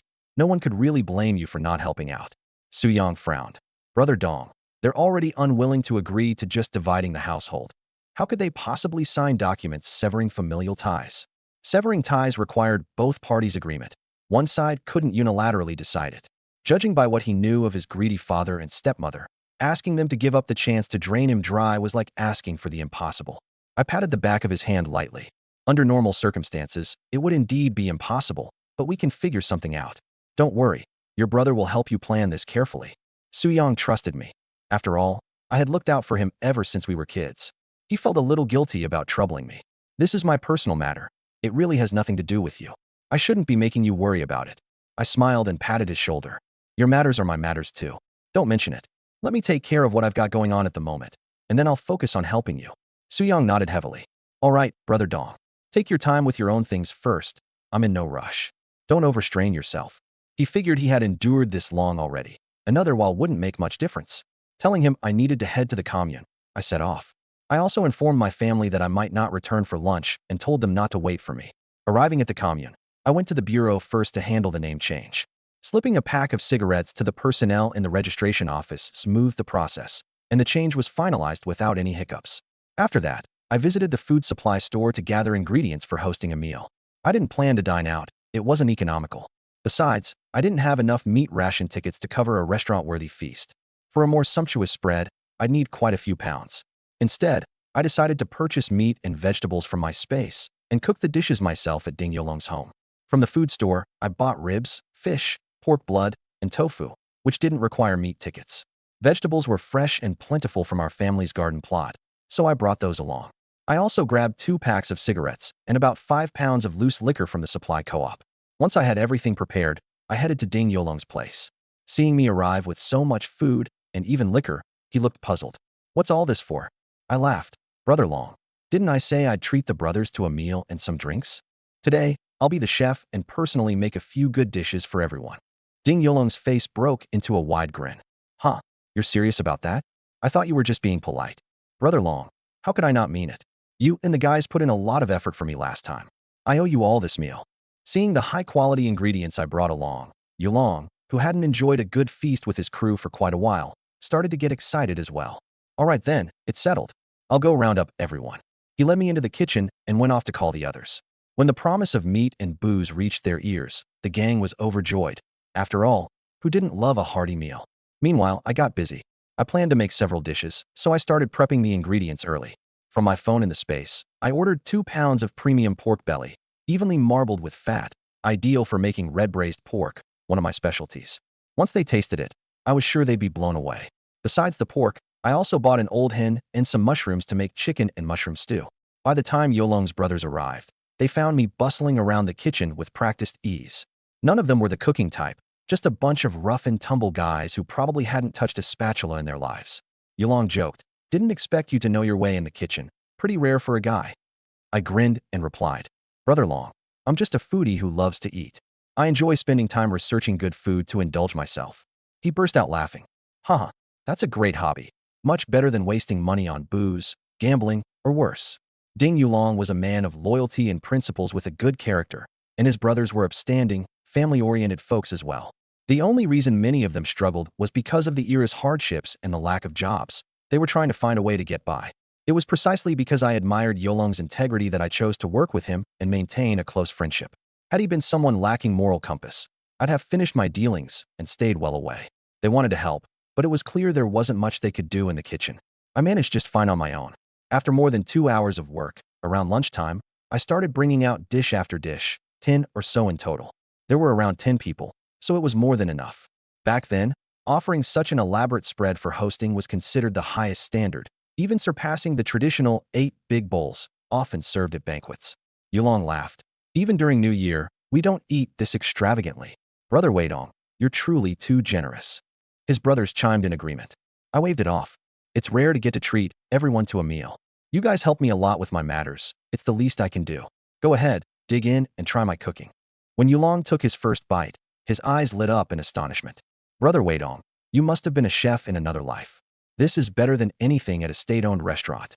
His brothers, initially skeptical that their leader might be exaggerating, each took a taste and were equally amazed. He wasn't overstating it one bit. It was only then they realized why I insisted on cooking personally for them instead of simply treating them to a restaurant meal. A home-cooked banquet, they thought, was the ultimate form of hospitality. I wasn't aware they'd assigned such profound meaning to it, but had I known, it would have left me marveling. What a wonderful misunderstanding. I filled everyone's bowl with generous helpings of loose liquor, encouraging them to drink. The dishes were delicious, the alcohol plentiful, and everyone enjoyed themselves immensely. By the time the meal was over, they regarded me as one of their own, thinking of me as not just generous, but also someone who knew how to build relationships. After lunch, I prepared to head back. Concerned as I had drunk quite a bit, Yulong reminded me, take it easy on the way, and be careful. He truly saw me as a brother, and I assured him, don't worry, Brother Long. I'll ride my bike carefully. Truth be told, I was feeling a bit woozy, but since it was only biking, it seemed manageable. If it had been driving instead, I wouldn't have dared. An accident under the influence would have been disastrous.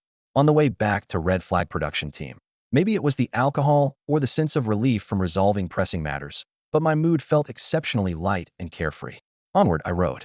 Continued to plot against my son, even though he treated your family so well in the past. You think saying sorry will fix everything? You can save your breath. Besides, my son isn't home. Wang Tsuehua's fake smile faltered, but she quickly composed herself. Sister-in-law Shufan, don't say that. We all live in the same village. Can't we bury the hatchet? Tell me when Wei Dong will be back. I want to set things straight face to face. My mother narrowed her eyes, sensing there was more to this than an apology. People like Wang Tsuehua and her family never did anything without ulterior motives. What do you really want? Your household's little tricks won't work on me. Wang Tsuehua clasped her hands together earnestly, feigning sincerity. No tricks, truly. My family owes Wei Dong. Even if you won't let me apologize now, we need to clear things up sooner or later. Don't let bad blood fester between neighbors. But my mom wasn't buying it. She had seen enough selfishness and scheming from their family before this mess to know they weren't here to mend fences out of goodwill.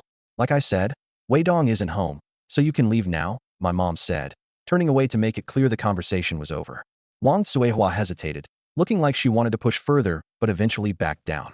With a final forced smile, she excused herself and left, though the look in her eyes promised she'd be back for whatever scheme she was brewing. After she was gone, my mom turned to us, shaking her head in frustration. Mark my words, this isn't over. That family doesn't change their ways overnight. This time she's trying something, and it's probably no good. I didn't need to hear the explanation. Our interactions with the Wang family had been a headache for years. We had long accepted that dealing with them required vigilance, and this was just another chapter in their endless drama. My attention shifted to the time. Afternoon work lay ahead, and I had a field to tend to. Whatever the Wang family was up to, I knew we'd have to cross that bridge when we came to it. But as I headed out, my mother's words lingered in my mind. Be careful who you trust, Wei Dong. Not everyone's intentions are as simple as they seem.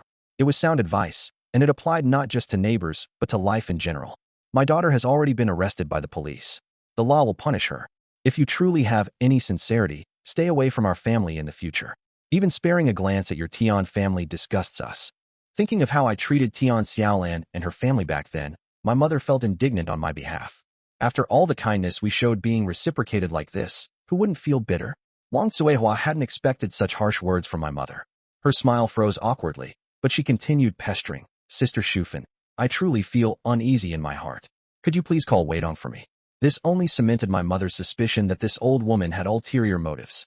Just as she was about to chase her out, I came out from the house. If you want to apologize face to face, then do it. But get straight to the point and leave once you're done. At the sight of me, Wang Tsuehua's face brightened immediately. She stepped closer and offered a formal apology. As soon as she was done, my mother pressed. All right, you've apologized. Now you can leave, right? But Wang Tsuehua dawdled, showing no intention of leaving. My mother couldn't hold back anymore and started yelling. Wang Tsuehua, are you leaving or not? What are you trying to do latching onto our home? Saying this, she grabbed the broom from the yard. Dealing with her verbally wasn't cutting it. Physical threats worked much better. Realizing that my mother was about to take action, Wang Tsuehua finally stated her true intentions. Wait on, you've been with Xiaolan for years. Those feelings don't just disappear. This time, she did something terribly wrong, but she's aware of her mistake now, and we've given her a good scolding. Can't you give her a chance and go to the station to tell the police you're willing to sign a forgiveness letter? Otherwise, how will she, a young woman, move forward in life after serving some time in re-education through labor? Her concern wasn't really for her daughter. It was for the reputation of the Tian family. Having a daughter who served time would implicate the entire family, especially when it came to her son Yaozu's marriage prospects. If it weren't for this, she wouldn't have stooped to beg me today. Both my mother and I couldn't help but laugh out of sheer disbelief. We'd seen shameless people before, but never anyone quite like this. Raging, my mother exploded. Wang Tsuehua, do you even have any shame left? You want my son to forgive Tian Xiaolan? Huh, your daughter betrayed my son, and now you're asking for forgiveness? Do you take our family for fools? We don't believe in repaying evil with kindness. Stop dreaming. This is impossible. Wang Tsuehua's face twisted with embarrassment, but needing a favor, she kept her tone humble, forcing a smile. It was just that silly girl acting impulsively. I know it's hard to ask for forgiveness, but I'm begging you. She's still young. What will become of her if she's sent away? She then turned to me with an almost pleading expression. Wait on, you genuinely loved Xiaolan before. Can you really stand by and watch someone you once cared for go to a labor camp? Was there no affection between you at all? As soon as these words left her lips, memories from my past life came flooding back. What affection? Between me and that treacherous woman Tian Xiaolan? She was nothing but a backstabbing ingrate. I hated myself in my past life for realizing this too late, for letting her ruin my entire existence.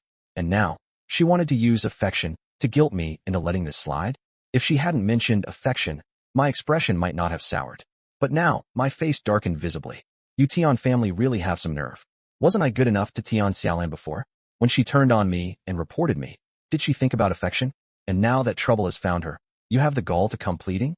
This matter will follow the police's decision. I won't sign any forgiveness letter, so give up the thought. Leave my house immediately, or don't blame me for throwing you out. The moment my words landed, Jinu and Baihu, my two loyal dogs, began barking furiously at Wang Tsuehua. These little mutts had picked up on my hostility toward her. Even though small, their barks were mighty.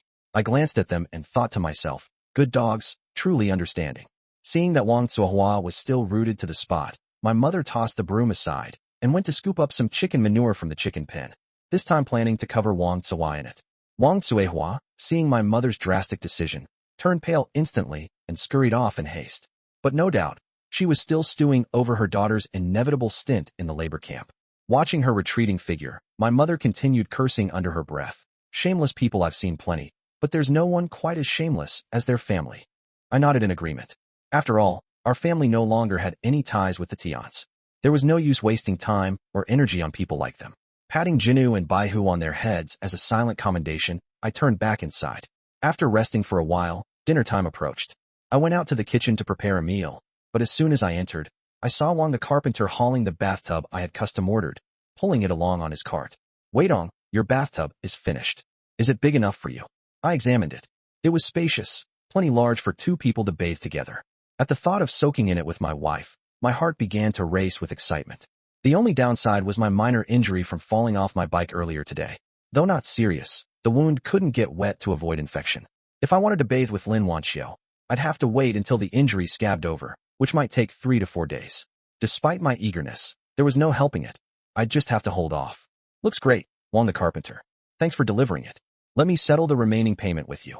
I quickly took out the money and paid him. Wang the carpenter accepted the money and chuckled. All squared up. Let me know if there's any issue with the quality. Before leaving, he glanced at me playfully, his expression somewhat mischievous. Young folks these days, always so daring. The massive bathtub needed to be moved to the bathroom. Upon seeing it, Lin Wantong approached me. Brother-in-law, let me help you carry this. Seeing her frail little figure, I rejected the offer without hesitation. No need. I've got this. Hearing the commotion, Lin Wanqiu quickly emerged from the house. Normally, I'd handle this alone just fine, but with my leg injured, she worried. Brother Dong, let me help you. Take it easy on your leg. You don't want to tear the wound. Not wanting her to fret over me, I relented. All right, help me out then. Luckily, the bathtub wasn't too heavy, and between the two of us, we managed to carry it to the bathroom. Lin Wanxiu looked at the massive tub with puzzlement. Brother Dong, isn't this way too big? Do we really need something this large just to bathe? I chuckled mischievously and leaned close to her ear, whispering a few words. Her delicate face instantly flushed red, so that was my plan all along. Flustered, she glared at me. Me? Brother Dong, you're too shameless. I've never met a man as shameless as you. Taking it lightly, I laughed. Wife, there's no man who isn't shameless. Out there, they might all seem proper, but behind closed doors, they're anything but. It's just an act. She had no rebuttal, knowing full well how extra I could be when it came to her. I'm not talking to you anymore, she said, before fleeing as if fearing I'd pounce on her. Like a terrified little rabbit, and me, the big bad wolf, delighting in the game. It was, undeniably, a fun little dynamic. Leaving the bathroom, I joined her in the kitchen to continue preparing dinner. After I'd finished, Wanxiu mentioned she had completed all her translation work for tomorrow and asked me to take it along. She was going to the county. I nodded. All right, that works perfectly. We can take my eldest sister to the hospital for a prenatal checkup. That way, I'll feel more at ease when the time comes for her to give birth. In these times, prenatal checkups weren't common in the countryside, and even giving birth at a hospital was rare. But in big cities like the capital, if circumstances allowed, everyone went for checkups. So Lin Wanxiu thought it was completely normal to take my elder sister-in-law for one. However, when I discussed it with Jin Hongqin, she hesitated. Wait on, is there really a need to spend money on something like this? I don't feel unwell at all. Why go to the hospital for a checkup? Around here, people in the countryside just wait until it happens. I've never heard of anyone going to the hospital before giving birth. My eldest sister didn't see the point and was reluctant to let me spend money. Right now, she's back at our parents' home with her 2 daughters, entirely relying on me to provide. If she gives birth to another one, the burden on her will grow even heavier, so she wants to save wherever possible. I knew this was just the limitation of the times. Forget this era. Even in the 21st century of my previous life, I remember passing by the maternity ward with Tian Xiaolan at the hospital. There was an old lady lecturing her daughter-in-law, saying that prenatal checkups were just a money-making scheme for hospitals, and back in her day, they didn't do those, yet the children turned out perfectly fine. I patiently explained to my sister, Sis, prenatal checkups are just to see how the mother and baby are doing inside the womb, to ensure everything is safe during delivery for both of you. What if something goes wrong? Even if it's a small chance, it's better to be prepared. Some things you can't feel, like the baby being in the wrong position. If you stay at home waiting for labor, it could easily lead to complications. Our family isn't struggling for money right now. Let me take you for a checkup so I can have some peace of mind. You don't want me worrying about you every day, do you? Lin Wanxiu chimed in. Sis, Wei Dong is right. It's better to be prepared. In the capital, many expectant mothers have prenatal checkups, so that any issues can be addressed in advance. Tomorrow, we're heading to the county anyway. Why not bring you along? Plus, your daughters, Deya and Arya, have probably never been to the county before, right? Let's take them to see it and broaden their horizons. After we took turns persuading her, my sister, feeling that refusing to go would just make us worry, reluctantly agreed, though she still felt the expense was unnecessary. I secretly sighed in relief. My sister's greatest virtue was her willingness to listen to advice.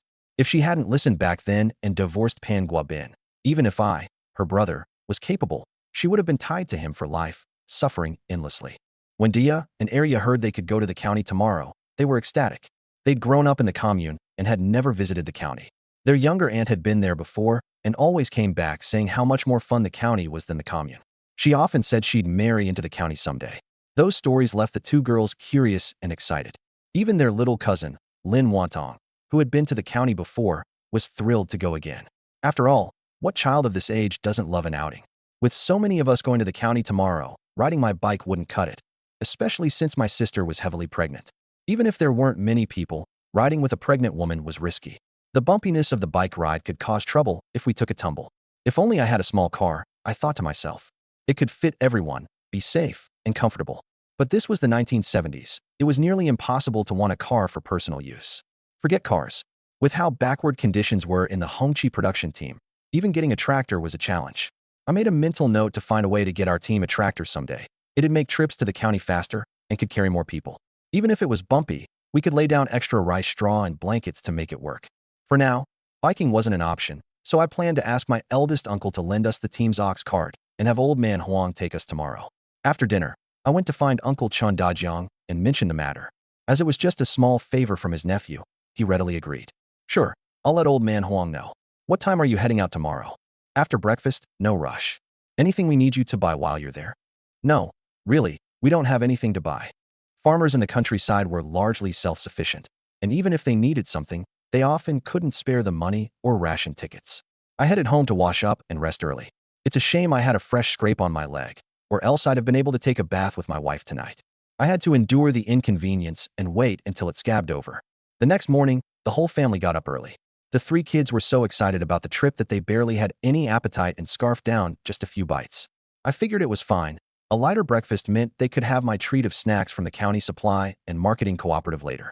After we finished breakfast, old man Huang came with the ox cart. I greeted him with a smile and handed him a cigarette. Uncle, here's a smoke. Thanks for helping us out today. Cigarettes were scarce and expensive at the time, so old man Huang couldn't refuse. He accepted it cheerfully. Don't be so polite.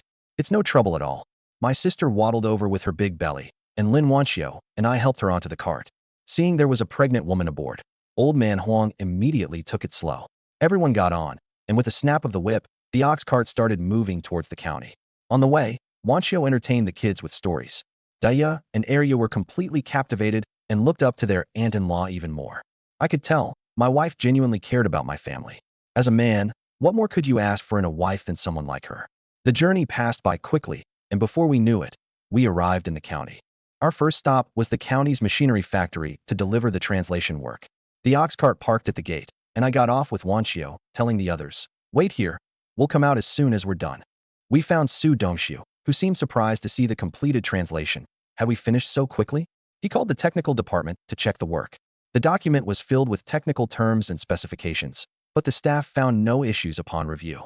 Seeing their approval, Su Dongxiu looked at Wanxiu with new admiration and immediately settled 200 yuan as the payment. It wasn't a particularly huge sum, but Wanxiu was ecstatic nonetheless. This was her own hard-earned money, and it meant a lot to her. There's a sense of pride in earning money yourself that's just different from being given it by someone else.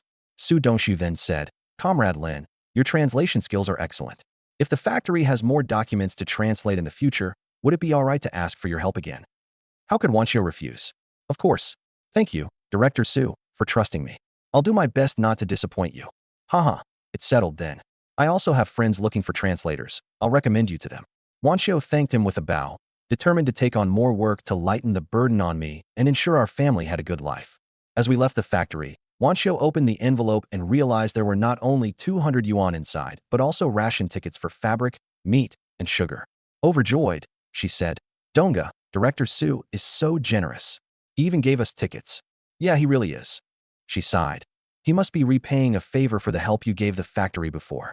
Asking me to do translations is all thanks to your reputation." I pinched her cheek gently. "Why don't you say it's because of your own abilities? Even if he wants to repay me, he wouldn't have done so this generously if you weren't capable. Wife, you're excellent in your own right. Don't always. It's okay, Red Sister. You are family. It's just a small expense, nothing to worry about." She had a bright and warm personality, and her generosity made everyone around her feel at ease. Pandaya and Pan Arya were holding their little hair clips tightly, their eyes sparkling with joy. These 2 little girls only ever dreamed of having something so pretty.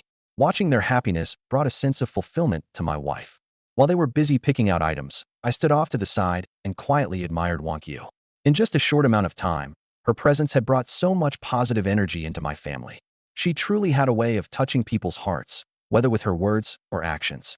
After making her selections, she turned to me and asked, "Donggu, are you sure there's nothing you want? Or do you want me to surprise you?" I chuckled and replied, "Anything my wife picks for me, I'll treasure." She rolled her eyes playfully but couldn't hide the gentle smile on her face.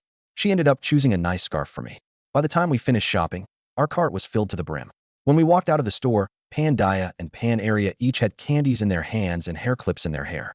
My eldest sister also carried a bag of healthy nutrition supplements. Although she felt a bit uneasy letting Wanxiu spend so much, I could see she was moved deep down. On our way back home, the atmosphere on the ox cart was warm and lively. We were chatting, joking, and enjoying the little moments of joy. Wanxiu sat beside me, leaning ever so slightly against my shoulder. I glanced at her, feeling immensely grateful to have her by my side in this life. When we finally got back home, my mother came out to greet us. Upon seeing all the purchases, her eyes widened with surprise. "Why did you buy so much? This must have cost a lot." My wife quickly spoke up. "Mother, don't you worry about that. This is just my way of showing appreciation for how kind you've all been to me. My mother looked at her and then at me. Her expression softened, filled with approval. This girl truly is a blessing to our family. Hearing that, Wang Qiyu's face reddened again, but deep down, I knew she was happy. Life wasn't perfect, not by a long shot. But with her in my life, even the hardest days felt a little brighter. Big sis, it's all right. As long as the kids are happy. I earned a good sum from my writing today. Let's spend a little to make the kids happy. I understood her concern and tried to reassure her. Big sis, listen to Wanchio. Isn't earning money meant to be spent? Big sis gave me a look, clearly at a loss for words. I was counting on you to persuade her otherwise. And here you are, encouraging her to spend even more. Big sis, money can be earned again, but a child's childhood won't come back. So what if we spend a bit more as long as Daya and Arya are happy? Or do you not trust my ability to make money in the future? She quickly shook her head. Of course that's not what I mean. Then that's settled. Don't worry too much, sis. She stopped arguing, reflecting instead on her overly cautious attitude. Maybe it was time to change, to stop sounding like an old nag, fretting over every little thing. Watching her two daughters beam with joy as they played with their new hair clips, Big Sis thought to herself that I had a point. Money spent could be earned back, but a missed childhood couldn't be bought again. Wanchio also bought a jar of snowflower cream for each of the three sisters-in-law and her mother-in-law. Rural folks worked hard and rarely took care of themselves. In the summer, it wasn't as bad, but when winter came, the cold winds would chap their hands and faces terribly. Being a city girl, Wanchio understood the importance of self-care very well. A well-maintained appearance could make someone look at least 10 years younger. However, the snowflower cream wasn't cheap, 2 yuan a jar. In struggling households, such spending was often deemed extravagant. After picking up the cream for her mother-in-law, Wanchio bought cigarettes and alcohol for my father. Once we'd selected gifts for everyone, Wanchio turned to me and asked, Dong, why aren't you picking anything for yourself?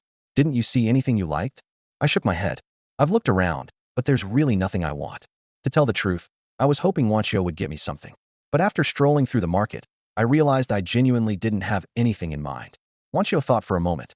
Dong, why not buy some fabric to make clothes? Last time, you bought fabric for everyone else to make new outfits, but left yourself out. It's about time you made up for that. Big Sis nodded in agreement by the side. Wanchio's right. Wait, Dong, you can't just think about us and forget yourself. Everyone at home has new clothes now. You should get a couple of sets made too. Don't forget, you're the pillar of this family. With both of them urging me, I agreed. All right, I'll pick out 2 pieces of fabric and make 2 outfits. I called for the sales assistant to show me some fabric. Since I was a regular customer and bought in bulk, they treated me like a valued patron, attending to me enthusiastically. In no time, they brought out several fabrics suitable for men for me to choose from. While I was browsing, the sales assistant lowered her voice and asked, Comrade, we have some fabric with imperfections. Interested? No ration tickets are needed, and the price is only 1/3 of the regular cost. The flaws are minor and won't really affect its use. I knew that fabrics with minor defects were typically kept for local sales during those days. Her offering them to me was clearly a kind gesture, probably because I was a valued customer. Opportunities like this didn't come often, and it would be silly to pass it up. I'll take them. Can I see what you've got? Of course. The assistant brought out a few pieces of fabric, most of them flowery prints suited for women, with only a couple of choices for men. Though not suitable for me, the fabrics were perfect for my wife, sisters, and nieces. I figured buying more to make outfits for them would be a nice treat. I called Wanchio and the others over to pick some fabrics together. Initially, everyone wasn't planning to buy extra fabric since ration tickets were limited, just enough for my 2 outfits. But once they heard that the defective fabrics didn't require tickets and were so cheap, even someone as frugal as Big Sis couldn't resist the deal. Soon, with Wanchio's help, everyone had picked their piece, all except for my mother. The fabric choices leaned towards youthful styles, so we skipped buying for her. Wanchio smiled and said, Big Sis, take this one home and make a dress for Daya and Arya. It will turn out beautiful. Big Sis nodded. Yes, this fabric is perfect for dresses. Daya and Arya have never had such pretty clothes before. They're lucky to have their aunt and uncle spoiling them. Then she turned to her daughters. When you 2 grow up, make sure you're good to your aunt and uncle. Understand? We will. When we're grown, we'll definitely take care of you. The 2 girls knew how much love and care their aunt and uncle gave them, even more than their own mother sometimes. They didn't need to be reminded. They had already silently vowed to repay that kindness one day. As for me, I didn't do it for any return. As an uncle, I treated them well without expecting anything back.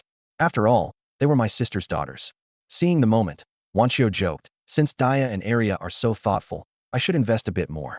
It'll pay off when they're extra filial to me in the future. Now that they'll have pretty dresses, let's get them each a pair of sandals to match. With that, she took the girls over to the shoe section. Big Sis wanted to intervene, thinking it was too much, but she remembered our earlier words and swallowed her objection. She understood that my wife and I were intentionally helping her and her daughters. For now, she decided to accept this generosity, planning to repay it when the opportunity arose. She only hoped her daughters could grow up to be as capable as their aunt, able to pay it forward. Daya and Aria's eyes lit up as they gazed at the pretty sandals displayed on the shelves. Each chose a pair. Despite a steep price of 4 yuan per pair, Wanxiu wasn't concerned.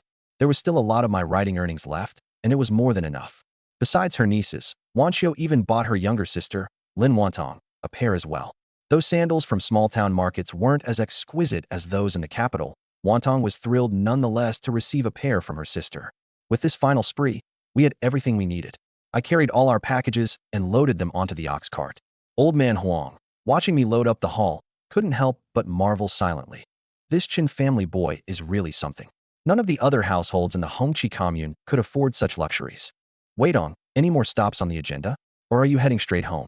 I checked the time. It was getting late, and we'd finished everything we needed to do. No, that's enough for today. Let's head back. All right then. Sit tight, and I'll drive us back. Once the things were arranged, I helped Big Sis onto the cart and made sure everyone was seated securely. Uncle, everyone's ready. Let's go. Alrighty. Old man Huang cracked his whip, and the ox cart rolled away from the supply and marketing cooperative, heading towards the Hongqi commune. But the cart hadn't yet left the town when, passing by a small pond, I suddenly heard Daya cry out, "Uncle, someone jumped in the water." Following her finger, I spotted a young woman who had indeed jumped into the pond. There wasn't another person in sight nearby. Without thinking, I immediately leaped off the cart and sprinted toward the water to save her. Wanxiu, realizing what I intended to do, didn't stop me. After all, this was a matter of life and death. How could we just stand by? She, unable to swim, I could only silently pray in my heart, hoping I could rescue the person smoothly. I rushed to the edge of the pool and, with a splash, plunged into the water, swimming toward the woman who had fallen in. Luckily, I arrived just in time, the moment she had just sunk under. I hurriedly dragged her back to the shore. Pressing down on her chest a few times, I didn't even need to perform CPR before she came to. I let out a quiet sigh of relief. I cautioned her, in the future, don't walk so close to the edge of the river. Falling in is very dangerous. Had I not happened to pass by today, who knows what would have happened to this young woman? Without timely rescue, drowning leads to suffocation. I thought she would nod and take it to heart, but to my surprise, she showed no reaction. Instead, she glared at me unhappily. Then, she stood up and made to jump back into the river. My brows furrowed. Evidently, she hadn't fallen by accident earlier. She had intended to take her own life. The girl was rather beautiful, her clothing and adornments speaking of an affluent family background. Yet her eyes were vacant, utterly devoid of vitality, as though she were nothing more than an empty shell.